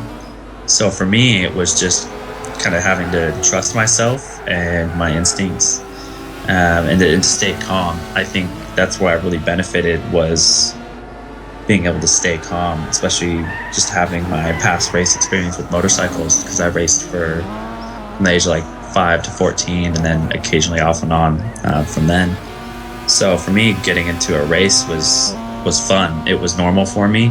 So I was really calm. And I think that's where I kind of put my head down and just do what I needed to do and be consistent each lap and not let the competition kind of get to my head. Whereas I think some others just got flustered or got excited. And so I think that was really just a strong point for me. Yeah, of course. I think it's really hard for a driver to be able to get his emotions under control in that kind of stressful environment. So very well done. Now I want to move on to Nicholas's experience in the GT Academy. Can you give us a short summary of your GT Academy experience, Nicholas? Yep, sure thing, Kevin. Yeah, so basically, like Nick said too, when you first arrived, we kind of did an introduction, you get your suit fitting and stuff, and the thing that a person really doesn't see from the outside is all the time filming, the stuff that gets so much done. So like Nick said too, the filming stuff, it gives you a chance, either it's good or it's bad. It can give you a chance to overanalyze, or a good chance just to think about what you're gonna do and kind of prepare. So after we did the suit fitting and stuff, we did the first benchmark and other stuff, and I was like I said before, the slowest. So that was oh great. I thought, I had a decent shot at winning this, and here I'm the slowest guy, and you never know if they're gonna come in and walk in and just eliminate you. So that kind of developed a mindset of just always being on the bubble and pushing yourself. So then the next event being the quadathlon, that worked out really well for me, just with all the fitness stuff I really focused on in training. So I was able to kind of get in there. I remember hearing him going through it. Lawrence, the guy that was kind of running the GTA stuff, he just said, hey, if you win this event, you're safe from elimination. I'm like, well, I got to win this event because I know if I don't or don't do well, I know based on my previous experience in the benchmark, I'll probably be going home. So that was good preparation just to be pushed. And then from that point on, after that event, I was able to win it. And then just to go from that, where you always still, even though I won that event and did really well, you still always have that in the back of your head that you're not fast enough and that you could be the next one going home. So I know that helped just kind of always make sure to push myself and do my best. So like when we did the buggy stuff, and then that day I kind of was depressed when we got knocked out because I didn't know, hey, I did well in the quadrathlon, but maybe I didn't. This event we got knocked out, so if I go home, I go home. And then I'd say probably next few days was just about doing it the best you could, and if you made a mistake, just letting it go and going back on track and showing why you deserve to be here and why you should be here more than some of the other guys.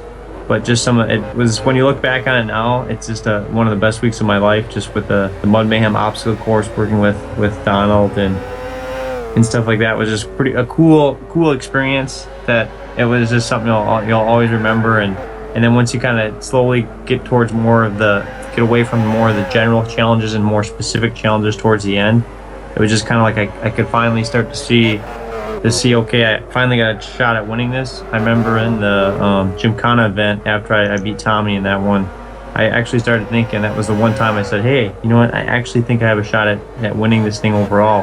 And that was, what, five days in the whole thing?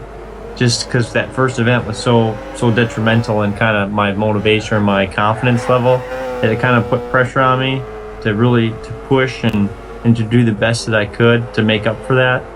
And then the second benchmark was really, really well, seeing that I improved, and they never really showed us the times of that. That's what's kind of weird too when you watch the show. I think, oh, we actually knew what we ran. After that, we had no idea who was fast or who wasn't, so they didn't tell us at all. So we didn't know, hey, was I still the slowest or was I the fastest? And maybe that was a good thing because it kind of kept me still pushing to be the fastest one or to try to improve the best I could. So it was just kind of one of those things where you're always pushed to do better than what you did in the beginning, and I think that kind of helped me throughout the whole event. Okay. I think they do that on purpose too. Yeah, exactly. Keep you guessing, so you keep trying harder.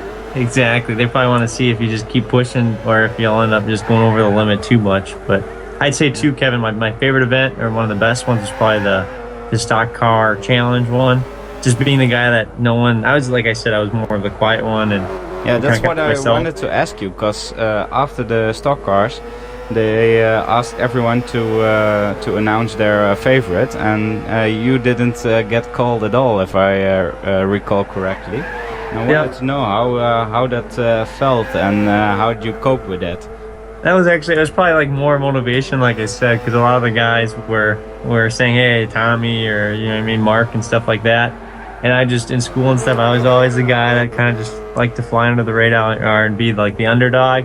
So right before that, I remember not getting my name called. I'm like, okay, this is good. No one expects me to win, so now I can go out and prove them all wrong. So then after winning that one, it was probably really special. Okay, so you all proved them wrong. So you still make jokes to them about that? Yeah, exactly. They all think it was a skill that I planned out the week perfectly to be the slowest at the first benchmark and then to like prove it. But it's all real nice because you get, like Nick said, you develop a good friendship with guys that are passionate about racing. I know growing up, I didn't have my dad really loved racing. A lot of my friends did like football and soccer, and then when you go to this week-long experience, you're with guys that they love racing. It was cool, even now, to stay in touch, and all the guys are super nice and really excited to see how they progress in their racing career as well as me. Okay.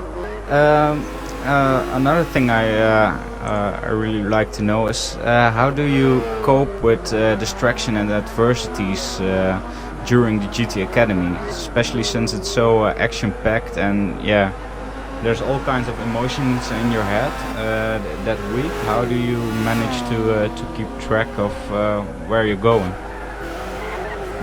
I'd say probably just to try to. I know we have they had a sports psychologist on the base too when we were going through the thing. So if you ever had any questions or any concerns too, you could always talk to him. So that was helpful. Okay. But I know going through it too, it was just all about at least to keep you busy. That's the thing that a lot of people. It's you're always doing something, and besides like the TV stuff where you're sitting redoing different sets and stuff like that. Otherwise, you're always doing something, so you always got your mind doing something, so you don't really have much time to think about different emotions, and it's all about adapting. You'll be given an instruction, for example, of an event, and then I always did go through it mentally, like the Gymkhana, just to kind of mentally prepare for it, and you'd go out and do it. And then after that, either you did well or you didn't. You kind of figure out what you did well and what you didn't, and then try to improve for that next event and move on. It's all about, you can't dwell and think, oh, I wish I would have did that, I wish I would have did that, because then the next event's going to be there and you'll be put behind right away. So it's all about just putting your best foot forward. If you made a mistake, just try to learn from that the best you can, and then move on to the next event and push yourself even more. Okay, great to hear that. Also, during the GT Academy in 2040, you guys met during, I think it was previous to one of the benchmark tests. Nicholas, I'd like to know how it was seeing a previous champion in front of you, and what do you think? It was definitely a cool experience. I remember meeting Nick at national finals at MetLife Stadium when we were doing the autocross event, and I'm like, he kind of comes up and with his red jacket on, and being the professional guy that just came from overseas racing GTR, it kind of sets in stone what you're actually competing for. And it gave you even more motivation just to go out and really do the best, because you have that one opportunity in life like this where it's an easier way to become a professional race car driver. So when I saw Nick and got to talk to him and saw how nice a guy he was and how he really appreciated everything GT Academy got for him, and he was so helpful in just helping us to prepare for whatever we did, and gave us good advice, that it kind of gave me more motivation just to be more like him and win the final event. Okay, and Nick, how was it for you to see all these guys lined up, being one of them a year before? It's cool, and it's cool to see all the new guys and people still just going for it in the competition. And then again, meeting people that you chat with through GTPlanet or race against online, and then seeing familiar faces that you've competed with before. So it's always good to see the new graduates and stuff. But I would say it was definitely weird, because I was there the year previous, and then now being on the other side of things, it's completely different, where there's no pressure on you, and you can kind of do whatever you want. And then it's weird because I guess everyone looks up to you as like, hey, well, you won, but I like being able to help and give advice and everything, and having gone through it. So, but I mean, there's no difference in you or me or whoever it is. So it was just trying to get to know everyone and having fun with them, and try and remind everyone that this is fun and it's learning, and just to enjoy the experience, because you only have one shot, only one person's gonna win. So just enjoy what you have, and basically make friends with everyone and hang out. And I don't know, it's a good time, but it's definitely, like I said, weird being on the other side. Okay, as a judge. I can imagine. Another thing I'd like to know is you did a benchmark lap for them. How much were you faster than your own benchmark lap the year before? Well, it was actually a completely different driving challenge. The year I did it, we went to Monticello Motor Club and did basically a time there, whereas last year, 2014 they did kind of an autocross course set up in the parking lot of MetLife Stadium, so it was a little bit different, but it was fun to let me go out and set a benchmark lap time, and then have the graduate or the new guys try and go out and beat my time. So it was interesting to see. how close some of the guys were, and yeah, I mean, it's always like a little stressful. You always want to be. You're always racing, I guess. So you're always like, well, I want to be a second or half a second quicker than everyone else. But no, I thought it was fun. It was a fun challenge for me, and then it kind of gives everyone else kind of a benchmark or a goal to try and go for. So it was cool seeing everyone, trying to race each other and getting nervous about their times and everything as well. Okay, cool. So now we discussed both of your academy trajectories. So let's take a look at the GT Academy this year's, bearing in mind your experience coming from GT Academy in Silverstone. What do you guys think of the new path the GT Academy has chosen? Nicholas, could you answer that one first? I think it's a good path that they're becoming more where it's more uniform with like Europe and stuff. I believe that's kind of a good step forward. I know it's not maybe as good because you don't have as many people going forward for going over to Silverstone, but it kind of at least it shows that everyone kind of, I know going in you get a lot of stuff online saying, oh, it's different from, international, it's different from Europe. So at least now that we're all kind of competing with that same format, then people kind of hopefully from other countries or whatever kind of show that we're in the same format as they are, and it's all kind of a fair game now. So I think it's good, and I definitely think it's good for the guys that are coming up. So hopefully that when they do win, they get more kind of a full season of racing and maybe overseas or other stuff that maybe like Nick and I more US stuff based, where it's kind of definitely going to be interesting to see kind of how it's changed and what the plan is here going forward, because we don't, like Kevin, Nick and I, or maybe Nick knows more than I do, but we don't really know much more than what the average viewers or average gamers kind of know as well. So it will definitely be cool to see how it changes from this year compared to last year. Yeah, especially the candidates are getting hotter in Silverstone. Exactly. So, it definitely is intense competition, and I'm kind of glad I'm sitting on this side of it rather than sitting on the other side, because at least from this way in, I think it definitely is going to be a lot difficult, more difficult than when I kind of went through, being that, like, I don't know, we didn't really know what places we were at last year going forward. So like at national finals, I didn't know if I was 6th or if I was 10th. So now knowing that, okay, you got to be the top 6, that kind of gets rid of, how many places like than before. So it's really going to be really competitive in Nashville. Definitely a lot more than what it was in New York last year. Okay, Nick, what are your thoughts on the path the GT Academy has chosen? I think it's pretty entertaining. I like seeing that they're kind of mashing everyone up together.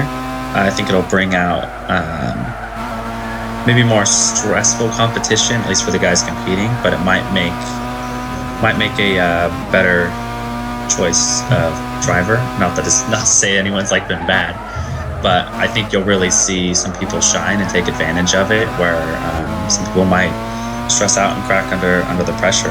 But I know 6 spots is hard to fight for, especially now they're taking, I think, 20 people from the States at least. So I know a lot of people have already been stressed knowing that they have less spots to win and get a chance to go to nationals, and then only having 6, they're all going to be putting out a little more effort, I think, than in past years. So I think it'll be a really good competition, and then come time for Silverstone, it's going to be interesting, because that like we've had in the past years, last 3 or 4 years, I guess now, that an American guy is going to win, no matter what. Whereas now you're looking at 6, 7, 8 different countries that could possibly win. So you want to make your country look good and go out and win, for yourself, but also kind of for your country. So I think it's going to be a pretty heated competition, but I'm hoping to get a good result, and I know they'll pick a great driver either way. But yeah, it's definitely going to be a little bit more stressful, and just hoping our Americans can come out on top. Okay. So moving on from the GT Academy, after you both won the GT Academy, then it's the road towards Dubai, which we've at least Nicholas' journey we could see in the masterclass episode. But Nicholas, can you give us an insight what happened during these months of the GT Academy finals and competing in Dubai? Yep. So after like winning GT Academy stuff, I flew back. I ended up moving all my stuff from. I was going to school I was planning to go to school at the time down in Charlotte, North Carolina. So I called my dad up and came back and moved all my stuff out of university. And I was the guy a week into school moving all their stuff and kind of withdrawing from class. But it's like Nick kind of probably say too. It's weird because you can't tell anybody about it. So I was the one that. I was basically dropping out of school and everyone's looking at you asking, well, what happened? And you kind of just got to say, I wasn't good enough, or I'm not, the school's not cut out for me, because you can't tell anybody till the TV show is over. So then after that, I kind of flew over to Silverstone, and then you're basically like living a 2.5 month dream. You get to race every day, do workout stuff, do sim stuff. It's just like, when you look back at it now, it's just you appreciate it very, very much, and it was cool working through the first few months. Like you first arrive, you're with like Gaetan, Ricardo, and Ahmed, some of the other guys that really love racing as well. So you kind of have that nice common ground, and then you kind of do everything from like karting to testing a GT4 car, testing a GT3 car for us. The workout stuff with Pro Performance, media training. There's a lot of stuff that kind of go throughout the program, and then it's all kind of about signatures as well. So it's kind of weird where you want to go out and like the first race, for example, go out and push and kind of be the fastest one there, prove that America's the best one of all of the countries represented. But it's then they kind of get told, oh, you got to race for your signatures, and you're like, what's this signature racing? What does this have to do with? So that's definitely a different mindset, but you appreciate what you're doing, and you thank GT Academy and Nissan for giving the great opportunity. And then I basically was there till November 4th. I came home, and we were our prize for winning GT Academy was the driver development program and the 24 hours of Dubai in the GT3 car. So we got to test the GTR a couple days before, I think October 31st, around that time. So that was really cool to kind of prepare for that in that car, and it was definitely a big step. But that was kind of the icing on the cake, getting to test that. And then basically when I came home, it was on November 4th, it was just continuing that training, physical stuff, as well as the mental preparation. I had a really performance plan from Pro Performance for working out every day and in preparation for the 24 hours of Dubai. And then I would do like longer stints on my sim stuff just to kind of prepare for the Dubai 24-hour race. And then it was just kind of getting ready for that Dubai race. And then once we got to Dubai, it was just kind of performing your best. So I'll get into that a little bit later. Okay. Nick, can you tell us a bit more about your Dubai experience? Yeah, I mean, it was, I think, crazy to, after winning, you go through. Ours was, I think, stressful for our driver development program because we had 2 months and there were no races after our 2 months because I think there was a delay or something with polyphony in the GT Academy competition. So it was a month or two later than it normally would have been. So, yeah, I mean, we went into, I think, it was like October. We showed up like just before October or something. So we had to get all our signatures as soon as possible, and we could never go out and really race and risk crashing or going off track and not getting a race signature for our license. So yeah, I'd say we were a little bit pressured to prepare. To drive conservative, which is we always had to. Yeah, you always have to drive conservative, so it makes it difficult because as a racer, a driver, you wanna go out and race and really compete. Yeah, of course, but it's not necessarily a bad skill for a 24-hour race. I reckon. No, definitely not. So, for me, I always understood that. But being able to, after we finished the whole driver development program, knowing that Dubai was coming up and that a 24-hour race was going to be our first big race and the first race where we could really push, was pretty exciting. So how did the Dubai 24 hours go for you? It went Can you really tell us well a bit for us. about the weekend and the race itself? Well, we showed up a day or two beforehand. What sucks is I actually missed my flight the first day, so I had to wait a whole other day to make it to Dubai because there was a big issue with storms on the East Coast. They were canceling tons of flights and everything, so I ended up getting stuck in a 2-hour line and I missed my flight. So I was a little bit stressed at first. So luckily I was able to make it the day before we started practice. But yeah, you show up and you sign on and walk the pits, and it was cool. We got to do a few laps just in rental cars and stuff. They let you go out in your rental cars just to get an idea of the track. So it's cool kind of going around the track and seeing the whole city and realizing how real this really was. But yeah, I mean, we got on well, went through our practice sessions, and nothing had really changed, I guess, from the driver development program. All the same people are there and kind of the same process through practice and qualifying, and it was really just the race that is different with so many cars on track, and you're constantly learning every single lap on how to be quicker or your driving strategy to keep the cars safe and pass slower cars and stay out of the way of the faster cars. But I mean, all in all, it's a really cool experience. I loved driving at night for an hour and a half or whatever it was, and yeah, you realize how cool it is to, just being in the car. Looking around, seeing all the other race cars passing by, or you're catching. It's a really fun experience. And then to know, I think after my second or third stint in the morning, that we were leading by kind of a big gap was really cool. Knowing that you're in a race leading your class and you actually have a chance to win. It was, I guess it's something you don't expect for one of your first big races, but in the end we ended up finishing first by a pretty good margin with really no issues at all. So yeah, it was definitely fun and a really cool experience to go out and win your first big race. Yeah, I can imagine. Touch base with Nick stuff too for the 24 Hours of Dubai. I'll kind of, like you said, talk about the event where we arrived. We were a little bit different than Nick. We arrived, I think, January 1st for it, and the race was the 9th and 10th. So where Nick kind of did the rental car stuff, we actually got to test in Radicals. I'm so jealous. Yeah, in January. So that was pretty cool. And SR3s. So someone's got to upgrade. Exactly. So no, that was cool to prepare for that. And then we had a couple days off where we could spend some time in Dubai and Abu Dhabi kind of sightseeing. So that was nice to kind of prepare just the time change and the weather. And then for the event, we were running the GTR, GT3, and in Pro-Am class. So we were one of the fastest cars on track with 96 cars, I think is what was were registered.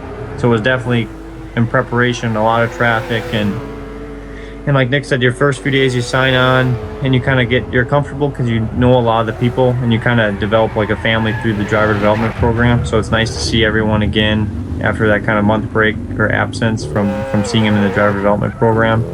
But then kind of going through the practice and stuff, you only get a lot of couple 2 laps in each session, just to kind of, by the time we had 4 other drivers with me, and so it was 5 guys in the car altogether.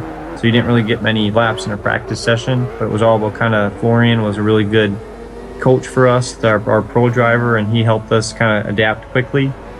And then once we got to the race, it was just kind of about, like Nick said, just kind of being conservative and just kind of getting the car through the night. I know Dubai is one of the longest night stints of the entire 24-hour races. So it was as soon as like 6 o'clock, it was already getting dark. So I know my stint was 10 o'clock, I think 9 o'clock right at night. So at least I had some day driving on track, but I probably had maybe 10, 15 laps total altogether. So when you get out, you're thrown in the environment right away, and it's you really appreciate and have fun. The car, you only get like 2 or 3 laps here or there in the practice stuff, but then when you're in the car for 2 hours, like we'd do our stint, we'd come in, we'd refuel, so we'd basically drive past the pits, and then we'd go into like the fuel pump and they'd pump us up with fuel again, and then we'd go back out for another hour, and then we'd come in and then they'd change tires and drivers. So you're basically get an hour in, you get a little break, kind of get a breather, fill up the fuel and go back out. and it was a blast. And just to be the guy that actually gets to drive these GT3 cars, like the GTR, was truly a amazing experience. And then I know my second stint, I had a flat tire going like down the back straightaway, so it was kind of about just getting the car back to the pits. Luckily, it was kind of like 55 minutes into my stint, so we kind of incorporated a fuel stop into there, so we didn't lose as much time as if it would have just been a random flat. And then kind of once the daylight came, I got another hour stint, and that was basically right at the end where we were safely second in class, and then like fifth overall. So it was just about kind of keeping the car. You definitely, towards the end, you get really anal about different noises and stuff you hear. You start to hear like weird noises, and you're like, oh, is that supposed to be there? Or is that just my ears ringing? So you start to kind of like, I'm sure, a bit like Nico Rosberg the other day. Exactly. You start to like probably bug your engineer a lot, and he's probably like, hey, it's fine, just keep driving and focus on driving. But you, towards the end, you start every shift you do, every corner, you try, you know what I mean, don't use rumble strips, because any little vibration could bounce a wire loose that could cut the engine and end your day there. So you definitely appreciate every lap you get. And then once we handed it off to Foreign for the final stint, it was just kind of watching. I didn't get much sleep in the entire race. I think I got an hour and a half. You're just so wound up and enjoying the race so much that it's hard to sleep. But once we ended up crossing the finish line, second in class to Rob Barth, who was the guy that basically had my destiny in his hands a few months prior. It was really, really special. And just to come with the GTR, GT3 and do as well as we did, all gamers, was really incredible. Okay, thanks for sharing your experiences on the Dubai 24 hour. Really awesome to hear that. But of course, you guys are competing in championships right now. So Nick, can you tell us about what you've been doing after Dubai and what's in store for the future? Yeah, well, I mean, after Dubai, I went straight into the Blancpain Endurance Series, which was, a really cool series. I've never imagined being on track with 60 other GT3 cars, but being able to run it, Monza, Silverstone, Paul Ricard, running the 24 Hours of Spa, which is just insane. And then, Nürburgring, it was just a really cool experience. You're knocking off bucket list tracks every month, and, a couple really big races as well. But yeah, I'd say that went pretty well for us. We just got some bad luck with car issues. But at one point when you're second, third, or leading the points battle, you realize that you're a real driver and you're really living the experience and that you can actually do it. But no, everything went pretty well last year, which I think set up a lot for this year. And this year, right now, I'm running the Continental Tire Sports Car Challenge, which runs in tandem with the Tudor United States Sports Car Championship. So I've been to Daytona, Sebring, Laguna Seca, and then this week on Wednesday, I actually fly out to Watkins Glen. So pretty excited. Things have been going well so far. We did a 6th at Daytona and then a 5th at Sebring. Unfortunately, I had some car issues at Laguna Seca, but we definitely had pace to run up front. So we'll see how Watkins Glen goes. It's a pretty good track for us, and I know our teammates finished second there with almost a win last year, so a little bit of a confidence booster going into this weekend. Yeah, nice. You also did a test for Le Mans. How's that been? Yeah, the test at Le Mans was pretty crazy. There's definitely nothing like Le Mans. It's such a big race, and you get to see how serious, especially all the LMP1 teams, take everything. But being on track with the GTE, LMP2, and LMP1 cars was very cool, and seeing all the drivers that you kind of look up to as a racing driver there. And I got to meet quite a bit of drivers, like I met Alex Borders and Mark Webber and a bunch of the other big drivers, so it was really cool to talk to them and get advice as well. But yeah, going onto the track with the LMP3 car was something completely new for me. A whole new team, new car, new track, new series. Basically, it was a little bit overwhelming, but no, overall it was a really good experience. And I had fun with it, and it sounds like I made a good impression, at least on the team, because they're having me do a test at Watkins Glen in the LMP3 car that they're actually bringing over for next week. So yeah, I'm pretty excited about it, and I hope that's a step forward to starting to get some prototype racing going on. So I'm really looking forward to what's to come. Okay, great news. So Nicholas, what are your plans this year? What have you been doing, and what are your future plans?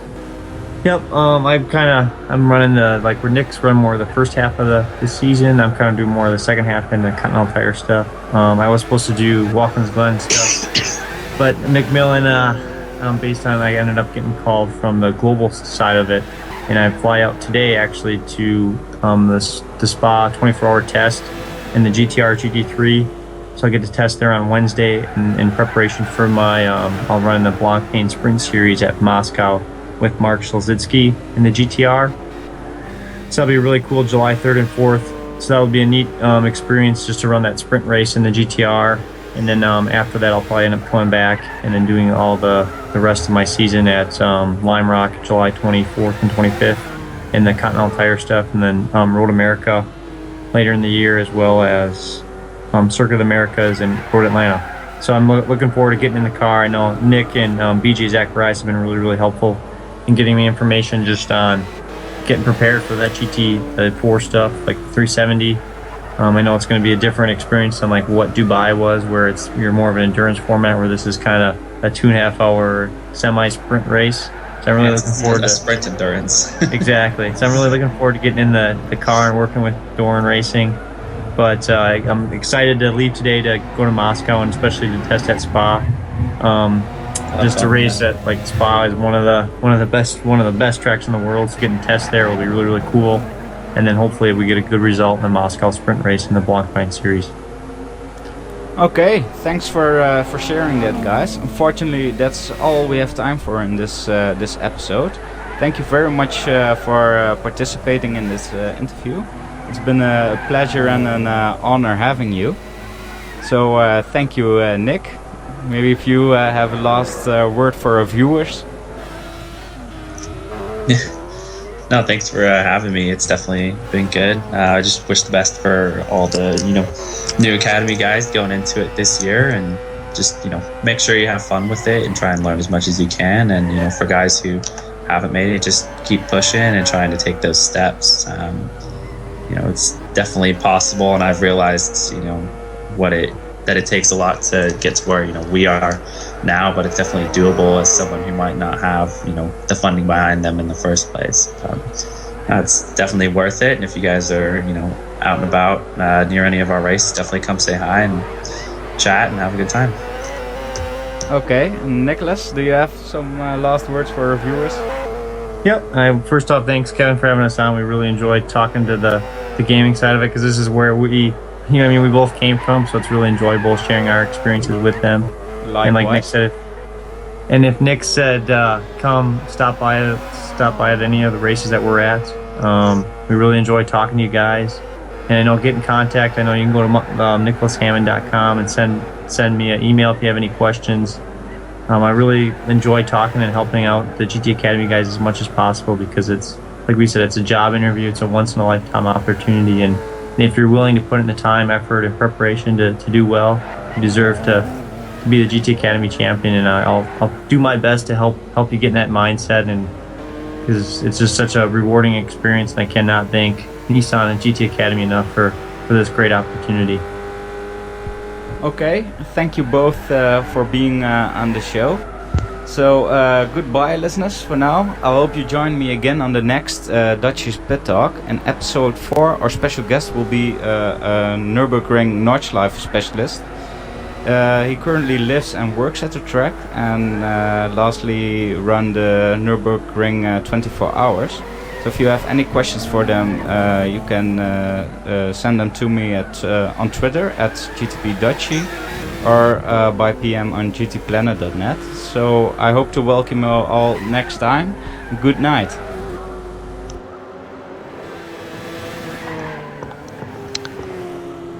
So that was our pair of Nismo Nicks there for the last hour. You join us in the last hour of the Tsukuba 4 hours race with the GTPlanet Endurance Series. I'm Famin, the site administrator. We have just over 50 minutes remaining, and it looks like everyone is running close to fresh tyres, close to fresh fuel. The most recent set of results we have are at roughly the halfway mark.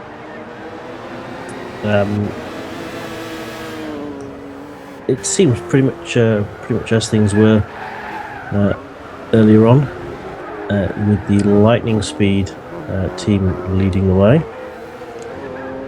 That's the local team actually, which I was calling earlier as being driven by Ning Dynasty. It might have been his teammate,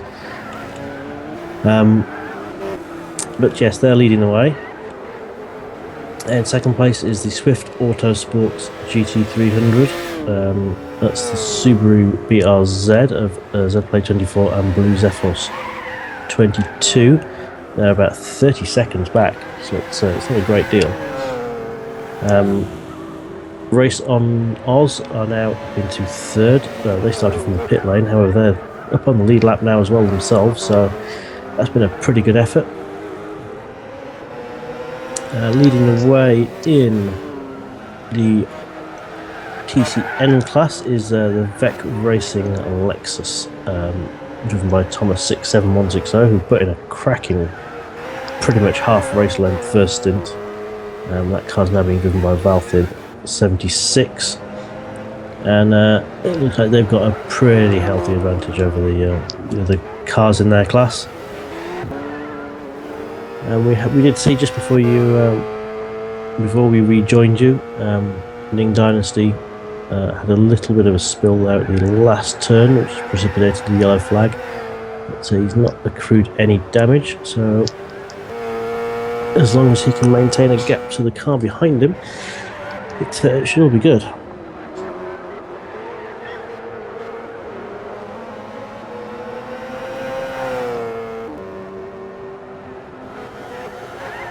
I should be joined in this last hour's stint by a co-commentator. That's Jono Stankowski. Hello everyone. Jono, how are you all? have you been watching the race so far? Yes, I was in the first stint in the number 67 car. It was a very exciting one. So there's very exhausted. so there's a little bit of a battle going on. Yeah, definitely. It was a tough start considering after qualifying yesterday, Mustafa didn't make the session because he fell asleep. So we had to start from the back with a penalty, so started a lap down, and then from there on it was maximum attack all the way. And eventually I believe I got us back on the lead lap, overtook the silver Lexus a few times, and it was a very exhausting 2 hours, and Mustafa's done a brilliant job to back it up. My numbers, I've been kind of keeping some unofficial score just to help the commentary. My numbers have got you doing 132 laps in your session. Yeah, I did. I don't think it was 132. I think it was 130 laps. I know how much you hate that track. So. Yeah, I'm not a massive fan. No, so I don't think 130 laps would sound very appealing to you. No. One of our Green Hell Heathens teammates was asking if anybody would want to help him out driving one of the TCN cars earlier in the week, and I thought, I probably wouldn't mind it all that much after doing the kart race there a couple of weeks ago. And he said, "Oh, we're in the Scirocco." No, it's all right. I'll do something else. Call me if you're desperate. Drive doesn't sound appealing. Not for so many laps of this circuit, no.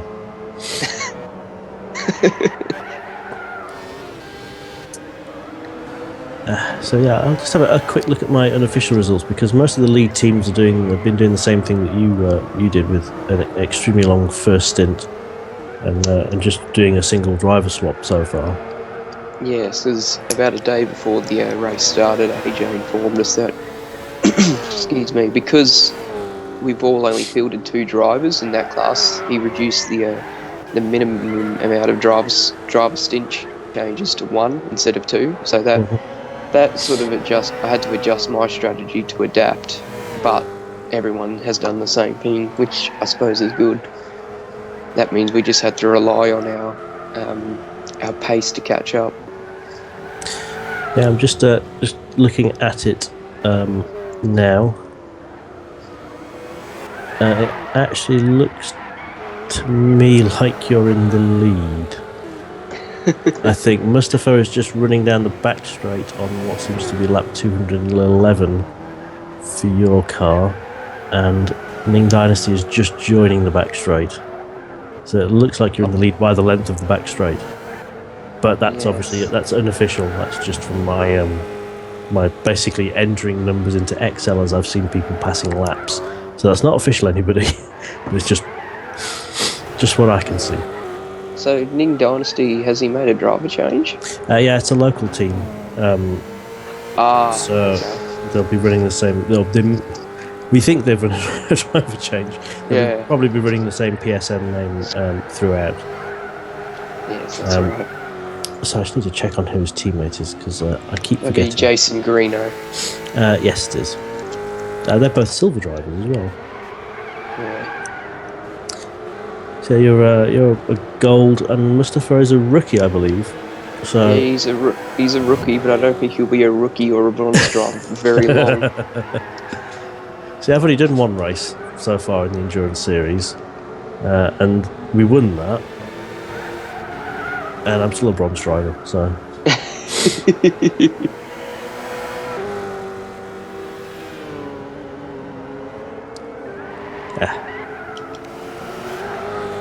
Yeah, it looks like I think the first Ning Dynasty driver actually holds the stint record. I think he did 141 laps. Yeah, that's a mammoth stint, that's for sure. Yeah, and Thomas 67160 in the Vec Lexus did 123, so he's the longest lived of any of the TCN drivers. That's a huge stint in those TCN cars, considering how much of a short lap it is. I suspect if he never sees that Lexus again, it'll be too soon. Now, we've seen a couple of driver penalties while I've been away. We've had a warning fairly recently for car control, which is unusual. I've not seen one of those before. And I think the Swift Scirocco got a penalty for... it looked like to me, while I was listening to the interviews there, it looked like he entered the pit lane incorrectly and the game didn't register, but just drove him straight through the pits and spat him out, and I think he walked back to the pits having left them. And I think the team got a penalty for that. Yeah, I'm not sure what the go of that was. I mean, is that Seth in the car now? Seth123? Yes. I think it was Smith 1001 who had a bit of it looked like a, because as I was saying earlier, Tsukuba, we've seen so many questions about it on GTPlanet before, from people who they've never had a Gran Turismo game before, they get Gran Turismo, whatever happens to be out at the time, they do the Tsukuba 4-hour endurance, which obviously doesn't exist anymore because there aren't any hour endurance races in GT6, sadly, and they go to Tsukuba, they assume that the pit lane is the coned off bit that's right before the pit lane wall, and they dive in there and the game doesn't register it and they get spat out, and then they do the same thing the next lap and then the same thing, and they always get infuriated with the circuit. But the pit lane entry is actually a very narrow strip of tarmac, 3/4 of the way down the back straight. It's only separated from the corner by a thin strip of grass, and if you overcook it even slightly, you'll put 2 wheels on the grass and the game will kick you out. Or it'll drag you through the pits and chuck you through it to 80 k's and then spit you out. without stopping. Yeah, I definitely think that's what happened to Smith. I reckon he's Yeah. overcooked it and he's tried to salvage it, but it's not registered. And then, I don't know if it was a disconnect or out of pure rage, he's walked back to the pits, which we all know is illegal. Indeed. As we do try to kind of strive to apply a veneer of realism as much as we possibly can. There are limits, but one of the things that the drivers aren't allowed to do is to hit the pause button and exit and warp their car back from wherever it is they happen to be on the circuit to the pit lane. No, definitely not. It's a no-no. So once again, if there's any questions, please stick them into the YouTube chat there. You can tweet them to me at GTP_famine if you really, really want to. Do you have a Twitter, Jono? I still don't. I feel bad for not getting one since I have a lot of friends who are in the Australian GT Academy Nationals finals at the moment. Yeah. It'll be fine. You'll just fill it with celebrity stuff and randoms. We have a warning there for car 67 regarding track limits. That's you. Well, not you, but it's your car. Yeah, I think that would be for the final corner. A lot of people have been warned about that. I got warned by it as well when Ning Dynasty got a penalty for it. So when I received that warning, since if you get 2 warnings it's a penalty, I definitely backed off through that final when I stopped pushing overly hard. And although I was losing half a second lap, it's not worth the pain at the end of it. No. So yeah, as he goes through there, he's definitely not running wide there. He knows that's the place. I will record him for a lap and see if I can catch him.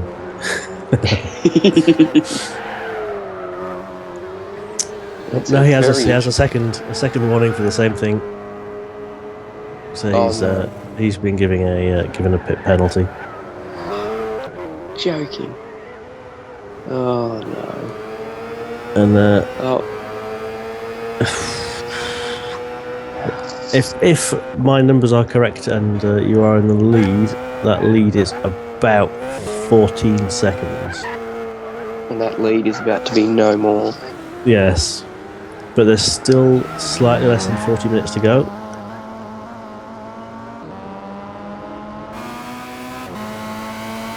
Anything could happen, as they say, in the next half hour. Oh wait, that's the Stingray theme tune.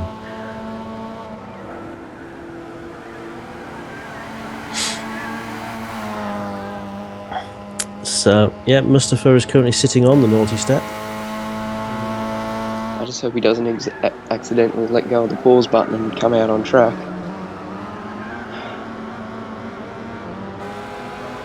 That's a real shame.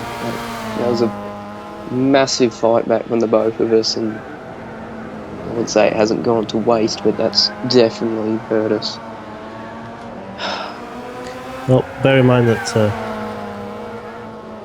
Ning Dynasty has also had a penalty for the same reason in this race, although I think that was on the first stint, so it could easily be made up again. Indeed, and there's 37 minutes to go, so. And I don't think that penalty was as long as the one that Ning Dynasty got, unless they'd have to be the same amount of time. Mustafa's very, very, very fast, and I think he can make up that gap again. Yeah, I think your penalty just fell longer. Yeah, definitely. And GTB Bambi says, are there warning points for hitting a moderator/administrator in an endurance race series? No, we don't tend not to give warnings or any infraction points on the forums for things that haven't happened actually on the forums. But, you know, they might repay you in some other way.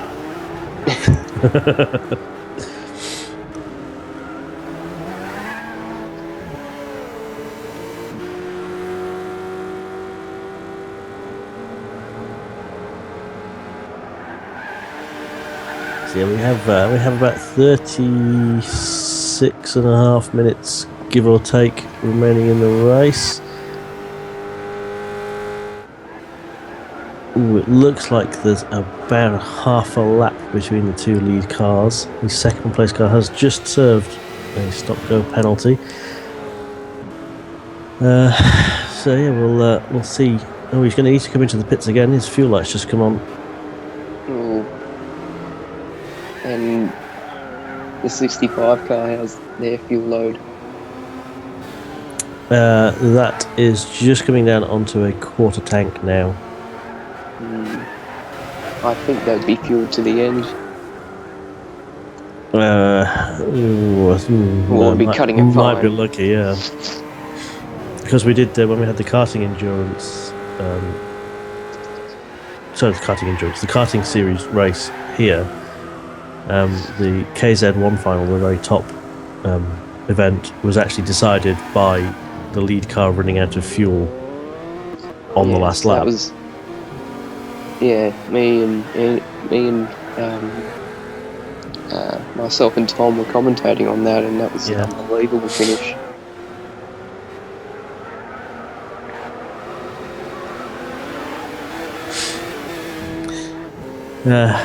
Bambi says I still owe him some payback for scaring me off at the Willow test.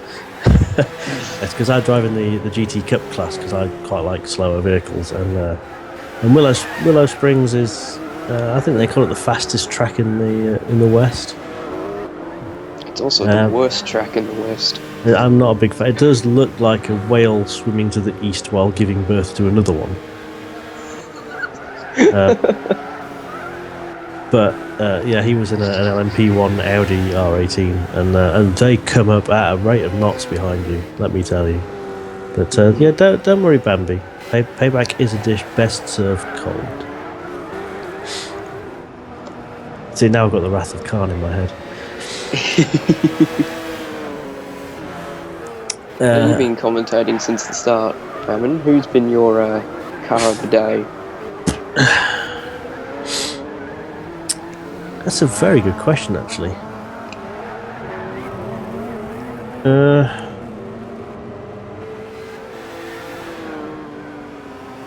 Oh, we got a spinner. That's the red Lexus. I think that's the number 93 car. Just spun just before the Dunlop curve. He's going again now. That car's had a few little wiggles. Yes. In fact, I think the that's number 93. My apologies. Second time I've seen him do that. And in fact, he's heading into the pits.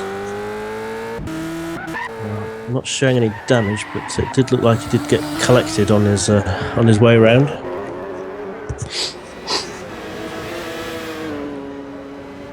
It's at the third place, GT300 Blue Seafoss 22. Looks like he's in the pits at the moment. That's the Swift Autosport BRZ.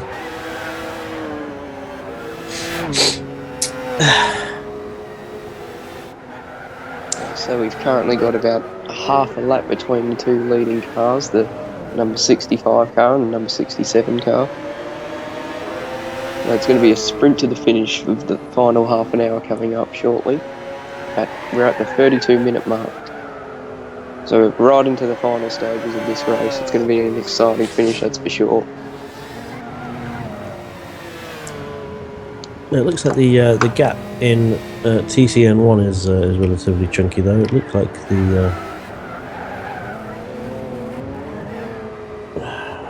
actually my numbers are actually from just after hour 2, but it looks like there's a fairly healthy lead.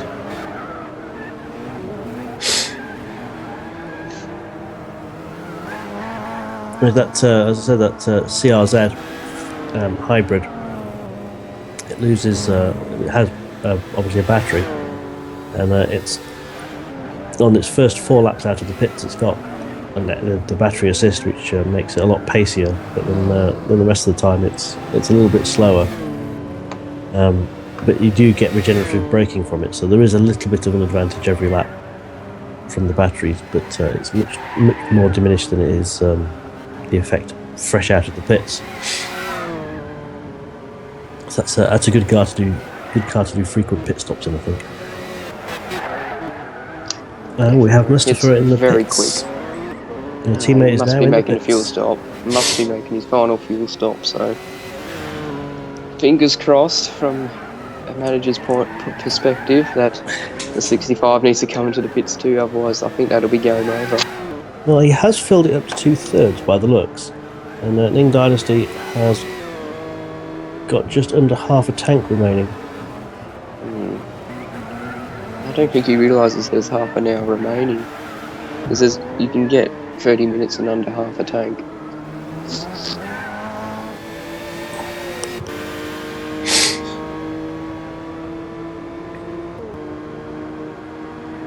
Well, it looks like the difference between the two cars is pretty much the entire length of the second sector at the moment, so that's about 19-20 seconds. So he's got 34-35 seconds to make up. So it's it's possible. He can do it. He can do it. A second a minute? I don't think he can do that, but it's going to take an almighty fight back. And plus, if the 65 needs to come in for fuel, Yes. could really spice things up. Well, if he does make this fight back, then I think he might class as my driver of the day. I was very impressed by the fact that you managed to make a best part of 4 laps from the start from the pits to get up onto the lead lap by the time you came in. Yeah, it was. So if Like he I doesn't, said, it was very if he doesn't make the fight back, you win. If he does, then he does. Thank you. So team orders, he has to come second.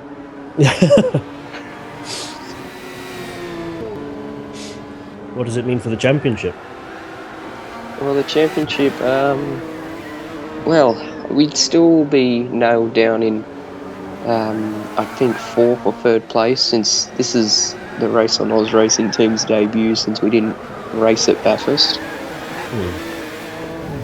However, I'll have to ask AJ if we take over the points of the previous owners of that team, so I don't think we do. So 2015 is mainly a base year, a launching pad, if you like, for 2016.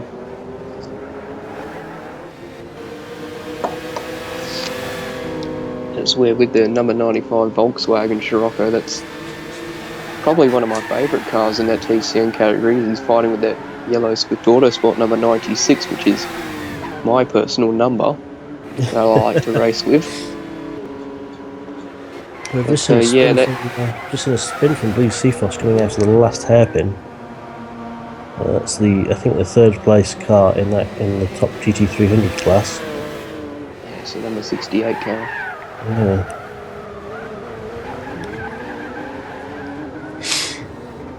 Yeah, that number 95 car's been in the wars occasionally, mainly at that last corner. It's been particularly when TDZ Dave. Your teammate is back in the pits. Suffered. He has damage. Oh, he's pushing too hard. Oh well, that's racing. Actually, I did my what's known in the UK as my ARDS test, which is a theory and a practical test that you need to get your first racing license. And I did that at Croft Circuit in the northeast of England on Friday. And you have to do a theory test first, and then you go out and do a few laps around the track. So you get a couple of cycle laps, and then you have to do a couple of laps. If you spin, you fail. But generally speaking, if you don't, then you're probably okay.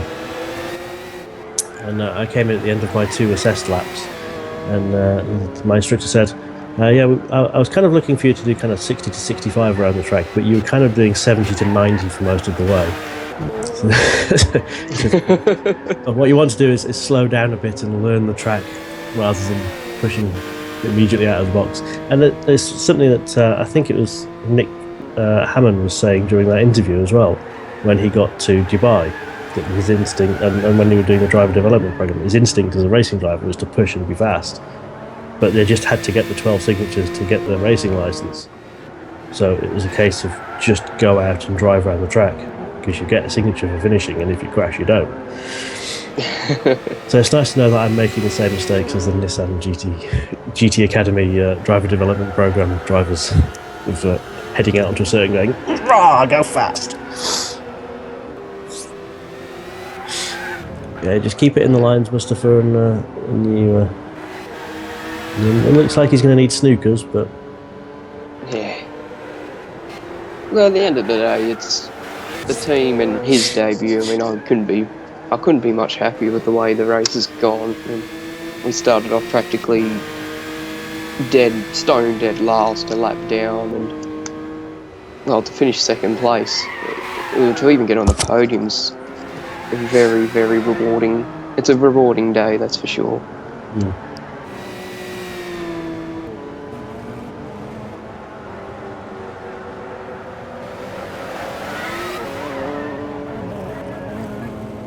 So I'm just having a quick scan to the field here, and it looks like everyone is on enough fuel and enough tyres to make it to the end now. So the only pit stops we should be seeing will be for damage. So hopefully we won't be seeing any more pit stops. No.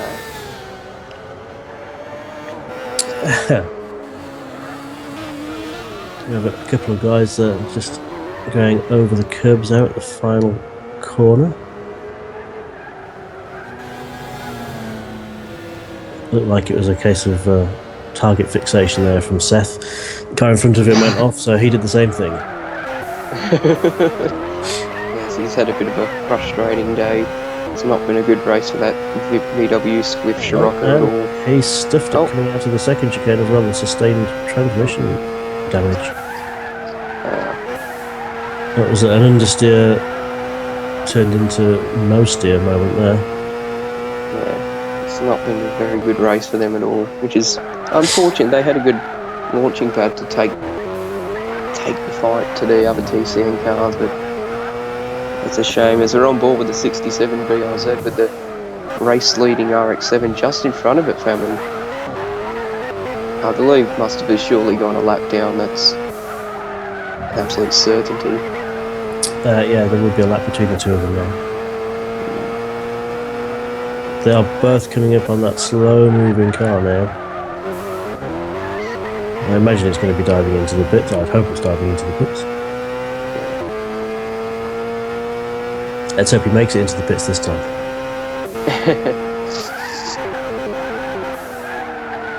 They do need to do something about that pit lane. It's awful. They could really do with a redesign, that's for sure. You can tell it's a time attack course, can't you? Yeah, it's not built for racing. No, oh well, motorbikes, but they don't count.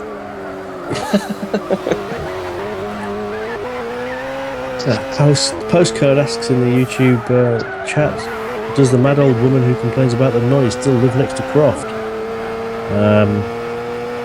Yeah, technically. I believe that the situation was that the circuit was owned by a married couple, and in the divorce he got the track and she got the house, so she lives in the house and complains about the noise from the track. So I still don't understand why people move next to racetracks and complain about noise, but in her case it's because it's her ex-husband's. Or at least that's the story I've been told. Just don't make sure it's not libelous.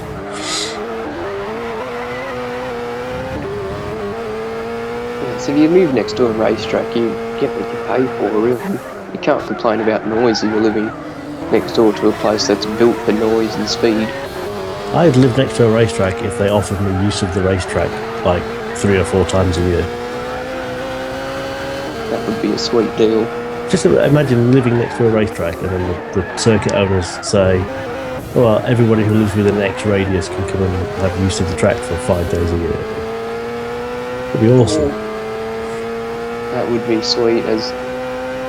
We got the 67, the race leading RX-7 and the number 95 in a tangle there. But they've gotten out of that safely. That was a very awkward situation. Neither of them knew where to go.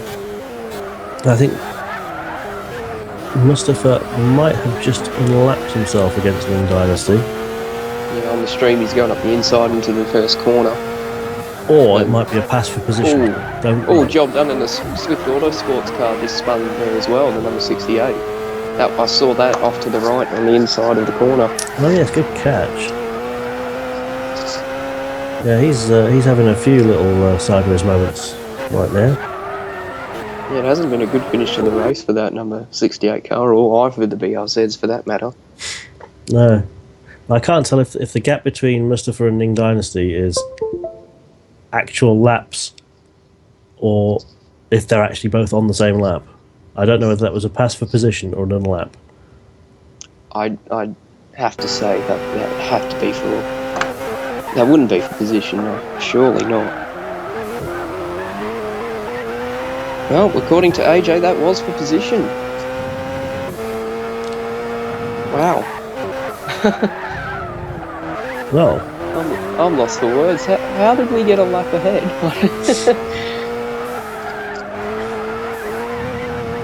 well, that's cracking up. We've only got 20 minutes left of the race, and we have a pass for position. I can now update the results as of 3 hours, which is had lightning speed in the lead with 193 laps completed. Race on second, 7.8 seconds down. Swift Autosport in third with 2 laps and a further 57 seconds down. And then a huge gap to the Aura Racing Team Lexus of 10 laps. And now earlier on they had a huge loss of time with the driver change. But I don't know what's precipitated that further falling off. And then the top 4 in TCN-1 are Vec Racing, and actually they have a very slender advantage over the Scar Honda CRZ. It looks like it's less than 20 seconds in it as of the 3 hour mark. And then they both have a 6-lap advantage over the Pride Tech Scirocco and the Dragon Razor Racing Lexus.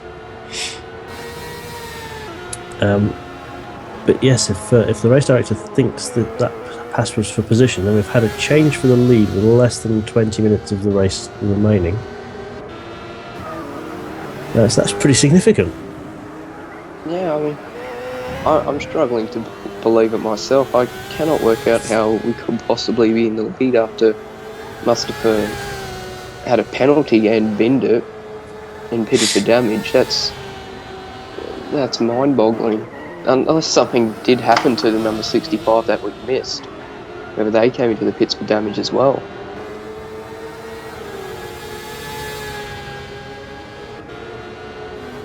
Oh, we've just seen a penalty flop through for the number 94 car.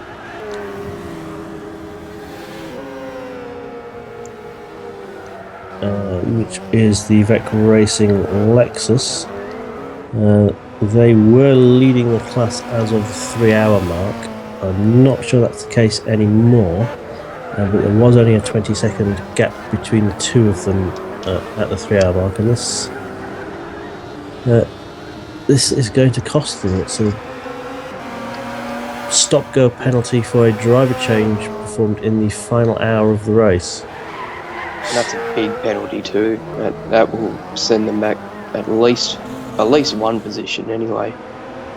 Well, unless it holds them for 6 laps, then it should only be the one position. But Yeah.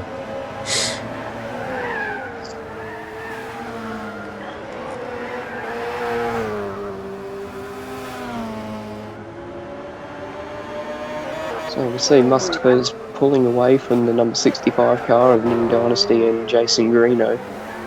He's got a clear road ahead of him. He's really putting the meters down in between them.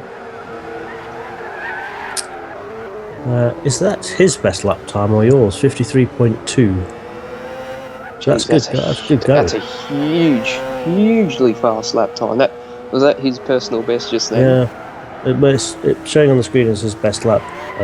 I daren't go into the timing screen because so we've noticed a bug recently with GT6 whereby if you go into the live timing screen either too often or during the last lap of a race or whenever GT6 feels like it, it will freeze the lobby.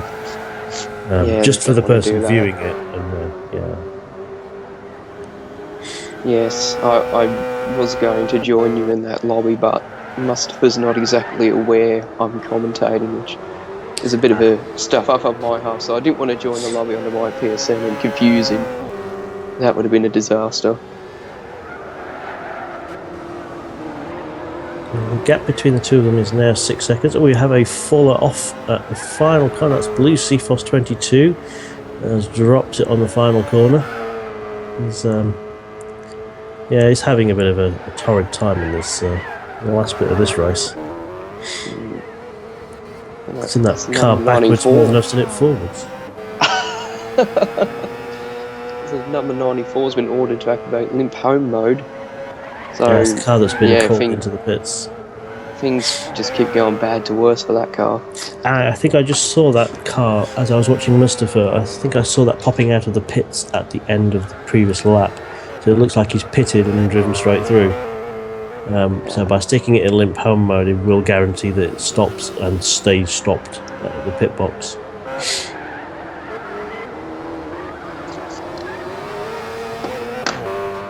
And at least gets the pit entry right, if nothing else.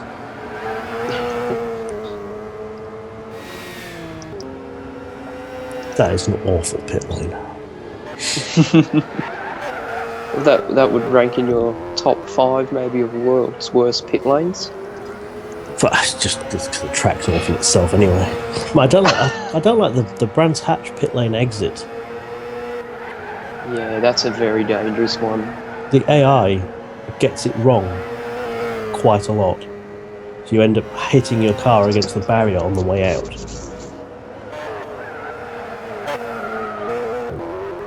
Yeah, it's dangerous in the game and in real life because you're heading into, I believe that corner is called Druids, Fabian?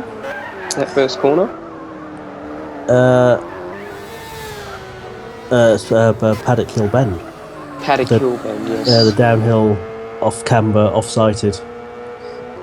Yeah, yes. It's a lovely slash horrible corner. If you actually ever go to Brands Hatch, and I appreciate you're a great distance away from it, so, you know.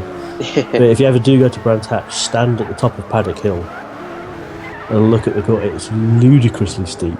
It's like it's almost as stupidly steep as the corkscrew is.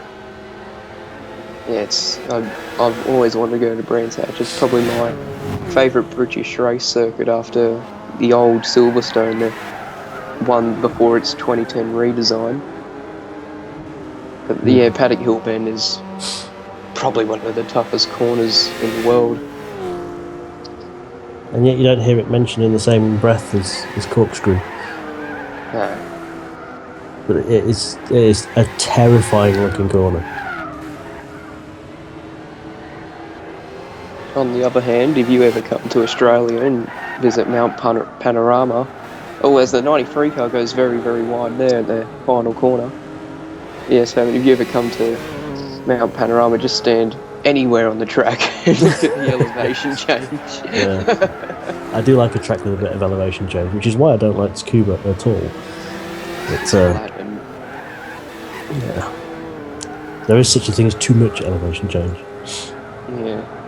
It's interesting in Australia at the moment we've had a hit by a massive cold front. It's turned parts of the country on the eastern distributor into white blankets of snow. Some areas that have never seen snow before. I mean, you often hear Queensland as the sunshine state. Well, some areas of there have been blanketed in snow, which is crazy weather here at the moment. And Bathurst went completely under in snow. That'd be cool to drive. I wouldn't drive it in the snow though. That would coming down the dipper. That would be. Oh, if you had snow skis, I'd definitely do it. But not in a V8 supercar. I'd love to drive it in snow. Yeah.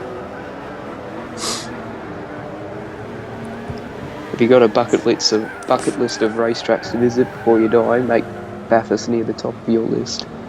I plan on dying very, very soon, so it's a very short list. Just because I'm elderly, not because I'm suicidal. I think Spa's at the top of my list. There's contact there between the Swift Autosport Scirocco and the number 62 Lexus at the penultimate corner. I think the Swift car surely would have front end damage. Yeah, he's crawling into the pits again. Yeah, he's not having a good time of things at the moment in that car. Yeah, it's fair to say that this round has been an unmitigated disaster for that Swift Autosport car. You've had the car going off left, right and centre, you've had it colliding with other cars, and you've had one driver not bother to show up for the race.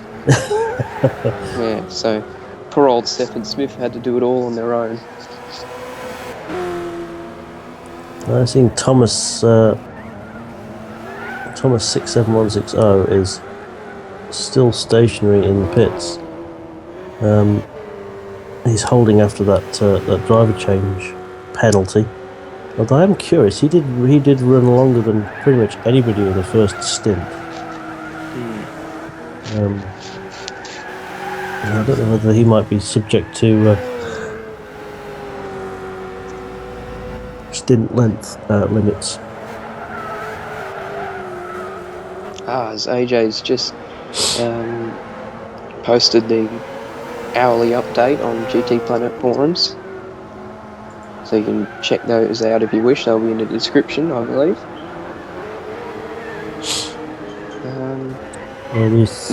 They'll be within the link, the full details and link below in the description of the YouTube live stream.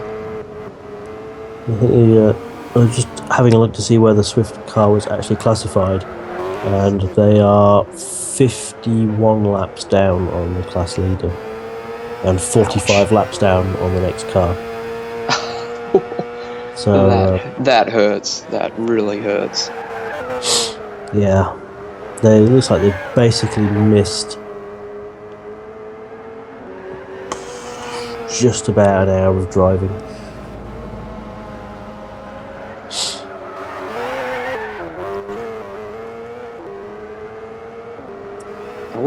I would like to be able to fly on the wall in the conversations those drivers will be having after the race, because that's not going to be a very happy environment, I don't think.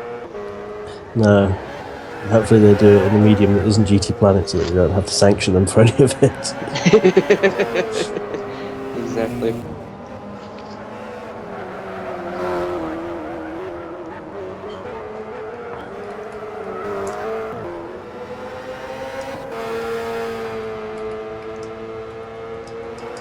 Speaking of Swift, we're with the number 68 Swift BRZ, the blue and red liveried car that's running in third place.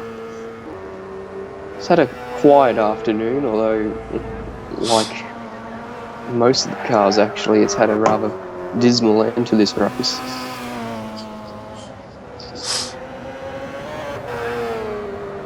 Yeah, it does seem that 4 hours of Tsukuba just is too much for some cars, and I entirely understand that mindset.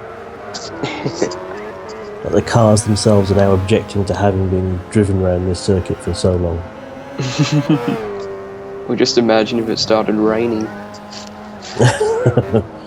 When I joined the lobby, I missed my alarm to wake up, so I got up at, well, in Australian time, 4:25 a.m. and the cars were being called to the track within the 5 minutes. I raced to the PlayStation and joined the lobby as fast as I could. Then I saw it was absolutely hosing it down. My heart just sank. I had a wet setup, but I didn't want it to be raining, that's for sure.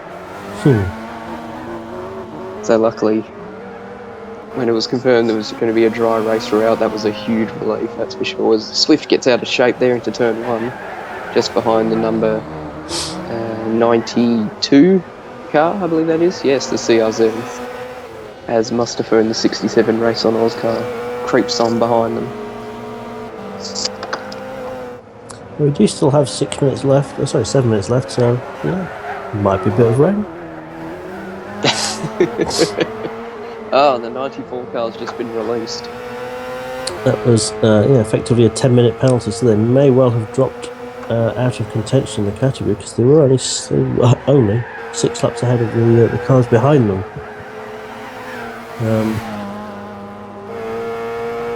Yeah, that's going to affect their race a lot. Demon Snake 1968 says, "Do not say that. Never say the R word." Drizzle.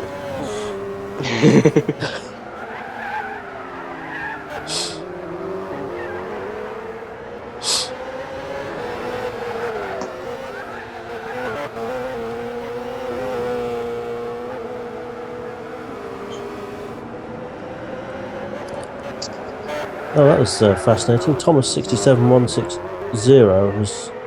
I have no idea what he's just done on the back straight. But a lot of cars just had to swerve out of his way. That's about. We're currently on board with the race on Oscar that's just about to overtake the Swift BRZ. Maybe we can get a switch to that. The number 94 car. He's just been involved in a collision with those two vehicles, so if you stay on board with them, you'll see. Oh!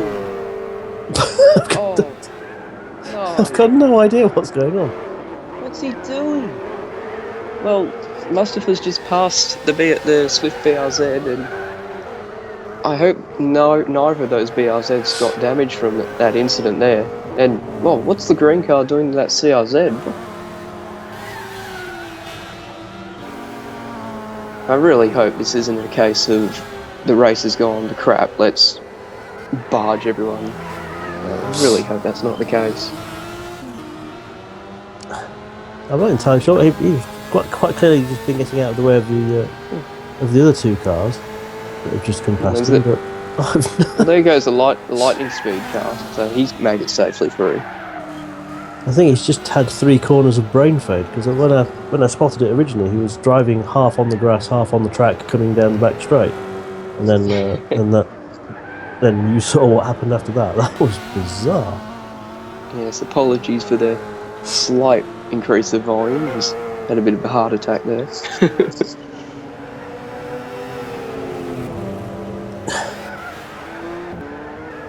So back on board with the number 67 orange race on Oscar.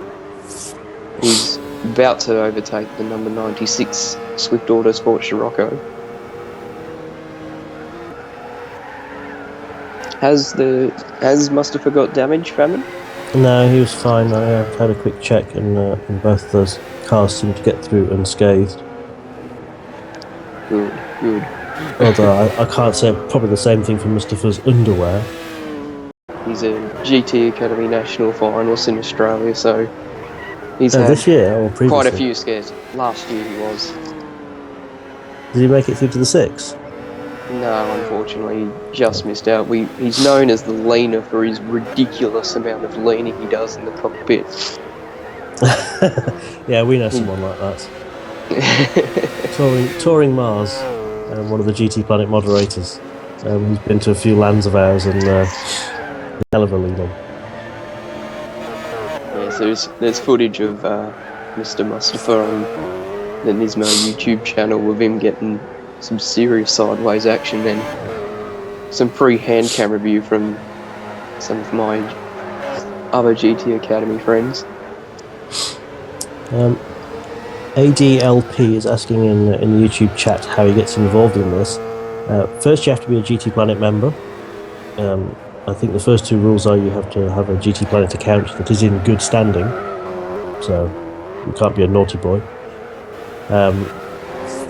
All of the races are organised through the GTPlanet forums, particularly the Endurance Series and the Karting Series forums for the karting events. It's all organised by AJ, who is the race director, who you'll see messages popping up on the screen from with flags and time remaining. And get yourself involved by heading onto the forums, by participating in the discussion threads, and by trying to get yourself on one of the teams that's participating. We've got 2 minutes left now. That means there'll be 2 laps to go as well. Yeah. I'm a little concerned that this Lexus seems to be trying to drift the circuit now.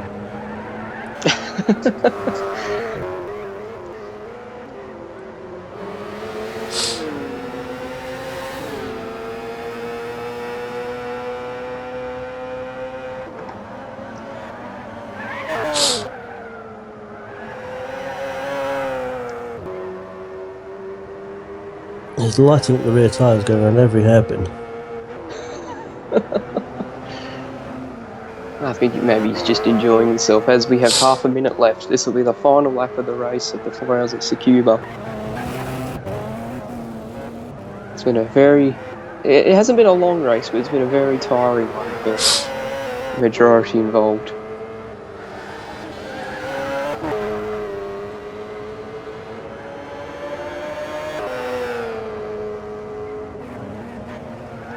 So the checkered flag has dropped. You won't see that on the stream for about another 10 to 20 seconds. And the checkered flag has fallen, and Mustafa is coming down the back straight into the final corner for what we think is going to be a victory in Tsukuba 4 hours.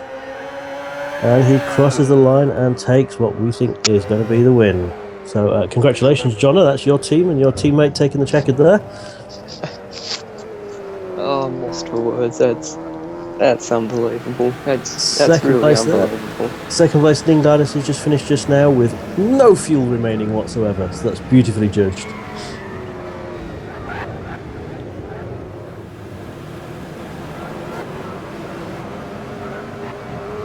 It looks rather like Seth, in his exuberance, has done a handbrake turn over the line to celebrate the fact that he's finished 50 laps down. That's been a hard race for him. And Yes. yeah, now we have all the cars lining up behind the safety car. Yeah, Seth's a bit of a larrikin. I wouldn't expect anything different from him.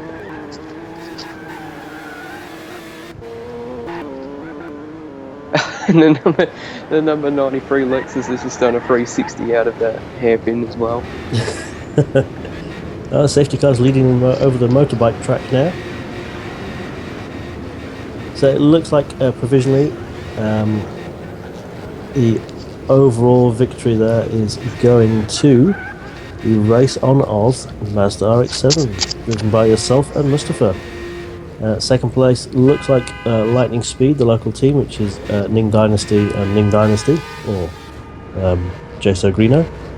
And I think that third place has gone to Swift Autosport Subaru BRZ, driven by ZPlay24 and Blue Seaforce 22, although they did have a bit of a nightmare final hour there. The class victory in TCN is actually a lot harder for us to tell.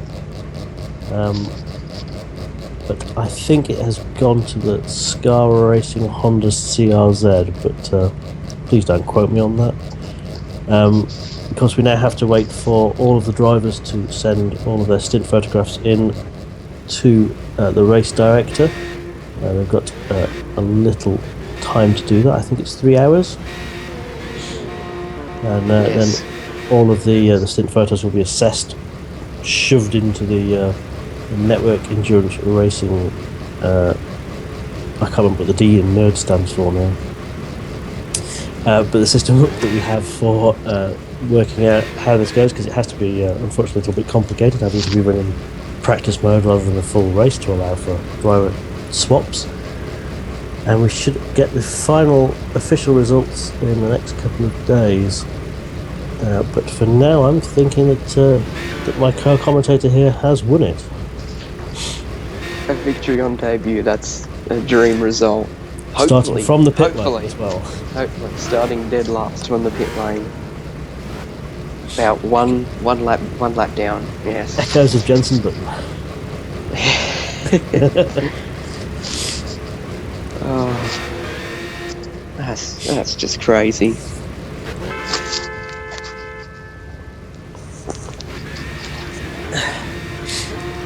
But it does seem to be a rather good job commentating on these series, because I've won a race with the Green Hell Heathens.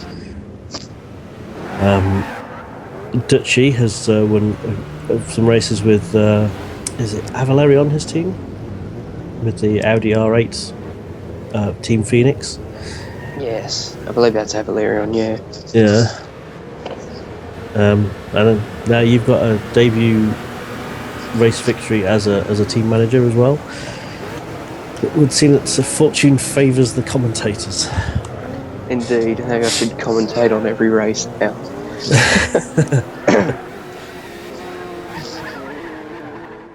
Well, safety car is now guiding all of the cars back into the pits. Oh, thank you, Gary Clark, who's pointed out that the D stands for direction. So, Fabian, what's coming up next time on the GTPlanet Endurance Series? Oh, do you know, the weeks blend into one for me. That's alright. Next week is the 12 hours of Motegi, also known as Japan 12, where the GT300 class will be Motegi next weekend? Okay. Yes. The GT300 will be making, each class will be making a return, along with the long-awaited comeback of the GT500 class. So that'll be a very, very competitive race, that's for sure. Yeah, it's a cracking track as Motegi as well. Not like this one. No, a bit of controversy. I'd much rather do this race than Motegi, hence why I'm not racing next week. I would happily drive Motegi for 12 hours all by myself.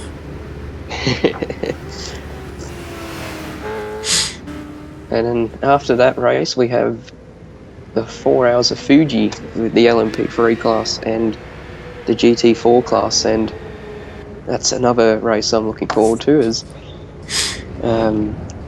race I was just inherited, or I just inherited a team from that class, so it's been we should explain that. Been a bit lucky, yeah.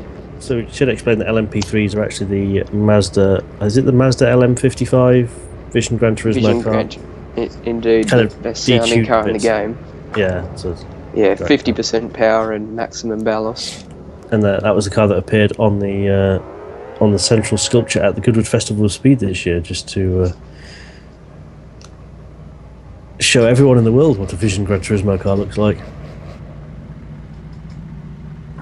So yeah, you say next weekend is 12 hours of Motegi, which is the Japan 12 hours.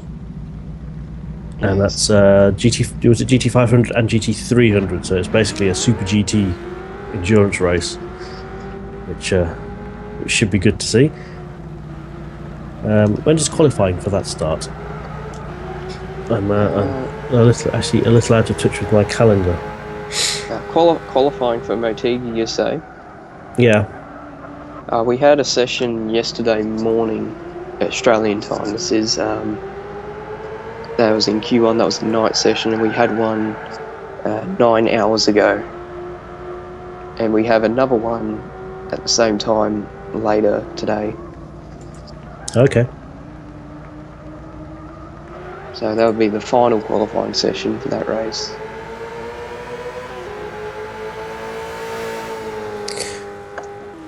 Cool. So yeah, that kicks off next week. Do we know what the start time is? It's the start around about lunchtime. Time, UTC. Yeah, about lunchtime UTC. Yeah, definitely. Also, for that race, there is a pull my calendar up and I'll GT3. stop asking questions. For that race, the Japan 12, there is also a GT300 class available. Most of you may be confused, as usually there's supposed to be 5 GT300 entries, but in that race there was only 4, which was a bit of a shame because the number 61 entry didn't get back to the organiser AJ, so there was no entrant for that class. So I spotted if you're interested, qualifying, so yeah, they didn't enter qualifying. So if you're interested, make your thoughts known.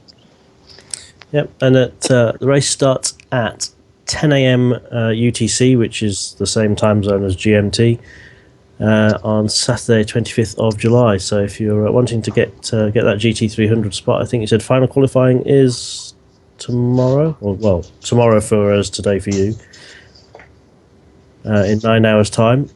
So head on to the forums, contact AJ, and get your name down.